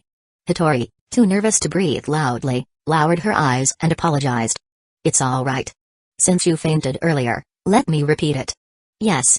First of all, you agreed to be my cat. I look forward to your cooperation in the future. Hitori placed her hand on Chisato's outstretched hand, allowing him to hold it gently and shake it. She asked a question she was very concerned about, what does being a cat mean exactly? She remembered that Chisato didn't explain this in the small storage room. It means the little sense. In the future, you can come and go from my home as you please. I might cook for you sometimes, and if you want to sleep, you can come to my bed. She could actually do that. I want to be Suzumiya's cat. Hitori raised her hand firmly, afraid that if she hesitated, he might change his mind. Good. Seeing Chisato's smile, Hitori felt a bit braver. About the collar you mentioned before, do I need to wear it? Chisato asked in return, do you want to wear it? I'll do whatever Suzumiya says. Such a compliant answer was quite tempting. Chisato rubbed his chin. Well, you don't need to wear it outside. Only wear it when it's just the 2 of us alone. Hitori visibly brightened up at this suggestion. She thought about the dream she had led the previous night, where Chisato seemed to enjoy a similar play. Wearing a collar with a thin chain around her neck, and walking her around the living room, both of them had a great time. She covered her face, feeling embarrassed about her own excited anticipation. After the dream, she felt something had changed, though she couldn't pinpoint what exactly had changed. Chisato watched her. Is that a yes? Hitori quickly cleared her jumbled thoughts and nodded. Alright, let's talk about our future. Future. Hitori's voice wavered. The word future was too heavy for her. Since she was a child, many people had asked her about her future goals, what she wanted to do, and similar questions. Her answers were always disappointing. She wanted to stay home all the time and didn't want to work outside. And now, almost no one asked her about the future anymore because those who asked had become disappointed, and her parents wouldn't either. They often said, as long as you're happy. But now, Chisato suddenly brought up this topic. Was he also going to ask about her plans for the future? She didn't want to disappoint him. Should she like to get through this? Do you have any plans for your future? Oh no. Hitori's face turned pale, her eyes wandering as her brain worked at full speed. She didn't want to be looked down upon, didn't want to disappoint him, didn't want him to realize the lazy cat he just accepted was someone who only wanted to stay at home. So, she decided to tell a white lie. I want to be a scientist. Or an astronaut. After saying this, Hitori's forehead was covered with fine sweat. Naturally, Chisato's previously calm expression was bewildered by her overly formal response. Huh. It was too obvious. She was caught lying. I'm very sorry. Hitori tightly closed her eyes and knelt on the sofa to apologize deeply. Chisato felt a slight headache and decided to quickly convey his thoughts to her and end the conversation. Hitori, what do you think is essential to live in this society? Food and water. That's not wrong, but these things can be translated into something more practical and universal, money. Hitori nodded, not fully understanding. In this society, most things derived from basic necessities like clothing, food, housing, and transportation can be achieved with money. Money can't buy time, but if used wisely, it can save a lot of time, which can then be used to improve yourself or do things you want to do. Hitori understood what Chisato was saying but couldn't grasp the exact meaning behind his words. Also, Chisato looked so handsome while speaking seriously. She subtly brought her knees closer together in her kneeling position. In short, For me now, the long-term goal is to become a wealthy person with a huge fortune, and the short-term goal is to earn money and move out of my current small apartment as soon as possible, away from the glue guy. To achieve all this, Hitori, I need your help." Though she didn't understand what the glue guy meant, she understood the rest and nodded without hesitation, unable to refuse Chizato's request. However, after agreeing, a worry tugged at her heart. She feared that Chisato in reality might ask her to do things she didn't want to do, just like in the dream. If he said something like that, even if she was unwilling, she wouldn't be able to refuse. Worried, Hitori heard Chisato say, "So, Hitori, just keep being yourself, focus on finishing your band activities, and that's all I need from you." What? Chisato ruffled her hair. Hitori felt sweet but still found it hard to believe. She had prepared herself for the worst, thinking Chisato might be like the jerks shown on TV, making her work as a streetwalker to support him. "You just said help, and that's all I need to do?" "Yes, that's all." Chisato pushed her tousled hair behind her ear. "Continuing to do what you enjoy is the greatest help to me. As for the rest, don't worry about it. Leave it to me." Chapter 157, Establishing the Relationship. He told her not to worry and just leave it to him. Looking at Chisato's gentle and warm smile, Hitori felt an immense sense of relief. Hitori had a habit that was hard to define as good or bad. Most of the time, her feelings were clearly displayed on her face, making it easy to understand her current mood. At the moment, with her beaming smile, there was no doubt she was in a great mood. Chisato couldn't resist. He pulled her close, guiding the flustered Hitori to spread her legs apart and sit on his lap in a duck-like posture, her little bottom resting on his thigh beneath her pleated skirt. This sudden action made Hitori extremely shy. Although she had experienced this many times from a first-person perspective in her dreams and had visited such scenarios frequently, she was still a genuine, untouched maiden in reality. Not to mention it was her first time. If it weren't for Chisato's initiative, she would have still kept her first kiss intact. "It feels pretty lucky to have met such a cute girl like you," Chisato said, holding her waist. Hitori felt happy but was too shy to respond properly. She could only give a similarly patterned reply. "You're also very handsome, Chisato-kun. Why did you suddenly decide to change clothes today?" It's really strange, isn't it?" "No, it's cute. I'm just curious about the reason for your change in habits." Hitori let out a sigh of relief. "My mom bought this for me. This morning, as I was leaving, I suddenly thought that dressing like this might catch Chisato-kun's eye." "I see. So it's to attract me?" That. No, not at all." Hitori grabbed Chisato's shirt with both hands, her face pressing against his. In the end, she couldn't deny it and slightly nodded. Chisato sighed. "You're quite the schemer, aren't you?" With her head bowed, Hitori couldn't see his expression. "Oh no, he's going to dislike me." At that moment, Hitori's shyness and joy transformed into disappointment and unease. "But..." Chisato held Hitori's hand, gently lifting her chin with the other hand, revealing a close-up smile. "I actually like it." Hitori's mood instantly soared from a low point to a peak, like riding a roller coaster. She felt as if her mouth was filled with honey, savoring the sweet and wonderful taste. Chisato gently patted the pink-haired kitten's head and leaned in to whisper in her ear, "Shall we continue with what we didn't finish earlier?" "And no, unfinished business." Hitori shivered, her bangs standing on end. "Yes, close your eyes." Chisato's tone was very gentle, and Hitori, who was both shaken and eager, obediently complied. The next moment, his palm moved to her back, slowly exploring downward. The manager of the Starsea, Ijichi Saga, yawned as she walked down from her apartment. Under normal circumstances, she'd be starting work around 10 in the morning. It was now nearing 11. However, due to a special situation yesterday with a band performance and a positive audience response, she had communicated with the band and extended the performance time. But even if she was late, it didn't matter. As the boss, she had the luxury of not being reprimanded for laziness. Naruto mentioned that Chisato was in the store, and asked him to help tidy up the place and move the delivered beverages into the store. A young high school boy was strong and healthy, so why not make use of him? She would just pay him normally later. With this thought, Saga arrived at the store but didn't see Chisato. She headed straight for the recording studio and pushed the door open. "Hey, Suzumiya, since you're free now, help." Saga's face turned crimson as she saw the two on the sofa embracing and shamelessly engaging in intimate contact. She didn't finish her sentence, immediately closing the door and turning to leave. 2 minutes later, Chisato, with a calm demeanor, walked out of the recording studio and greeted the manager. "Good afternoon, Saga." "Good afternoon, my foot." Saga grabbed an empty drink bottle from the counter and threw it at Chisato, who easily dodged it. You're going too far, doing that kind of thing with someone of unknown origins in my recording studio. Do you want it to smell like squid in there? Huh? She approached, her right hand moving in a dangerous, gangster-like gesture. Calm down, Sayaka. It's not someone of unknown origins, it's Hitori. As soon as Chisato finished speaking, the recording studio door opened again. Hitori, with a citrus paper box on her head, bent over and quietly tried to slip away. But as she passed by Sayaka, she was grabbed and the box was taken off and thrown aside. That. Hitori had never seen such a scary expression from the manager and could only bow repeatedly in apology. Sayaka sighed. Never mind. You can go find Naruto and the others. Hitori breathed a sigh of relief. She looked at Chisato, who was smiling and waving at her, and then quickly ran off. Sayaka watched Chisato, her earlier anger having vanished. She gestured for him to sit by the counter. She opened a can of beer for herself and handed him a drink, setting the stage for a heart-to-heart talk. When you brought that little bocce to the store, I had a vague feeling something was off with the way she looked at you. So you two are indeed in a romantic relationship. Chisato didn't intend to hide anything.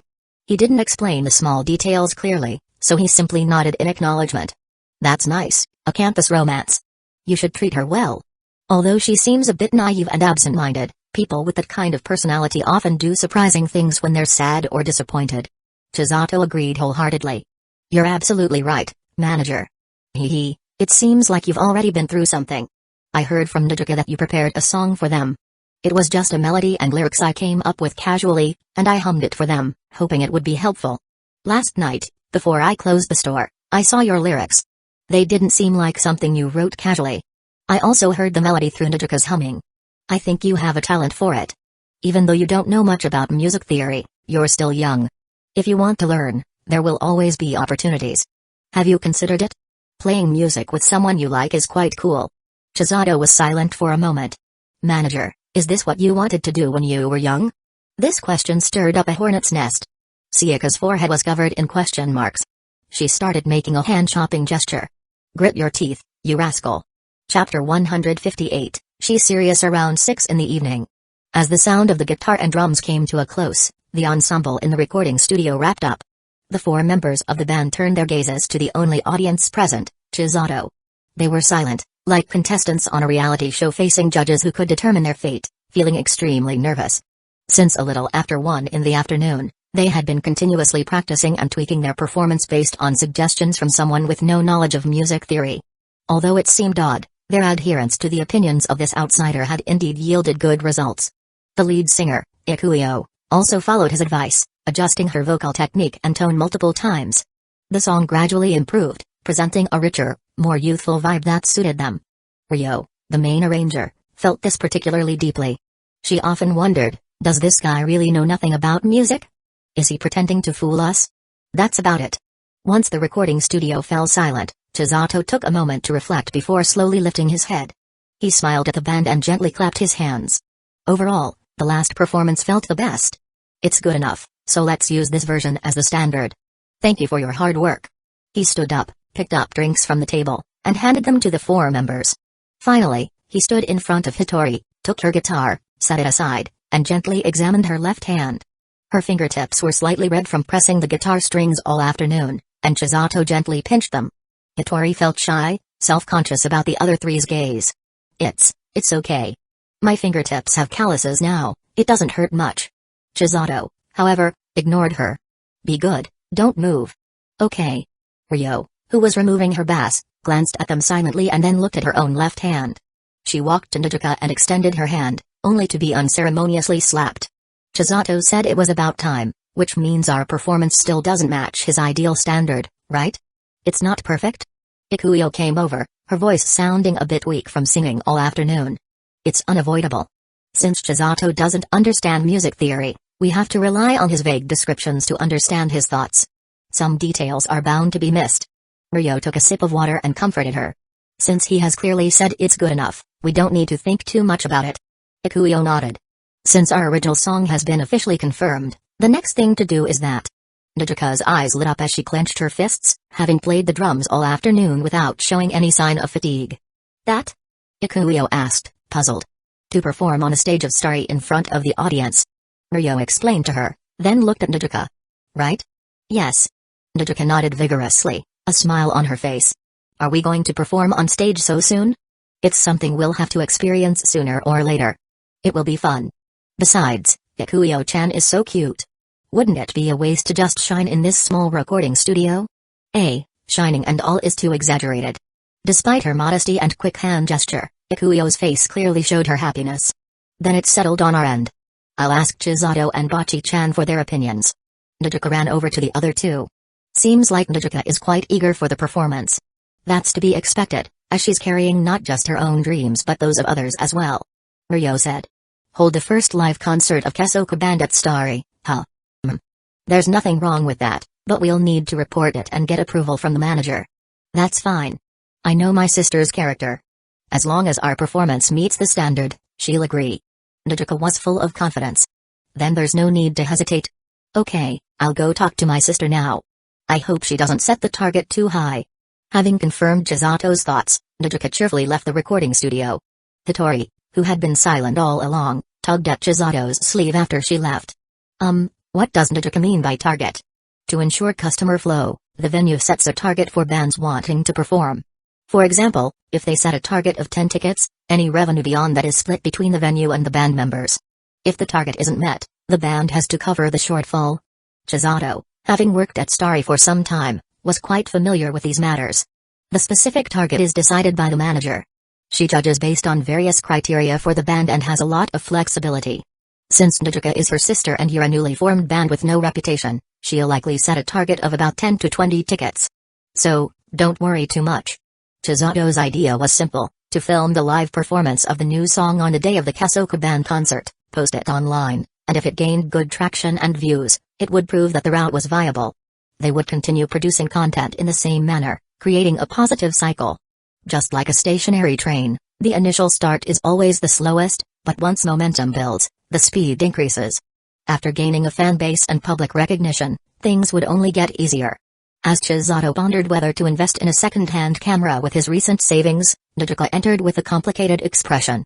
She stood in front of Chisato, hesitantly extending 5 fingers. My sister agreed to let us perform here next Friday night, but we have to meet a target of 50 tickets. Chisato was silent for a moment. Are you kidding? No, she's serious. Chapter 159, His and Her Story. Afterwards, Chisato asked Sika, who responded with a calm expression, 50 tickets isn't too many. There are 5 of you, so that's 10 tickets per person. It shouldn't be too difficult. Your song is so great, it would be a pity not to invite more friends to listen. Sika's suggestion about what a socially anxious person like Hitori could offer seemed unlikely to be helpful. Chisato felt that the manager, who was approaching 30 next year, must have had some personal grudge in setting such an unreasonable target. However, as Chisato mentioned, dividing the 50 tickets among 5 people, 10 tickets per person, didn't seem too high of a bar. But at 1,000 yen per ticket, it wasn't exactly a small change for students. If it came down to it, they might have to resort to selling tickets on the street. It's troublesome when a band lacks fame, no fans, no support groups, and the expenses before becoming famous are high. Unlike those big idols whose fans keep growing and money keeps flowing in, they had to start from scratch. But everyone goes through this step by step, it's a necessary process that can't be avoided. To advance to a higher social class and live a better life, there's no choice but to complain less and work harder. After finishing his evening shift, Chisato said goodbye to Hitori at the train station. It wasn't that he didn't want to take Hitori home, but her house was far outside the city. If he took her home and came back, it would probably take over an hour. Hitori had chosen a school far from home to escape her previous social network and hoped to make new friends in a fresh environment. The result was, her first year of high school had been just as lonely as before, but it wasn't too bad. At least she had met Chisato and, with his help, had joined the harmonious and friendly Kesoku band. She was content. Send me a text when you get home, and remember, you can contact me directly online anytime. Don't overthink it, okay? Understanding Hitori's personality, Chisato made this particular request. Okay. This made Hitori even happier and further confirmed that her relationship with Chisato had indeed changed in some way. After watching her board the train, Chisato turned to catch another train and returned home. Today, the crow had once again been left outside to fly all day, but its underlings had collected quite a bit. Coins and paper bills scattered by the window added up to over 5,000 yen. Chisato has grown more fond of crows lately. He took chicken breast from the fridge, chopped it into small pieces, and mixed it with crushed toast in a container as a thank you for the wealth-bringing crows. After taking a shower, He found the container had been emptied. He washed it clean and sat at his desk, looking forward to tomorrow. He realized that the basic English from Hitori's task was more useful than he had imagined. He could now complete English exercises accurately and efficiently and browse English websites with ease. He also tried speaking and reading aloud. At a normal speed, it was almost like speaking his native language, with pronunciation much improved and no stuttering, though speeding up made it somewhat challenging. Even so, daily use was perfectly fine. This meant he could focus on other subjects rather than English lessons. Next month's test, let's aim for the top of the grade. He stretched lazily and then bent over his desk again. In a residence of about 200 square meters, with a black and white exterior. The nameplate at the door showed the rare surname Ecchi.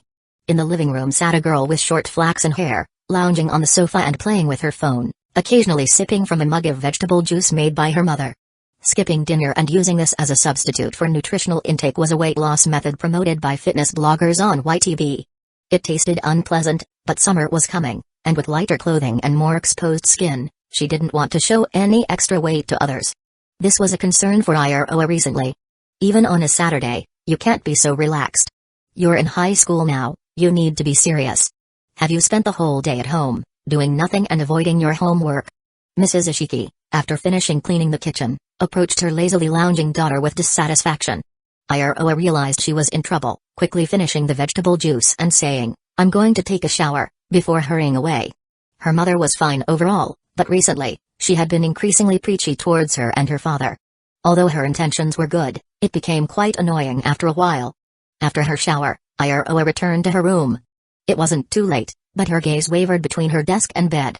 Ultimately, she couldn't resist the bed's temptation and lazily lay down. Even though she had only studied for a short while in the morning and had done nothing else, she felt she deserved some rest. Homework could be tackled more diligently tomorrow. With this thought, Iroha lay on her bed and continued browsing her phone until sleepiness gradually overcame her. After plugging in her phone to charge and turning off the lights, she hugged a plushie and slowly closed her eyes. In a moment, Iroha fell into a deep sleep, her consciousness slipping into a dream. It felt as if some invisible presence guided her to the familiar living room. As her consciousness gradually took control, she noticed something unfamiliar in her well-known environment. On the coffee table lay a CD with a cover featuring a photo of her and an unfamiliar boy, the two of them close and intimate. A dream?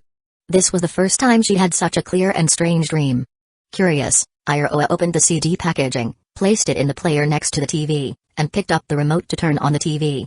His and Her Story, Episode 1, began to play. Chapter 161, Sunday's tutoring session. Sunday was sunny, a perfect day for going out. Chisato was quite busy today, with a full schedule. He took out his phone and checked his schedule.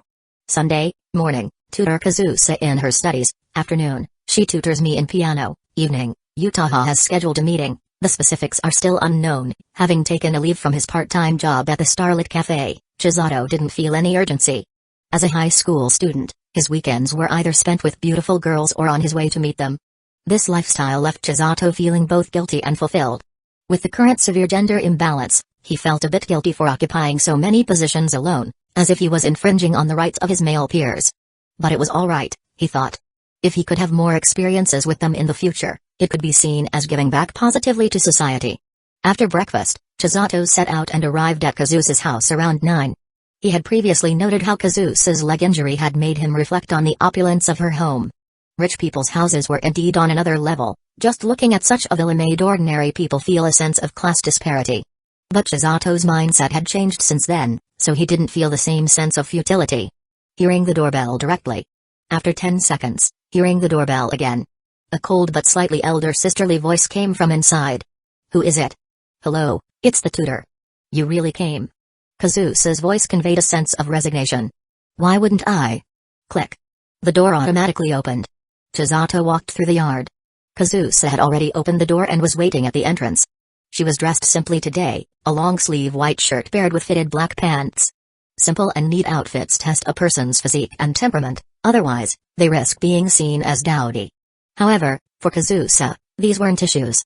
With her model-like tall figure, striking face, and the elegant aura honed from years of piano practice, she could naturally pull off such an extremely simple style. "Good morning, Ma." "Not good, I was sleeping soundly until you woke me up." "So, you haven't gotten ready yet? Are you here just to annoy me this early in the morning?" "Of course not." "Oh, right, here." Chisato handed her a bag. What's this? Some snacks from the convenience store, Pocky sticks, chocolate, pudding, and so on. Studying is mentally exhausting. If you get tired later, have some and take a break. Thanks. Today you're surprisingly straightforward. Mind your own business. Kazusa placed a pair of slippers in front of Chisato from the shoe cabinet and then walked into the house. Chisato changed into the slippers, closed the door behind him, and walked towards where she had gone. Upon pushing open the partially closed door, he found a living room with transparent floor-to-ceiling windows, offering excellent views, ventilation, and lighting, and a well-maintained courtyard. Kazusa was sitting on the sofa, already tearing open a chocolate wrapper and eating. Chisato walked over. Aren't you supposed to have gotten ready? Kazusa gave him a pretty look, clearly uninterested in answering. Her attire suggested she wasn't just getting up. This is for when you feel tired during studying. What will you do now if you eat it? Well, there's plenty left. Besides, you can't study on an empty stomach. You haven't had breakfast? Yeah. Kazusa had been looking forward to meeting Chisato at home on this Sunday, so she had given her daily caretaker a day off, hoping to create a private space for the two of them. Usually, she didn't handle cooking at all, and with her mother's ingrained belief in protecting her hands, she never considered cooking as an option. She had woken up at 7 in the morning, struggled with her outfit in front of the wardrobe, and eagerly waited in the living room, watching a pointless comedy show while waiting for Chisato. If Chisato had been any later, she would have likely ordered takeout. Alright, stop eating the snacks, they're not a substitute for a proper meal. Chisato took the bag of snacks away from Kazusa. Do you have any ingredients at home? What are you planning to do? Just to make sure you eat enough quickly, and then I'll officially start teaching you. I'm not really sure. There should be some. He's going to cook for me. Kazusa suppressed her joy and, with a blank expression, popped the remaining chocolate into her mouth, leading Chisato to the kitchen and opening the fridge. Here's some food. It's thoughtfully wrapped in plastic wrap. Just take it out and heat it in the microwave, it should be ready to eat. Chisato took out a stack of prepared dishes and showed them to Kazusa. A note was stuck to the plastic wrap, microwave for 3 minutes. The utensils are on the table, you don't need to worry about them. I'll clean up tomorrow. Aunt Obara, it's really okay. You don't have to be so considerate. Kazusa sighed inwardly. I don't want to eat this. Driven by her thoughts, she crossed her arms and turned her head to the side. You're such a picky eater. So, what do you want to eat? Chisato put the food in her hand into the refrigerator. Anything is fine, I just don't feel like eating leftovers. It looks good though. But fine. There's plenty of food in your fridge, let me see what I can make. There's leftover rice, green beans, eggs, shrimp.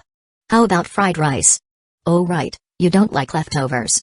It's okay, the rice from yesterday doesn't matter. Kazusa emphasized again.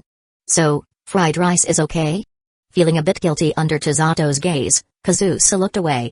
Yeah, I don't dislike fried rice. Got it. Wait in the living room, it'll be ready soon. Oh.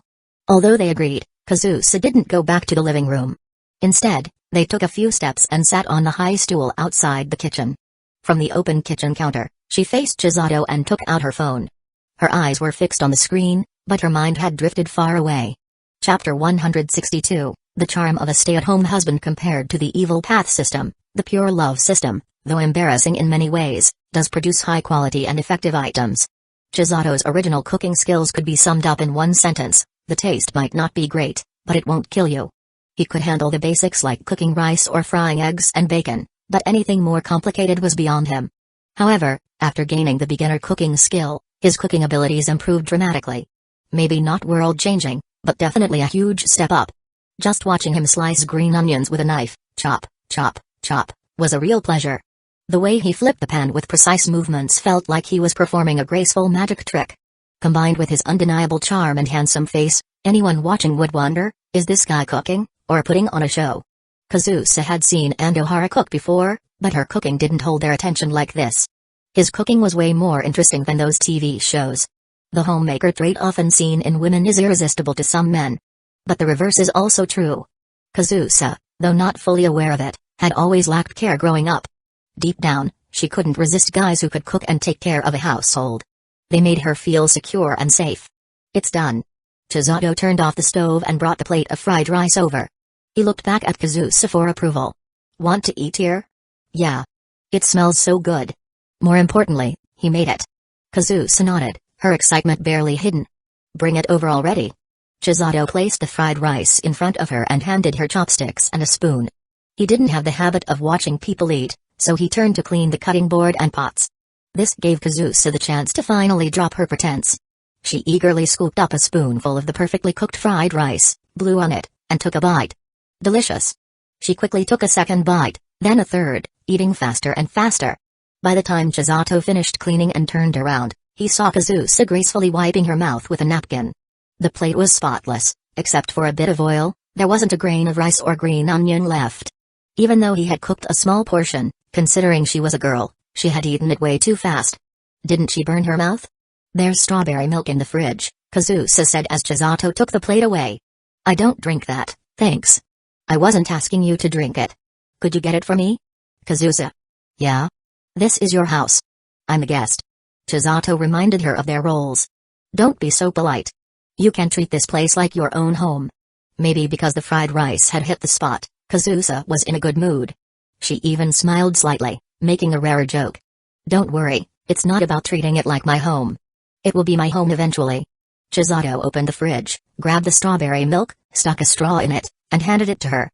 Kazusa sipped the milk while watching him wash the plate and put it in the cupboard. The two of them then returned to the living room. Alright, now that you're full, let's start studying, Chisato announced. Kazusa lazily slouched on the couch, pretending not to hear him, her gaze wandering to the window. Don't think ignoring me will get you out of it. Chisato walked over and stood in front of her. Kazusa reluctantly brought her eyes back to him. I'm not trying to avoid it.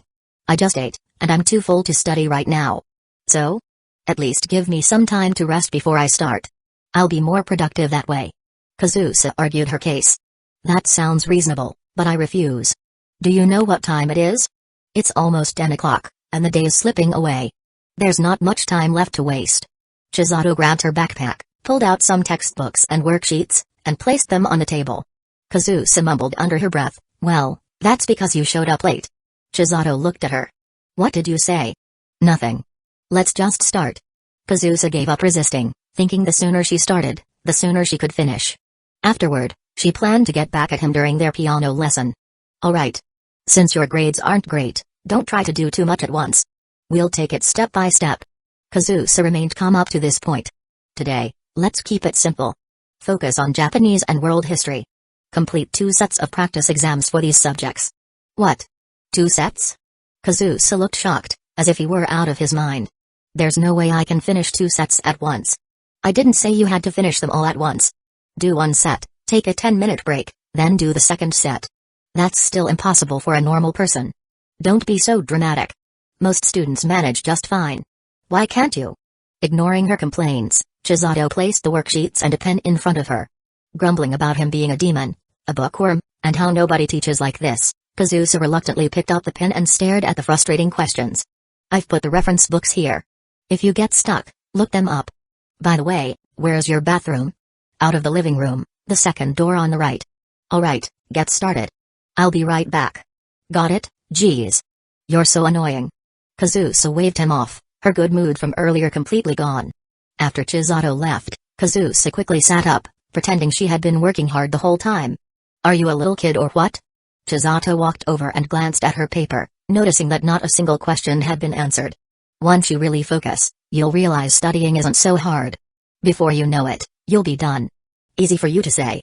Kazusa sighed deeply, forcing herself to look at the questions. Chisato casually flipped through a textbook, occasionally glancing up at her. The atmosphere between them was peaceful and harmonious. Chapter 163, Wants to be admired. Following Chisato's method of teaching, answer what you know, look up what you don't, and skip what you absolutely can't figure out, Kazusa finally finished the 2 sets of practice exams after 2 hours. She had originally planned to just rush through and fill in random answers to get it over with. But whether it was out of embarrassment or simply not wanting to look like a fool in front of someone she liked, she ended up taking it seriously. Despite how painful the process was, she forced herself to carefully complete both exams to the best of her ability. The moment she finished, Kazusa felt an overwhelming sense of relief, like a heavy burden had been lifted. She collapsed onto the floor, lying down as if her brain had been completely drained, not wanting to think about anything else. Good job. You finished quicker than I expected. Let me take a look. Chisato took her completed exams and began to grade them. Kazusa, after lying down for a while, sat up and grabbed the pudding Chisato had brought. As she ate, She watched him mark her papers. At first, her attention was completely focused on Chizato's face as he graded. In class, she could only sneak glances at him by pretending to sleep, her hair covering her eyes. Now, she could observe him up close, and it made her heart race even faster. However, when she saw him marking one wrong answer after another, her face flushed with embarrassment. Even with the ability to look things up in books, she still got so many wrong. It was a bit humiliating. Not bad. You did a lot better than I expected. Chisato smiled with satisfaction as he finished grading. One exam scored 62, and the other 70. But Kazusa felt like he was teasing her. To get such low scores in Japanese and world history, even with access to books, made her feel embarrassed. Kazusa didn't show any sign of happiness. Instead, she let out a cold huff and turned her head away, refusing to look at him. Chisato was puzzled. He was sure he had just given her a compliment. Was she misunderstanding him? Or maybe she was embarrassed by how straightforward his praise was and was pretending to be indifferent? Oh well, it didn't matter. Alright, let's go over the mistakes you made, Chisato said as he sat down next to Kazusa, spreading the test papers out like a dedicated teacher. He began explaining the mistakes she had made. At first, Kazusa was startled by how close he was, instinctively leaning to the side, feeling a bit uncomfortable. But as she watched him seriously point out her errors and explain the concepts, she found herself drawn in again. Smart people are always admired, and this principle easily extends to romance as well. The only exceptions are if the person is unattractive or has a bad personality. Chisato had neither of those flaws. In fact, quite the opposite, his looks and personality were top tier. In addition, Kazusa caught a faint scent, like fresh laundry. It was the same smell she had noticed when they played the piano together before. She liked it, it was comforting and familiar. Are you listening? Chisato asked, noticing she hadn't responded. I'm listening, Mr. Chisato, Kazusa replied casually. At some point, her expression had changed, a small smile forming at the corner of her lips as if she was thinking about something pleasant. Alright, let's keep going. Could you speed it up a little? She asked, changing her posture. She rested her arm on the table and propped her chin in her hand, her dark hair spilling onto the desk. I'm getting a bit hungry.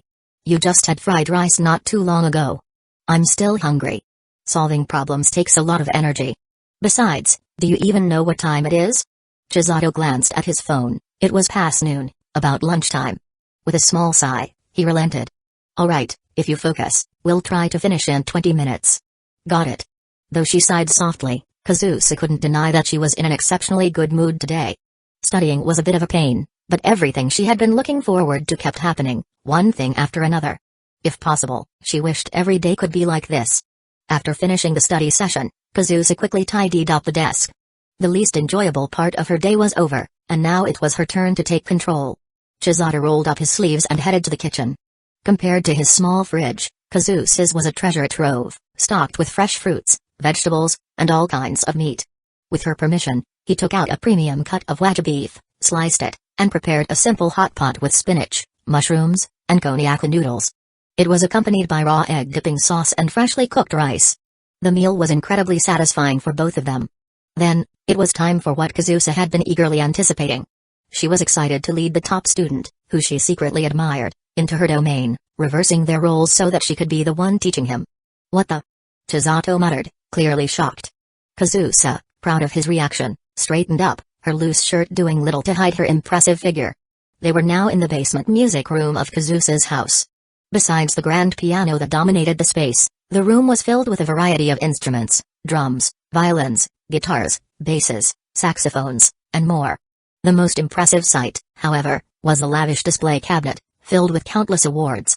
Next to each award was a photo of Kazusa at different ages, holding different instruments. It was clear that these instruments weren't just decorations, Kazusa had truly mastered them, and her skills had earned her recognition in competitions. Chisato's expression grew complicated. Music was different from studying. It wasn't something you could master just by using your brain. Each instrument had its own techniques, and mastering even one was an impressive feat. Could someone really be this talented? On the other hand, Kazusa, now in her comfort zone, relaxed like a bird returning to its nest. She sat lazily at the piano, her posture and expression calm and at ease. "What are you spacing out for?"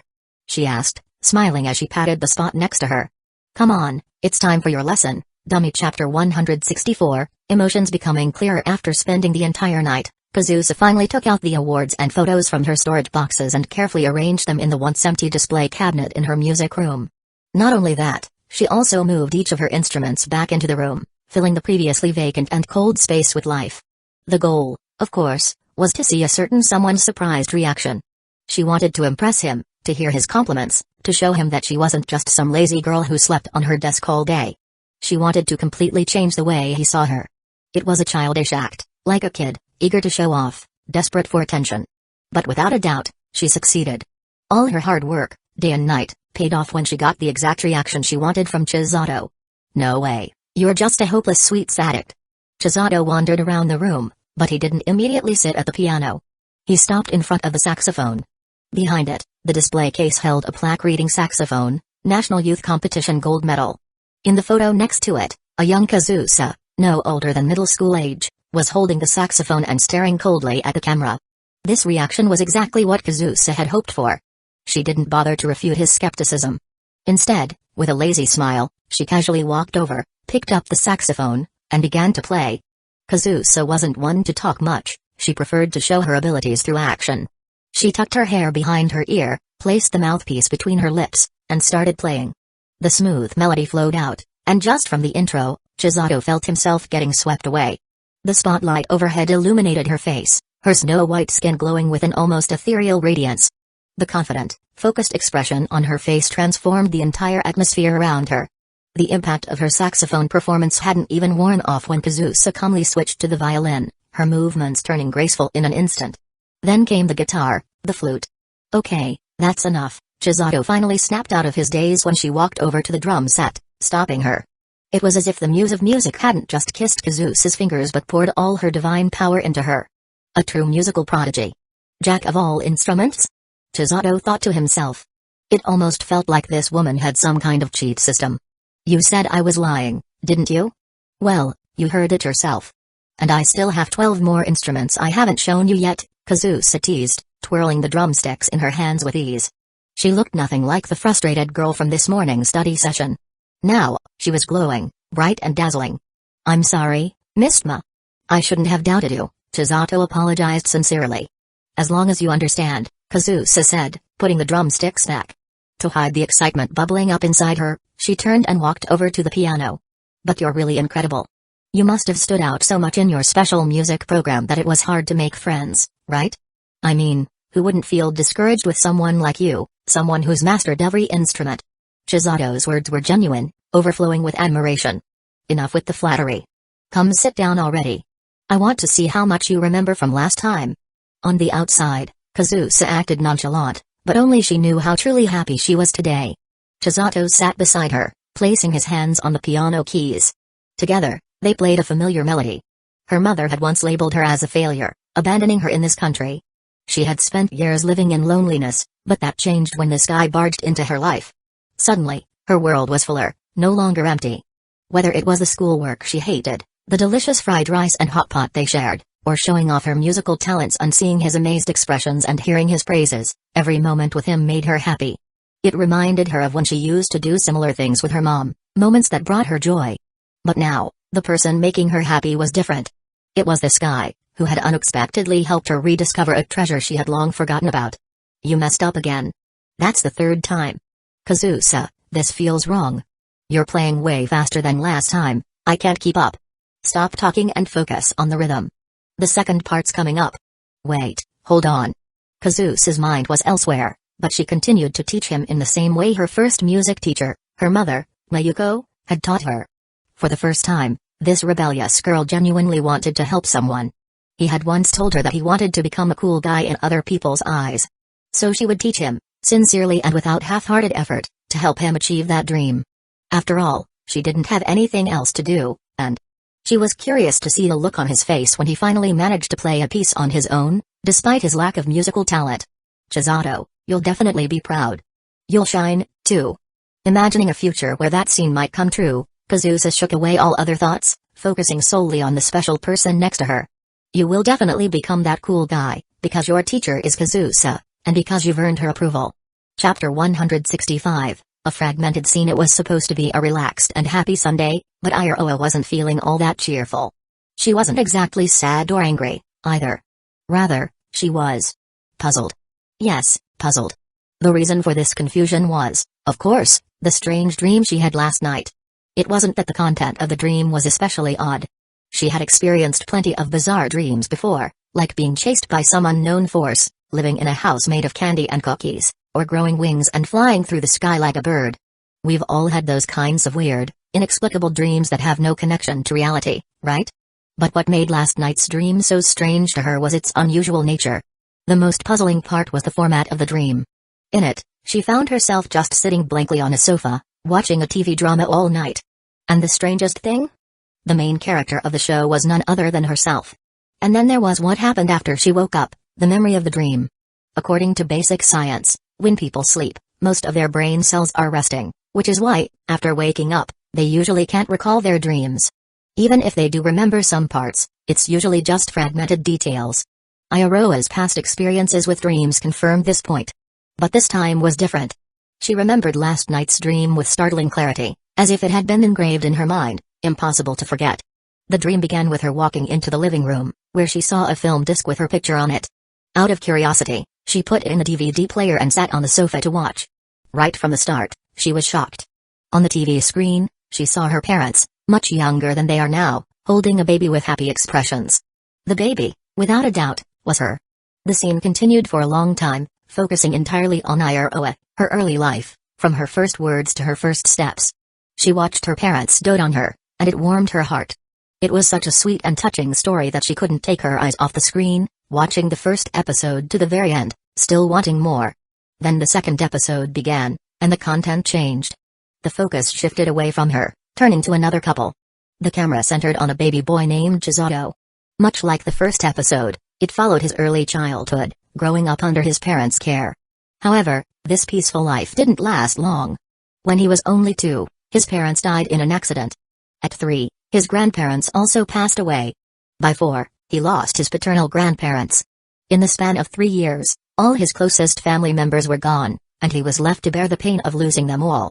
Even though Ayaroa watched from a third-person perspective, she couldn't help but feel the overwhelming sadness of the situation. Especially when she saw young Chisato sitting alone in a cold, empty room. That sadness seeped into her, making her feel the depth of his isolation. The rest of the story was painfully realistic. After losing his family, the boy was sent to an orphanage. As the story progressed, Ayaroa saw many good qualities in Chisato. He paid attention to things other children didn't notice, like feeding ants in the corner or worrying about 2 aggressive dogs in the yard, separating them to prevent fights.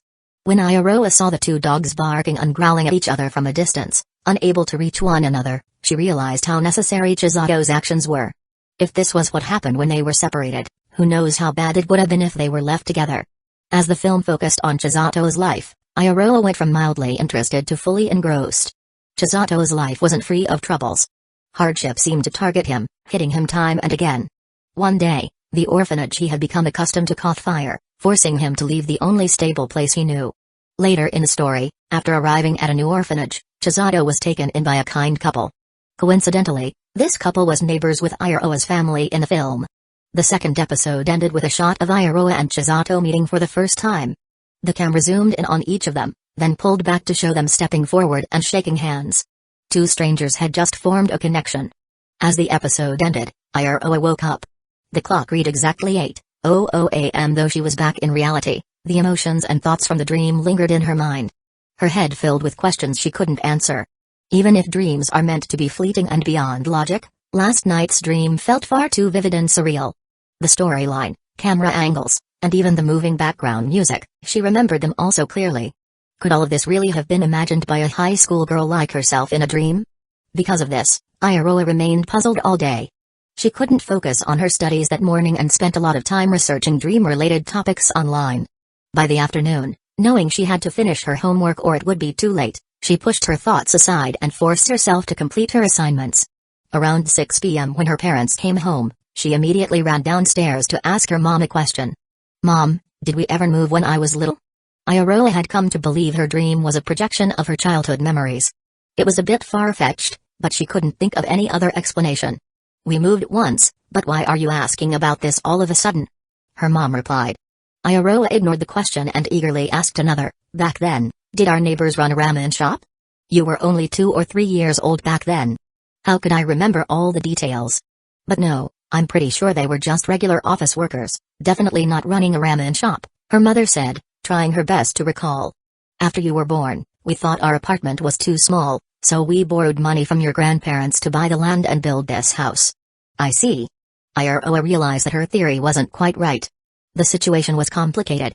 The relationships and personalities in the dream seemed accurate, but the settings and events didn't quite match up with reality. Maybe if she had the same dream again tonight and watched the next part of the film, she could draw some new conclusions. But would that dream really come again tonight? With that thought lingering, Iroha slowly returned to her room, leaving her mother standing there, confused as she watched her daughter walk away. Chapter 166. The date. By the time he realized it, it was already past 5 in the afternoon. Chisato found it a bit strange. He wasn't someone who lost track of time easily. Yet, being around Kazusa, watching her slender fingers dance over the piano keys, made him unconsciously forget the passage of time. If it hadn't been for his prior arrangement with that light novel author, he would have liked to stay a little longer, at least to have dinner before heading back. After all, Kazusa lived alone, so he didn't have to worry about what her family might think. Let's call it a day for now, he said as the last notes faded. Oh. Kazusa seemed to have anticipated this, showing a calm demeanor as she led him out of the practice room. Chisato changed his shoes at the entrance while Kazusa stood nearby, arms crossed, quietly observing him. Oh, by the way, regarding the exercises I mentioned earlier, you should go over them again tonight to reinforce what you've learned. That's what I should be telling you. Make sure to practice those stiff fingers of yours.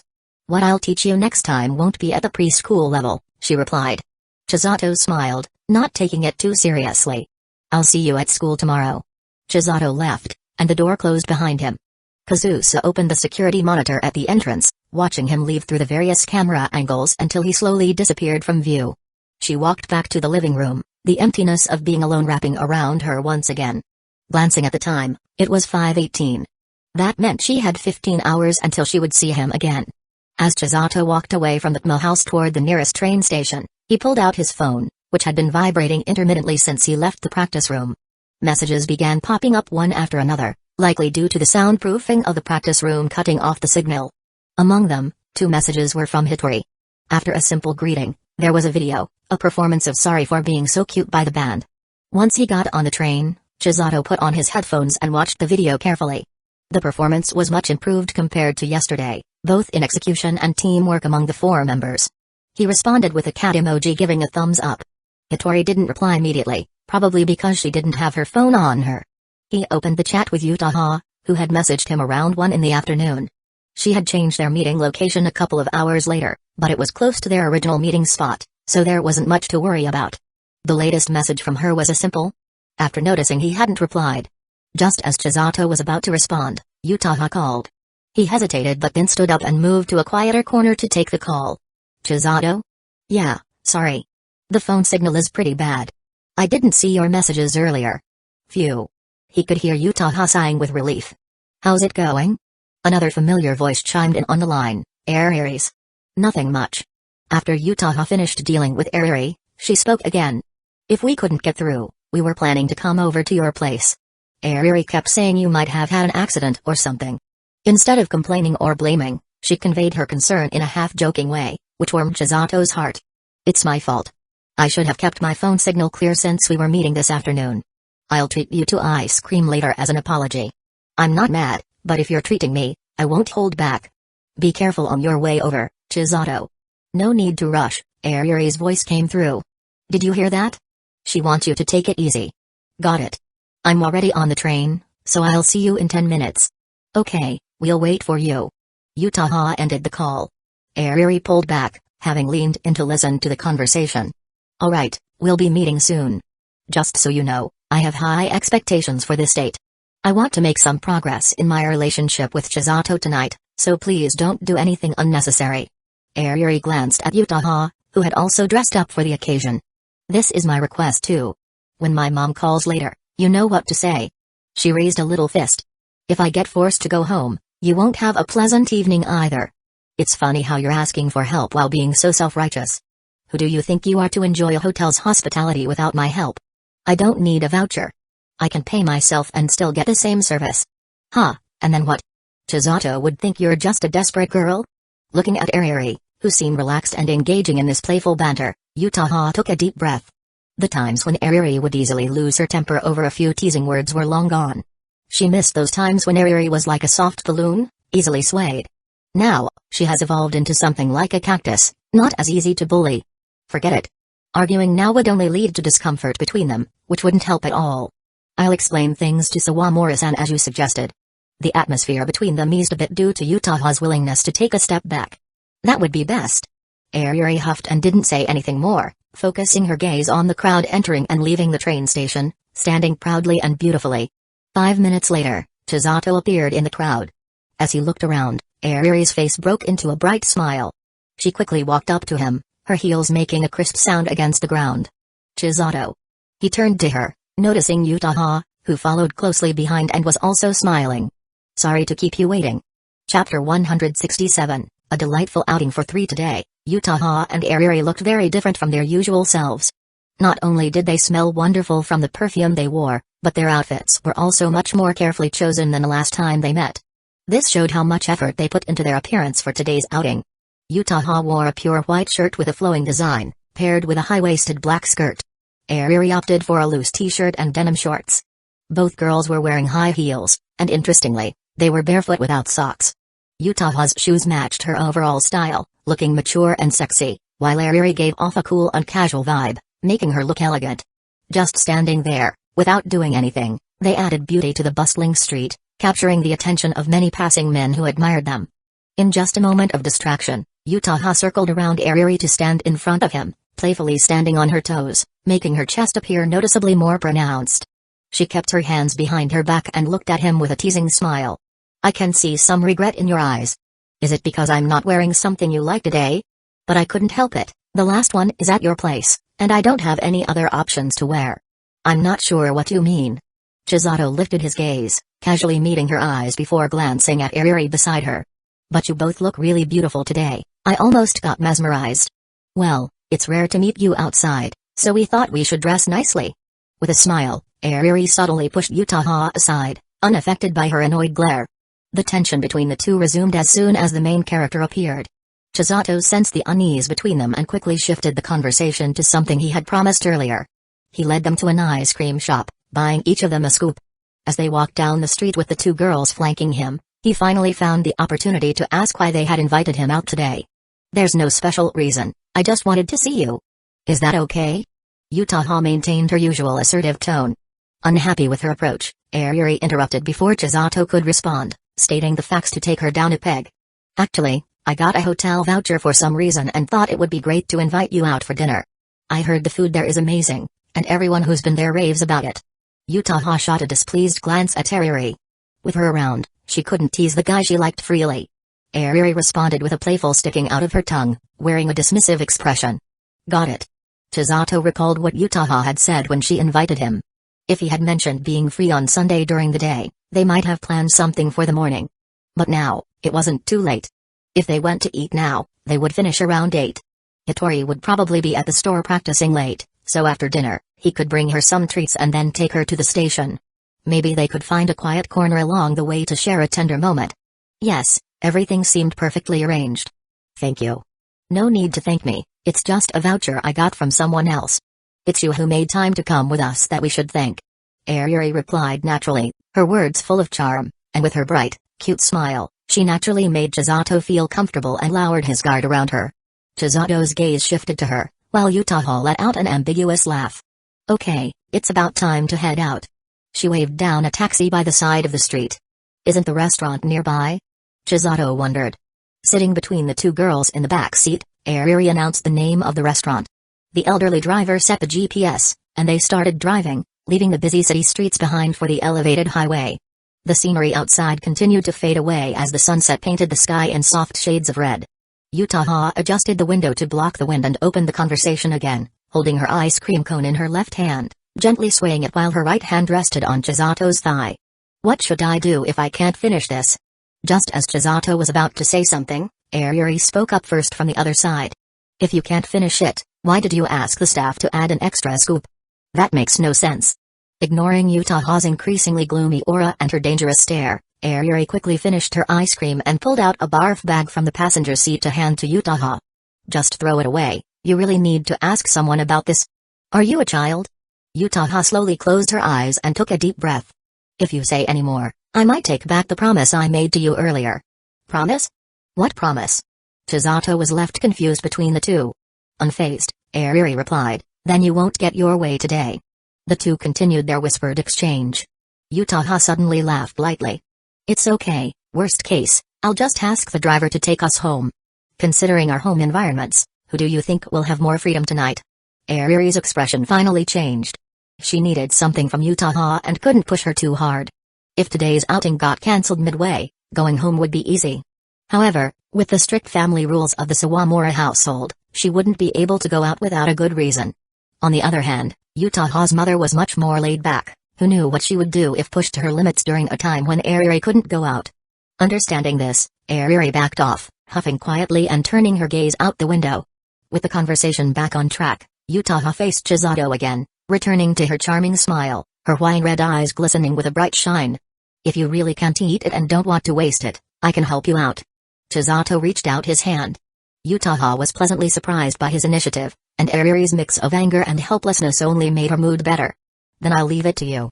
She handed her ice cream to him.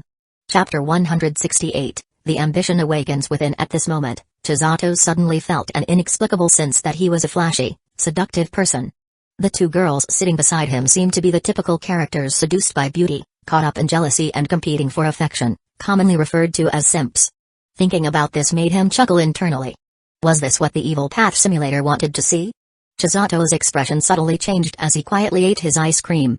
When he had taken them to buy ice cream earlier, Utaha likely had such thoughts in mind. She had deliberately ordered an extra scoop, leaving one untouched, which made it seem like they were sharing an indirect kiss. Next to him, Ayuri was visibly displeased, her annoyance written all over her delicate face. However, her frustration wasn't directed at Chisato, it was aimed at Utaha. After their meeting, the two exchanged veiled barbs, and Chisato chose to observe quietly, harboring his own thoughts. He wanted to confirm and understand a few things, how much the real-life versions of them resembled their simulated counterparts, the level of affection they might feel for him, and their current thoughts and future plans. After all, he had only met them a handful of times, although they often chatted through messages and occasionally called. The information gleaned from those channels wasn't as clear as face-to-face conversations. Many aspects of their relationship needed to be explored further. Chisato had a vague sense of this shift, but he was reluctant to admit it. With each session in the simulator, his personality and thoughts had gradually evolved. His perspective broadened, and his desires grew. He could clearly sense this change but didn't resist it. Some people say that human greed knows no bounds, and the secret to longevity is to maintain a simple and unambitious life, being sincere and true to oneself without flattering or competing with others. Others argue that desire keeps the heart passionate and is the elixir of youth. Previously, Chisato leaned toward the first belief. He thought life was long, and the journey of life had no end, no matter how hard one worked, it was merely a few steps higher on the ladder. Instead of exhausting himself, it was better to stop at the right moment, finding happiness in the companionship of family, a beautiful and gracious wife, and obedient children. However, now he leaned toward the latter viewpoint. In today's society, where survival depended on human connections, even the most basic needs like food and water had to be earned through work. Once employed, it was impossible to live without flattery or seeking favor. When one cannot change their situation, it may be acceptable to lay low, but if one has the ability to advance yet chooses to remain stagnant, that's unacceptable. He wanted more, not just to be satisfied with the present. This realization hit him during yesterday's session at the recording studio, where he had held Hitori close, kissing her as if she were his little kitten. Her soft lips were similar to what he experienced in the simulator but brought a sense of genuine fulfillment he couldn't find there. Today, sitting next to Kazusa, watching the beautiful Kazusa elegantly play the piano, made these thoughts even clearer. Now, surrounded by the two exquisitely dressed girls, feeling their warmth and the scent of their hair, with their thighs casually brushing against him, Chisato felt his heart race and his desires flare. Teenage boys are like volcanoes, ready to erupt at any moment. How could he possibly handle this situation? He couldn't be bothered to argue that it wasn't him but rather the world that was at fault. Instead, he chose to confront his own desires honestly. Everyone is shaped by life, transitioning from diverse individuals into less distinct personas, and he was no exception. He wanted it all, even if it came with risks, But it didn't mean he would act as recklessly as in some extreme scenarios from the simulator. He wanted both physical and emotional connections, and ideally, he hoped the girls could accept each other without conflict. It was a bit challenging, but worth trying. The taxi drove for over 40 minutes before reaching their destination. The Tokyo Harukiyama Hotel, built during the Meiji era, is far from the city center, surrounded by lush greenery. Guests can enjoy views of expansive forest gardens while receiving top-notch service. The three of them got out and were led by a waiter into the lobby. Ayuri walked up to the front desk to check in and returned to find Uchiha naturally linking her arm with Chizato's, clearly acting as if she were his partner. Unable to express her frustration while the waiter was present, Ayuri waited until they were seated at the restaurant. Under the table, her small foot kicked Uchiha fiercely at the opportune moment. Uchiha, prepared for this, shot her a defiant look while resting her hands on the table, wearing a provocative teasing expression. Chisato watched the shaking table with exasperation. In a sense, these two had been his companions in the simulator for a lifetime, yet now they were at odds. His earlier hope that the girls he liked could understand each other seemed a distant dream. However, their interactions had mostly been minor skirmishes, nothing truly harmful had occurred. Could this also mean they were capable of managing their boundaries and enjoying the interaction process? Alright, that's enough. Having silently observed their antics since their meeting, Chisato finally intervened. When he got out of the taxi and saw the upscale hotel that combined dining, entertainment, and accommodation, far from the city, he began to understand. For the ambition in his heart, he had to take control with Uchiha and Ayuri at his side. Chapter 169, not just a surface relationship. Outside the window was a beautiful, lush view, and the exquisite Western cuisine was served by a waiter, complete with introductions and shrimp peeling services. If one woman were removed from the table and the juice they were drinking replaced with red wine, the scene would truly feel like a meticulously arranged romantic date. However, the reality was somewhat disappointing, yet it was still somewhat harmonious. They were seated at a small round table, and while the three of them initially took their places at different positions, as soon as the main course arrived and the waiter left, Ayuri and Uchiha shamelessly slid their chairs closer to Chisato. The two of them, despite their personality clashes, provided the same excuse. This way, they could enjoy dinner while facing the floor-to-ceiling windows and better appreciate the view outside. I don't believe you for a second. It's quite obvious that you invited me to this hotel, far from the city and difficult to access, at this time, and that dinner is Western style. With appetizers, soup, salad, the main course, and dessert, this whole process would take at least an hour. After that, they would probably drag me into conversation or some other activities, and by the time he thinks about heading home, it would definitely be very late. He might have trouble finding a taxi then. What am I supposed to do?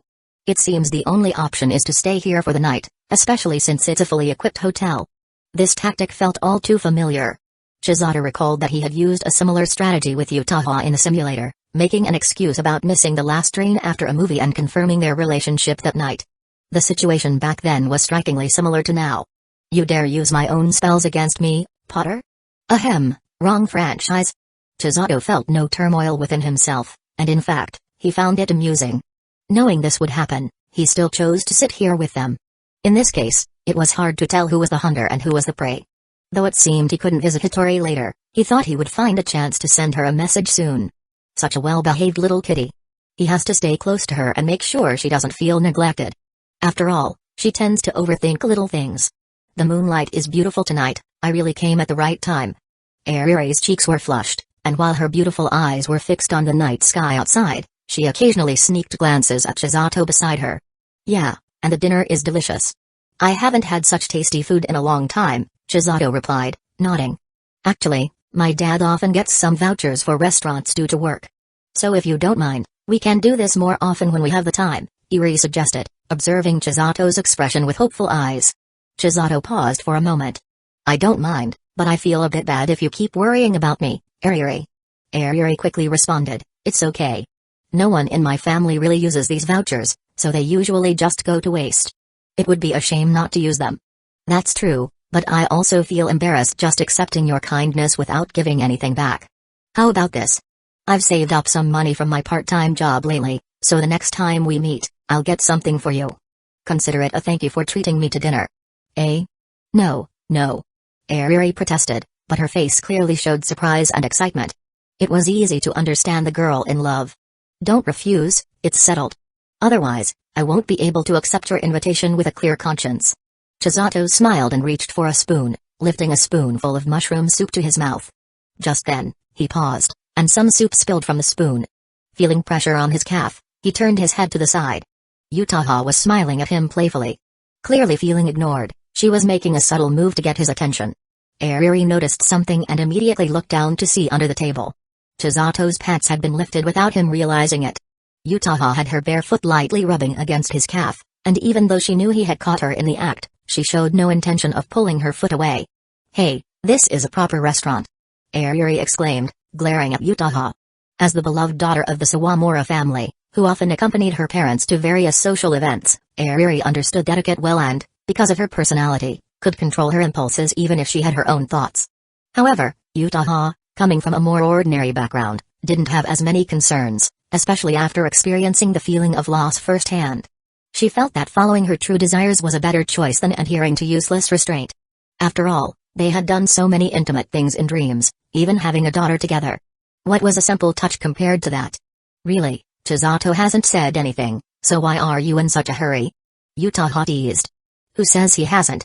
Can't you see how troubled he looks?" Ariri shot back. "What's troubling him is that you're breaking our unspoken agreement, you clueless princess," Uchiha retorted. "Ugh, it's strange how in this world, a lovesick girl can boldly justify her actions," Ariri replied, annoyed. "Ah, the golden retriever is howling out of jealousy," Uchiha teased. "Who are you calling a puppy? Let's see who reacts to that." "You." "Speaking of which, in that dream we had, we often interacted like this, didn't we?"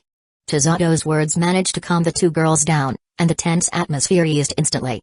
"If you keep arguing, the food won't taste good." Both girls obediently fell silent, stopping their verbal sparring and returning to their meals as Chisato suggested. Chisato understood their intentional behavior since meeting him. If their roles were reversed, he would probably respond similarly. But for now, it was better to pretend he didn't know anything. 10 minutes later, Ariri's phone rang. She apologized and stood up to walk away. Not long after Ariri left, Uchiha wiped her mouth and also got up to head to the restroom. Chapter 170, We're allies, right? When you like someone and want to be with them, but you don't know much about them, what should you do if your relationship is still new? Uchiha and Ariri had a simple idea. The connection between them and Chisato came from a dream where they were married, had children, and lived happily together for the rest of their lives. Although Chisato had a lot of missing memories about this dream, he still recalled some fragments. Perhaps the relationship they had in the dream could evoke some nostalgia in him. If everything went smoothly, it might also help draw them closer. Whether this approach would work was uncertain, but under Uchiha's repeated persuasion, Ariri reluctantly went along with her. Ever since they met, they had intentionally displayed a playful bickering that seemed like a quarrel. They weren't sure how effective this would be, but so far, their plan to meet up with Chisato was going quite well. "Andy, don't worry. We'll go straight back to our room after dinner and won't wander around." Yes. We'll lock the door and be safe." After Uchiha finished speaking, she handed the phone back to Ariri. Ariri then whispered a few more words to her mom on the phone before hanging up. "Did you sort it out?" Uchiha asked. "Yeah," Ariri sighed. "I don't understand why my mom trusts you so much and insists on you answering the phone. At least I saw it coming. It's probably because you did something unreliable when you were younger, which left a bad impression on her. Plus, your grades have been an issue. If you could get the top score in every test and show her your self-discipline and hard work, she might ease up on you a bit, like my mom does with me." "Okay, let's drop that topic." Ariri's other subjects were acceptable, but her English was a perpetual pain for her. Her dad was British, and her mom had teased her about it countless times at home. Uchiha smiled but didn't say anything else. She leaned down in front of the large mirror above the sink to tidy up her hair. "Do you really think this will work?" Ariri asked, referring to their plan. "We won't know if it works until we try. Trying gives us a chance, which is better than doing nothing at all." "True, but I think it would be better if we were more sincere with Chisato, like in the dream. Getting to know him slowly and gradually building our relationship sounds better." "That's a good thought. But if something happens in the future and he leaves you for another woman, I hope you can stay calm and collected." "Are you talking about that girl Chisato took home that day?" Ariri recalled. "But they didn't do anything. Just because it looked like they didn't do anything doesn't mean they didn't. Don't forget we hadn't been able to reach him for a long time today. I didn't want him to see me as a nagging woman who had to know everything. So I didn't ask too many questions, but that doesn't mean what he said is the truth." The two girls had different life experiences in their individual dreams. Uchiha, being a single mother, struggled while raising her daughter alone. The hardships of a single mom could make her more pessimistic and cautious in her thinking. In contrast, Ariri had been loved and protected by Chisato her whole life, which shaped her perception of him to be softer and closer, making her less likely to have complicated doubts. You can't be serious. Are you suggesting that what Chisato told us back then was a lie? Uchiha shrugged. Who knows? Speculating doesn't help. Right now, I'm more concerned about his relationship with that girl. Everything else doesn't matter. We need to head back, we can't keep Chisato waiting. Okay. The two of them exited the women's restroom together. After walking a few steps and rounding a corner, they could see Chisato sitting at the table. At that moment, Ariri suddenly leaned closer to Uchiha. As we agreed earlier, we're in this together, right? I can trust you on that, can't I? Uchiha turned to look at Ariri, who suddenly seemed like a different person, with a faint smile on her lips. With your intelligence, how could I ever deceive you? Even if you did deceive me, it's fine. Ariri returned the smile. If you manage to trick me, I won't let it slide. First, I'll make a scene at your wedding, embarrassing you completely. Then, I'll haunt you like a ghost for the rest of your life, trying to seduce your husband and have his child. If you really want that to happen, go ahead and try. Uchiha sighed. What a wicked threat. I can return the same to you. As long as you don't run away on your own, I won't do anything solo. Let's hope so. Just remember to cooperate with me later. What do you plan to do? You'll find out when the time comes. Just don't be too pushy, we don't want Chisato to feel pressured. He's not a wealthy kid in real life. Do you think I'm a child? I don't need you to teach me. After finishing their exchange, the two girls put on their usual annoyed expressions, creating some distance between them as they returned to the table. Chisato didn't seem puzzled by their simultaneous return. It was normal for girls to go to the restroom together. Chisato, can I ask you a question? Ariri began. Huh? Are you being so direct right from the start? That's a bit too straightforward, don't you think? Ariri glanced at Uchiha, who didn't give her a look back. Instead, she smiled softly at Chisato, her gaze fixed on his face. Sure, what do you want to ask? Chisato replied, placing a piece of beef in his mouth. When can you marry me? Chapter 171, What Kasamijoka Uchiha earned a... Cough, cough, cough. What nonsense are you talking about, you awful woman? Saying things like you don't need me to teach you. Where is this desperate, jealous woman coming from? What if you scare Chisato away? Ariri was so shocked that she started to cough embarrassingly. But she quickly brushed it off, wiping her mouth before fixing her intense gaze on Uchiha. When Chisato heard the question, he was momentarily taken aback, forgetting to chew the delicious beef in his mouth. He stared at Uchiha, who was smiling beautifully, trying to read her emotions. At the moment their eyes met, Uchiha's fair face turned slightly red, and her eyes inexplicably glistened. Despite that, she maintained her composure and didn't try to soften the impact of her question or joke around by saying something like just kidding to brush off the awkward situation. She was serious, she wanted to know Chisato's honest answer to her question.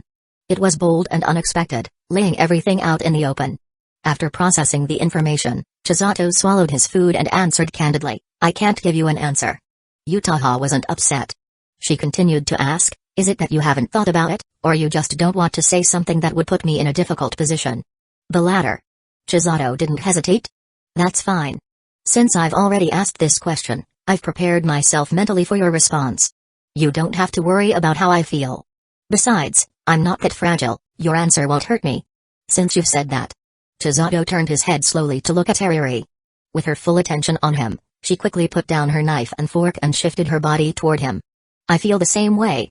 Though she didn't understand why the atmosphere had suddenly turned serious, she had promised him earlier, so she would fully cooperate now. I understand. Chisato nodded, took a napkin to wipe his mouth, and calmly spoke under their expectant gazes. From a guy's perspective, Uchiha and Ariri, you both are truly exceptional, beautiful, and charming girls. Honestly, ever since I had that strange dream, which felt almost like destiny, I often find myself thinking about you too. I want to be with you and hope we can start a fulfilling life together, just like in the dream, until we grow old and happy. After hearing this, Ariri's eyes widened slowly, her ears turning red and her heartbeat quickening. Can she interpret this as a formal confession from him? Uchiha, however, keenly sensed the ambiguous meaning behind his words. Clearly, he wasn't finished. But before I had that peculiar dream, I had already fallen for another girl. Chisato bluntly stated the reality, knowing they were already aware of it. Instead of beating around the bush, it was better to be straightforward, There was no need for pretense. This revelation also somewhat answered Uchiha's earlier question. I see. Uchiha didn't seem surprised. So the reason you couldn't answer my question was because of this reality, right? Chisato nodded. Uchiha smiled in relief, resting her chin on her palm as she quietly watched him, still controlling the situation. But even so, you agreed to Ariri and my invitation to meet up. Does that girl know about this? Ariri sensed that the situation was getting a bit tense. She understood Uchiha's implication. Hey, what are you suddenly saying? Chisato raised his hand to signal Ariri to let him speak. It's fine, it's the truth. She doesn't know. If she found out I was having dinner with you two at a place like this, she'd probably be mad at me for days. Just a few days of her ignoring you? TSK. Then there's no room for maneuvering here. Uchiha looked regretful. What do you want to do? I want to take a close-up photo of us eating together so she knows you aren't that honest guy she thinks you are. Then she'll naturally dislike you and distance herself. That's too extreme. You think I'd be that much of a player? That doesn't fit your character, Uchiha. Who knows? Girls in love often lose their rationality and can act unpredictably. That girl with the twin tails on your right even threatened me that if I kept anything from her, she'd make me pay. Uchiha spoke lightly, and Ariri, who had been silently watching her antics, gradually became numb to it all. As for Uchiha's teasing about pulling her into this situation, Ariri merely snorted softly, not wanting to respond. Chisato didn't seem to be acting up suddenly. He maintained control of the conversation. Ariri decided to let him continue and see what else he had to say. About that dream where it was just the two of us, without Ariri involved, you remember, right? I remember part of it. Chisato nodded, which made Uchiha smile happily. Forgive me for being so direct since the beginning, but this is the most important lesson I learned from that not-so-successful dream. I don't want to repeat those mistakes in reality. What do you mean? I mean to let go of being capricious and secretive and to be a responsible person to myself and those I care about. No matter what happens, I shouldn't be vague or hide my feelings. I can't conceal my thoughts from the people closest to me or make impulsive decisions on my own. Actually, you can't take all the blame. After Chu was born, your health declined, and you weren't as strong as before. It's understandable to feel deceived after realizing that. Enough, there's no need to make excuses for me. That's just my little temperament acting up. It's a flaw I've always had, and I've paid the price for it. Uchiha switched to a cheerful tone. But thankfully, dreams aren't reality. I still have the chance to change and start over. Making the same mistake a second time isn't a slip-up, it's just foolishness. I won't let myself get into such a passive situation again. She smiled, leaning slightly forward to close the distance between them. This is a declaration in advance, and it truly reflects my feelings right now. For Chu's sake, I will make you fall in love with me again, Chisato. Chapter 172, The Clown is Myself. After Uchiha finished speaking, a faint smile lingered on her lips, making her look charming and alluring. She understood Chisato's feelings and the extent of their relationship, so after careful consideration, she made what she believed was the best choice. What about me? As the two of them leaned in close, lost in each other's gaze and feeling the hormones between them intensifying, Ariri, who was sitting nearby, clumsily broke the mood with those 3 words, instantly ruining the atmosphere. Yes, she did it on purpose. Although Uchiha's earlier words couldn't strictly be considered a breach of conduct, it still left her feeling oddly annoyed. Hadn't they agreed to form an alliance to support each other against outsiders? What did it mean that she was getting closer to Chisato while pushing Ariri away? Ah, I almost forgot, Ariri feels the same way as I do. The smile faded from Uchiha's face as she placed one hand on Chisato's thigh and pointed at Ariri, speaking earnestly. Hey. Ariri didn't bother responding to her seemingly well-meaning but actually dismissive comment. However, the small conflict between them gave Chisato a huge sigh of relief. Even on a normal day, Uchiha's charm was undeniable, not to mention the fierce confidence she exuded now. Every smile and frown from her was enough to make one's heart race.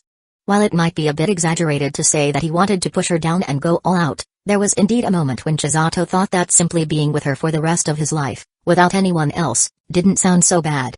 Uchiha, in full bloom, was genuinely a bit intimidating. Chisato, you don't have to listen to what this guy is saying. After Ariri spoke, Chisato looked at her.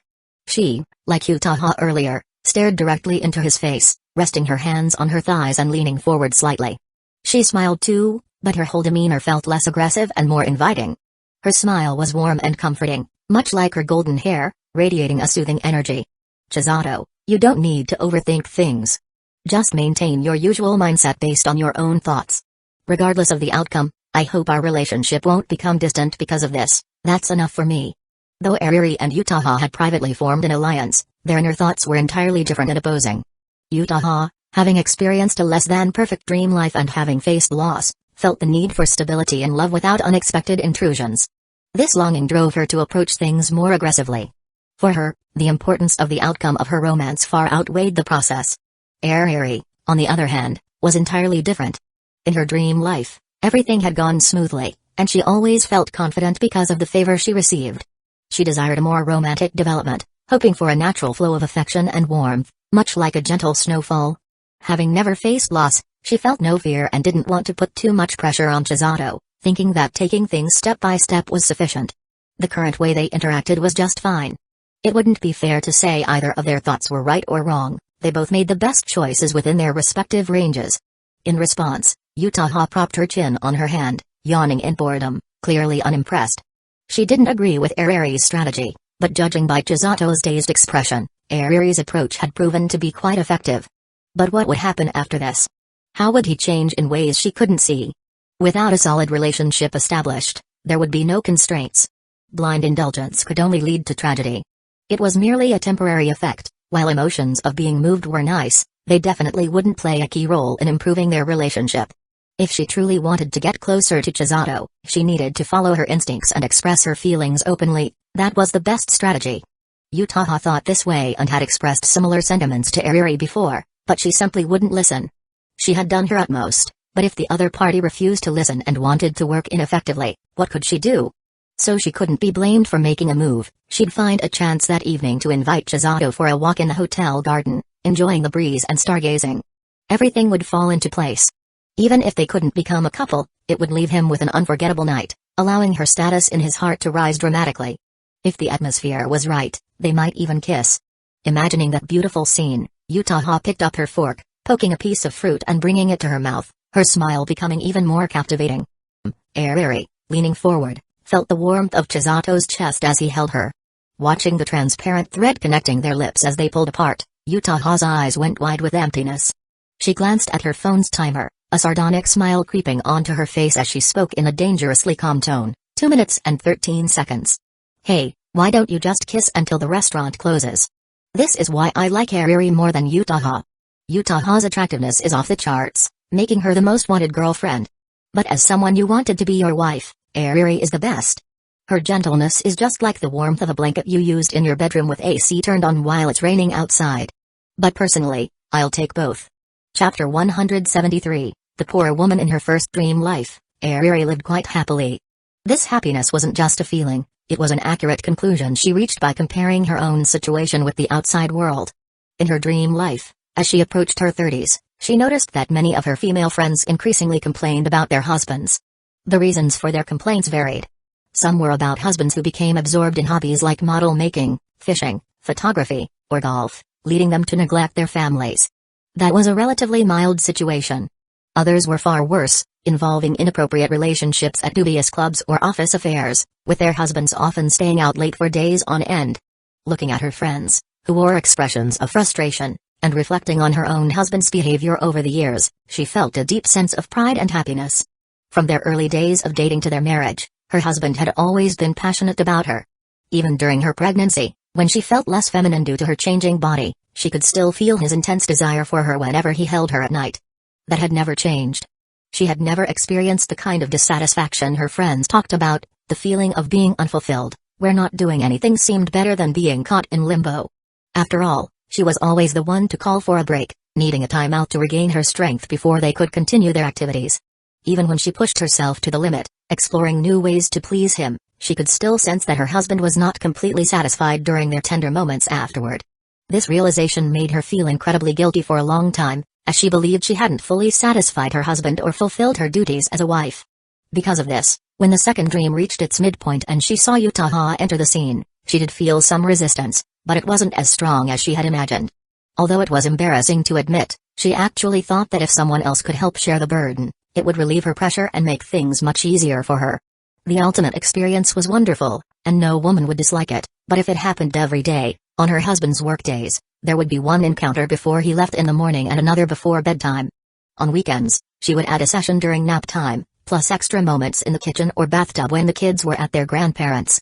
If it happened too often, her body couldn't handle it, and even the most wonderful things could become a burden. As a result, when she went to buy baby supplies too frequently, the cashier started to look at her with a more knowing gaze. For most women, their menstrual period is quite bothersome, but for her, it was a rare break. Thus, during the early to mid-phase of the second dream, her initial resistance to Uchiha gradually faded away as time went on. Their relationship grew more harmonious with age and maturity, resulting in only occasional playful arguments. After that dream life, they woke up with a sense of camaraderie, leading to their secret alliance later on. In reality, everything was going smoothly until tonight. It was a little after 8 in the evening, and they had finished a delicious dinner that had been served over half an hour ago. Airi forgot how she felt when she left the restaurant or how she had suggested to Chisato that they stay here for the night and return in the morning. Now, she lay on the hotel bed, hugging a pillow and giggling, rolling around for over 10 minutes. It wasn't until Uchiha, standing by the window with a gloomy presence, let out a noticeable huff that Airi finally realized, oh, she almost forgot there was someone else feeling neglected nearby. She wiped the smile off her face, took several deep breaths to calm her excitement, and walked over to Uchiha. Looking at Uchiha's expressionless face made Airi think of the word loser, and she felt a strange sympathy for this usually arrogant woman. You really don't need to be so troubled. Things like this always have a beginning and an end. You'll get what you want soon enough, she said. Uchiha didn't reply, she merely turned her head and gave Airi a cold look before gazing out the window again. It was an extremely disappointing night for her. All the plans she had carefully prepared had fallen apart. The hotel had many facilities, and she had done her homework before coming. She had originally planned to invite him for a walk in the garden after dinner to deepen their connection. Considering he was balancing school with work, she had intended to show her appreciation for his hard work, and then suggest they go to a private sauna or hot spring to relax. She even thought of a way to send Airi away so she could enter his room, dim the lights, and chat about anything, letting time slip away until it got late. At that point, she could flirt a little, showcasing her beautiful figure, and in such a private setting, anything could happen. However, Uchiha wasn't a goddess, her plans didn't have any magical power to control reality as she wished. To make matters worse, something completely unexpected happened. Why did he kiss Airi just because of what she said? Uchiha found herself questioning her place in Chisato's heart again, feeling it was far less significant than Airi's. Yes. After all, in the dream, she was the one who had caused his life to be so chaotic and unfulfilled. Watching Uchiha remain silent made Airi feel even more sympathy for her.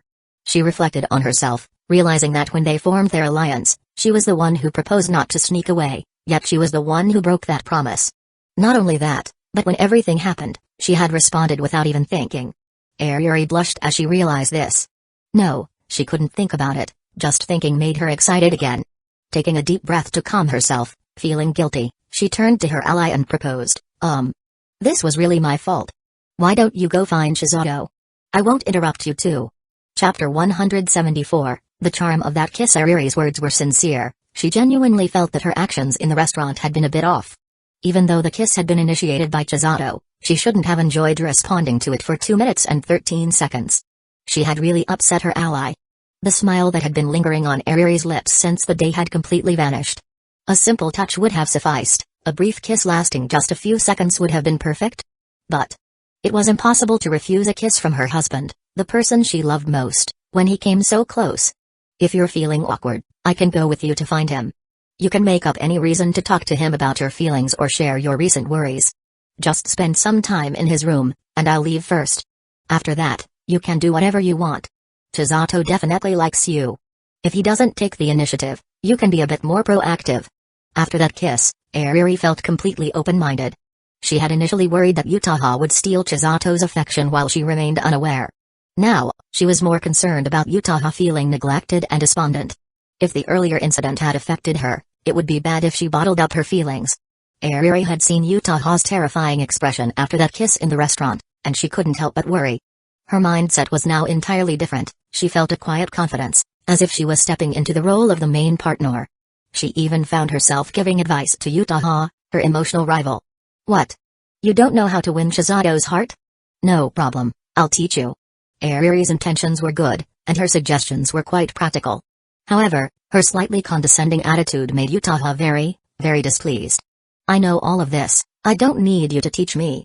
With that cold remark, Uchiha turned and walked into the bathroom. She felt a bit irritated. In her current state, she didn't want to seek out Chisato, and all her plans had fallen through. Tonight was going to end here. While relaxing in the bath, she needed to carefully reassess her relationship with Ariri and Chisato. Most importantly, the alliance she had formed with Ariri. Originally, they had agreed to stand united and not let any other women around Chisato. But given the current situation, it seemed that despite her efforts to eliminate other female threats, allowing Chisato to grow into a strong, independent man, he ended up developing his own consciousness and running off with Ariri. In the end, her hard work amounted to nothing. She had made a wedding dress for someone else. TCH, how annoying. I genuinely wanted to help you once, and you don't appreciate it. Ariri watched Uchiha slam the bathroom door shut and huffed heavily before pulling the curtains closed. Outside, a shadowy figure blended into the darkness. It hovered for a while, waiting quietly on the windowsill. After hearing no more conversation from inside, it fluttered its wings and flew into another room where the window was open. Chisato, coming out of the bathroom,